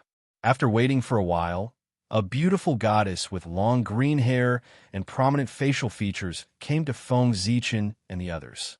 She was a typical Western beauty. As soon as they met, the goddess gave Jiang Hui a warm hug. "My friend, have you come to see me again?" It was obvious that Jiang Hui found it difficult to accept her enthusiasm. After the two exchanged greetings, Jiang Hui pulled her to Feng Zichen and introduced her to him. "This is my teacher, and also my brother's teacher. He came from her hometown." Then Jiang Hui introduced her to Feng Zichen. "Master, this is Qin. She is a good friend of my brother and I." After introducing their identities, Jiang Hui also told him her purpose of coming. She wanted to see Jiang Xiong. After a while of greetings, Feng Zichen finally entered the Fane of Life and saw Jiang Xiong in a secret place. It was a lake composed entirely of the spring of life. Jiang Xiong was lying in it, using the life essence to suppress his deteriorating body.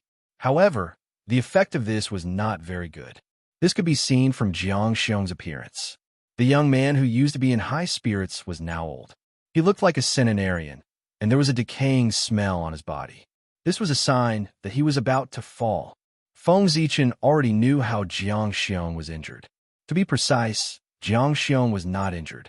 He only chose to break through to the safe-to-be realm to save Jiang Hui. In this way, he successfully killed a strong enemy. But because of the breakthrough, he was eroded by the gas of the end and gradually decayed. The spring of life in the Fane of Life had a suppressive effect on the gas of the end. Therefore, Jiang Hui sent Jiang Xiong here. A secret method to seal his life? Seeing Jiang Xiong's motionless appearance, Feng Zichen naturally recognized that he had used a secret method to seal his true spirit to avoid the erosion of the gas of the end. Under this secret method, Jiang Xiong looked like a rotten tree. In fact, with the spring of life, he could definitely survive for tens of millions of years. The price was that he would fall into a deep sleep as if he was completely dead. Stupid idea. Feng Zichen commented on Jiang Xiong's choice. If he encountered such a situation, his first choice would be to abandon his physical body, true spirit, cultivation, and even everything, leaving only one thought. By doing so, he could escape with his life, but his cultivation would be gone, and he would have to cultivate from the beginning. The so-called Daiyuo Jinxian was a joke in front of the gas of the end. He was someone who could even extinguish one's cultivation. He could even kill the primordial chaos Daiyuo Jinxian. So what if he dropped his realm? However, although cultivation was important, it was obviously not as important as life. He could cultivate again if his cultivation was gone, but if he lost his life, it would really be gone. Therefore, Feng Zichen said that Jiang Xiong was stupid and did not know how to choose. This was easy for him to say. How could he give up billions of years of cultivation so easily? Jiang Xiong, wake up!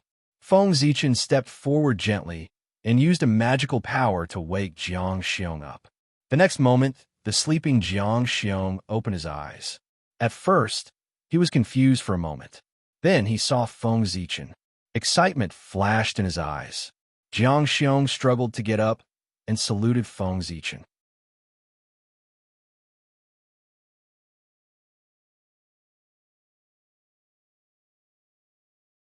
Chapter 898. Feng Zichen stepped forward and held Jiang Xiong down. Don't move. Let me heal you first. As he spoke, the Hongmeng qi around Feng Zichen surged and poured into Jiang Xiong's body. Obviously, Feng Zichen wanted to use his own Hongmeng qi to wash away the qi of termination in Jiang Xiong's body. Feng Zichen had already tested it before. As long as there was enough Hongmeng qi, which was several times more than the qi of termination, it could definitely wipe out the qi of termination. Rumble. Hongmeng qi surged out of Feng Zichen's body. It was like a great river, mighty and endless. It washed over Jiang Xiong's body again and again, wiping out the qi of termination in his body. However, although the momentum was great, the effect was not obvious. Jiang Xiong was already in the realm of Sage-to-Be. He was one level higher than Feng Zichen's Hongmeng incarnation. Therefore, the spiritual power in Jiang Xiong's body was far more vast than Feng Zichen had imagined. His plan to use the amount of Hongmeng qi to wipe out the qi of termination in Jiang Xiong's body was obviously not going to work. This was because the qi of termination in Jiang Xiong's body was much more than Feng Zichen had imagined. It was far more vast than the Hongmeng qi in Feng Zichen's body. Fortunately, although there was a lot of qi of termination, it was a rootless source. Every bit that was wiped out was a bit less. However, Feng Zichen's Hongmeng qi was endless. As time passed, it could always wipe out the qi of termination. Time flew. In the blink of an eye, 3 years had passed. 3 years was enough for Feng Zichen to wipe out part of the qi of termination in Jiang Xiong's body. Jiang Xiong's spirit had recovered a bit. Feng Zichen was very dissatisfied with this. If this continued, it would take him at least thousands or even tens of thousands of years to completely wipe out the qi of termination in Jiang Xiong's body. How could he have so much time to waste here? Compared to Feng Zichen's dissatisfaction, the goddess of life, who had been watching this scene from the side, was dumbfounded. He was a native of this world, so he understood the aura of destiny better than Feng Jie and the others. He knew that there was basically no cure for this aura. Even experts above primordial chaos could not escape death if they touched it. Jiang Xiong had been infected by the qi of doom. It could be said that he would definitely die. It was only a matter of time. But for some reason, he didn't want to see Jiang Xiong die, so he brought him into the spring of life to prolong his life. It was only to prolong Jiang Xiong's life, not to save him. It was clear that the heavenly life goddess no longer held any hope that Jiang Xiong could survive. But just now, what did he see? Under the treatment of Jiang Xiong's mysterious master, the qi of destiny in Jiang Xiong's body was slowly decreasing. Oh my God! Ancestor God of Life, there's actually someone in this world who can suppress the aura of doom. This scene brought great shock to the heavenly life goddess. It was as if her long-held understanding had been completely shattered. Unlike the heavenly life goddess, Feng Jie and Jiang, we didn't think too much. They were simply happy that Jiang Xiong could be saved. After some time, Feng Zichen felt that this couldn't go on. With a thought, he suddenly took out the Hongming purple qi that he had specially condensed before coming to this realm. At the time, Feng Zichen had condensed the Hongming purple qi just for insurance and peace of mind. He hadn't expected that this thing could save his disciple's life. Although the aura of destiny was strong, it was still no match for the Hongming purple qi. As long as the Hongming purple qi was integrated into Jiang Xiong's body, he would immediately be able to resolve his crisis. You got lucky. Glancing at Jiang Xiong, Feng Zichen took out the Hongming purple qi and was about to refine it into Jiang Xiong's body. However, when Jiang Xiong saw the Hongming purple qi, his expression changed drastically. He frantically struggled and shouted, "Master, you can't. This is the Hongming purple qi, the foundation of the Great Path. It's related to the opportunity to become a saint. How can you use such a precious treasure on your disciple?" Absolutely not. Knowing the preciousness of the Hongming purple qi, how could Jiang Xiong dare to accept this opportunity that could allow him to become a saint? This was the most precious treasure that all powerful people in the untainted land dreamed of. It was the key to becoming a saint. How could such a precious treasure be given to others? Thinking about it, even with his master's means and wisdom, he had paid an unimaginable price to obtain this Hongming purple qi. The more this was the case, the more Jiang Xiong could not accept this Hongming purple qi. This was the opportunity for his master to become a saint. It could not be wasted on him.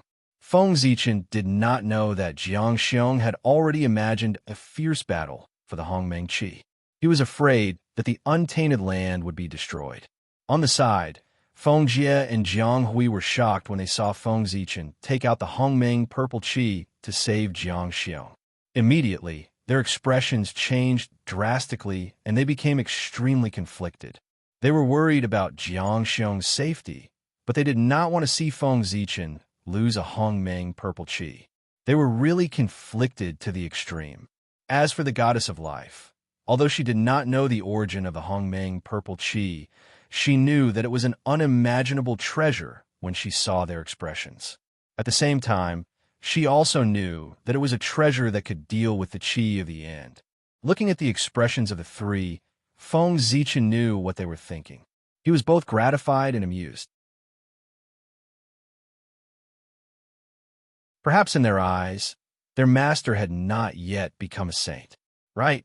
How could a saint leave the untainted land so easily? Feng Zichen smiled and patted Jiang Xiong. He stopped him and said, "Brat, you have already cultivated to the sage-to-be realm. Are you still in the Taoist priest's realm when you become your master?" "I have already cultivated to the origin Tao fruit countless years ago. This Hongming purple qi is no longer useful to me. It is a good thing for you." Then, ignoring Jiang Xiong's resistance, Feng Zichen forcibly refined the Hongming purple qi into Jiang Xiong's body. It was worthy of the name of the great Tao. As soon as the Hongming purple qi entered Jiang Xiong's body, Jiang Xiong's state began to change visibly. His body became young again, and the qi of the end dissipated rapidly. A few months later, Jiang Xiong was cured of his illness and came back to life. Furthermore, it was 30% stronger than before. It was a pity that the Hongming purple qi had been consumed by more than half. Without exchanging pleasantries with the recovered Jiang Xiong, Feng Zichen followed the goddess of life to the forbidden area of the Fane of Life. It was a wonderful world. Here, he saw the goddesses of life of the past who had long been declared dead. This was probably the biggest secret of the Fane of Life. As for why they asked Feng Zichen to come, it was most likely related to Jiang Xiong's recovery. An expert who could deal with the qi of the end was worthy of their meeting. Because although they did not die, their situation was obviously not good. They were all in a state of suspended animation. If Feng Zichen had not disturbed them, they would not have woken up at all. Eternal matter? As soon as he entered the forbidden area of the Fane of Life, Feng Zichen knew why these goddesses of life, who should have died, did not die.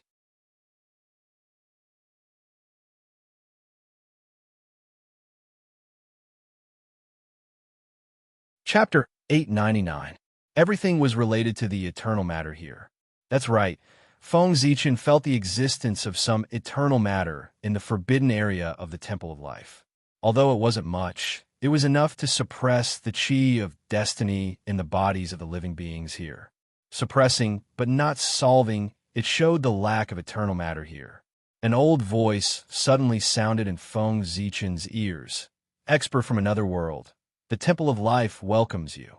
Feng Zichen looked up and saw 3 old men, all of whom were sage to be, lying quietly in 3 wooden coffins. Those wooden coffins, instead of responding to the voice that suddenly appeared, Feng Zichen focused his gaze on the 3 wooden coffins. The eternal matter here was emitted from the wooden coffins. The world tree. That's right, the 3 wooden coffins were made of the branches of the world tree. Feng Zichen had been with the world tree all year round, so he couldn't be wrong about its aura. It wasn't the world tree of this reincarnation, but the one from the previous reincarnation. Its strength was far superior to Feng Zichen's world tree. Even if it couldn't be compared to Pangu, it wasn't far behind, as it had also reached the half-step eternal realm. But such an existence still fell in the reincarnation tribulation. His eyes flickered for a moment, and Feng Zichen finally recovered from the shock. He greeted the 3 people in the coffins, Poor Wei, Pangu, Zichen clan from the Eldritch world. Greetings, fellow Taoists. Feng Zichen was not surprised that the 3 of them were able to see through his background. His aura was incompatible with this world. Anyone who wasn't blind could see that he wasn't from this world. The Eldritch world, a world I've never heard of. After sighing, the old voice continued. When fellow cultivator Zichen came in, he focused his gaze on the ancestral tree. There was a sense of familiarity in his eyes. Could it be that you know the ancestral tree? Feng Zichen nodded and replied, It is indeed familiar. There is a divine tree in the primordial era that is very similar to your world ancestral tree. However, cultivators in my world call it the world tree. World tree? The ancient voice paused for a moment before continuing. My world was created by the ancestral tree. Therefore, it can also be called the world tree. At this point, the old voice suddenly began to recount the history of the world. Countless eons ago, the ancestral tree took root in the chaos. As its roots spread out, it created this world. As the ancestral tree grew, this world grew larger and larger. The founder of the Temple of Life, the first god of life, was a being born of the ancestral wood. Most of the founders of the other clans were the same. They were all born of the ancestral tree. However, there were some creatures that were exceptions. They were born in the chaos and first lived under the ancestral tree. However, as this world was created, they naturally became the creatures of this world. There was no impatience on Feng Zichen's face. Instead, he was interested as he listened to the history of this world. These were all things that he did not know. It was also the past of the previous reincarnation. Of course, he was curious. After an unknown period of time, the old voice finally finished talking about the history of this world and stopped. At the same time, a gaze fell on Feng Zichen, as if anticipating something. Just as Feng Zichen was curious about the history of this world, the people of this world were also curious about the history of the Eldritch world. There was nothing to hide. Feng Zichen said directly, compared to your world, the Eldritch world does not have such a long history. It was born in this samsara tribulation and was formed by the great god Pangu, splitting the chaos. Splitting the chaos? The voice was a little excited. He exclaimed, What a terrifying expert. He can even split the chaos.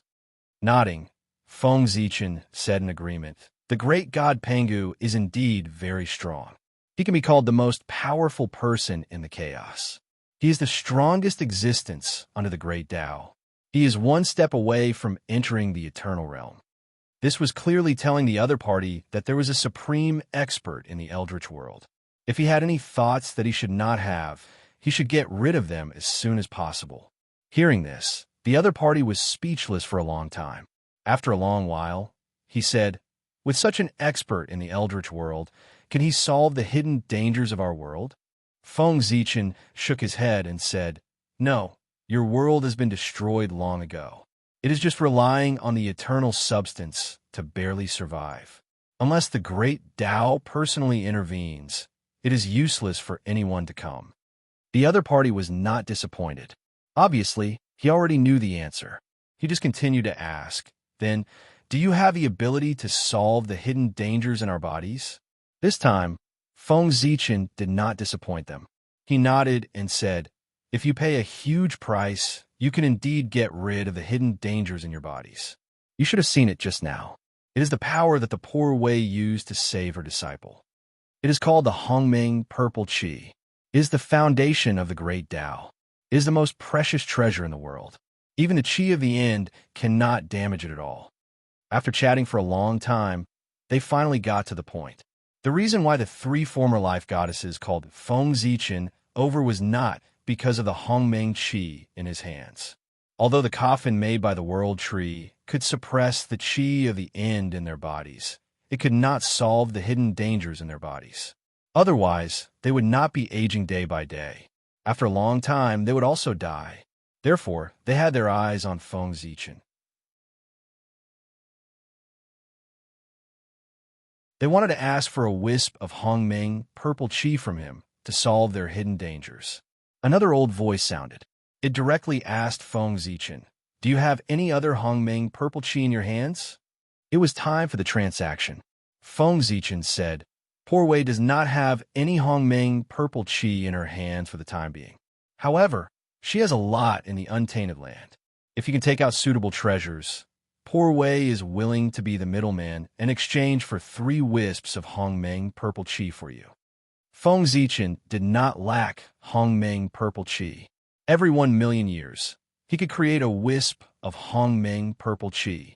After a moment of silence, another voice said, Fellow, if the Temple of Life leaves this world, will the untainted land accept it?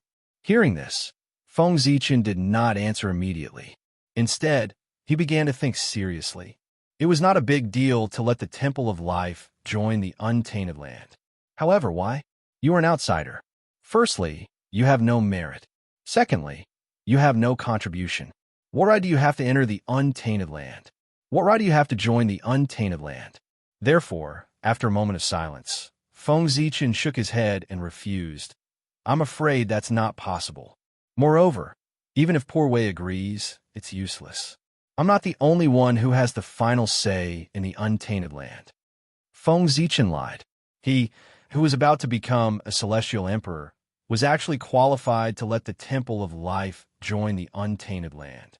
It was just an outsider. If he joined the untainted land as his vassal, no one would refuse him. You're tuning into the Romance Rendezvous YouTube channel.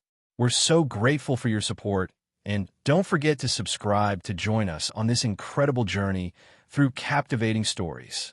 Your generosity through donations truly makes a world of difference, as it's the primary source of revenue that allows me to expand and enhance this channel for you.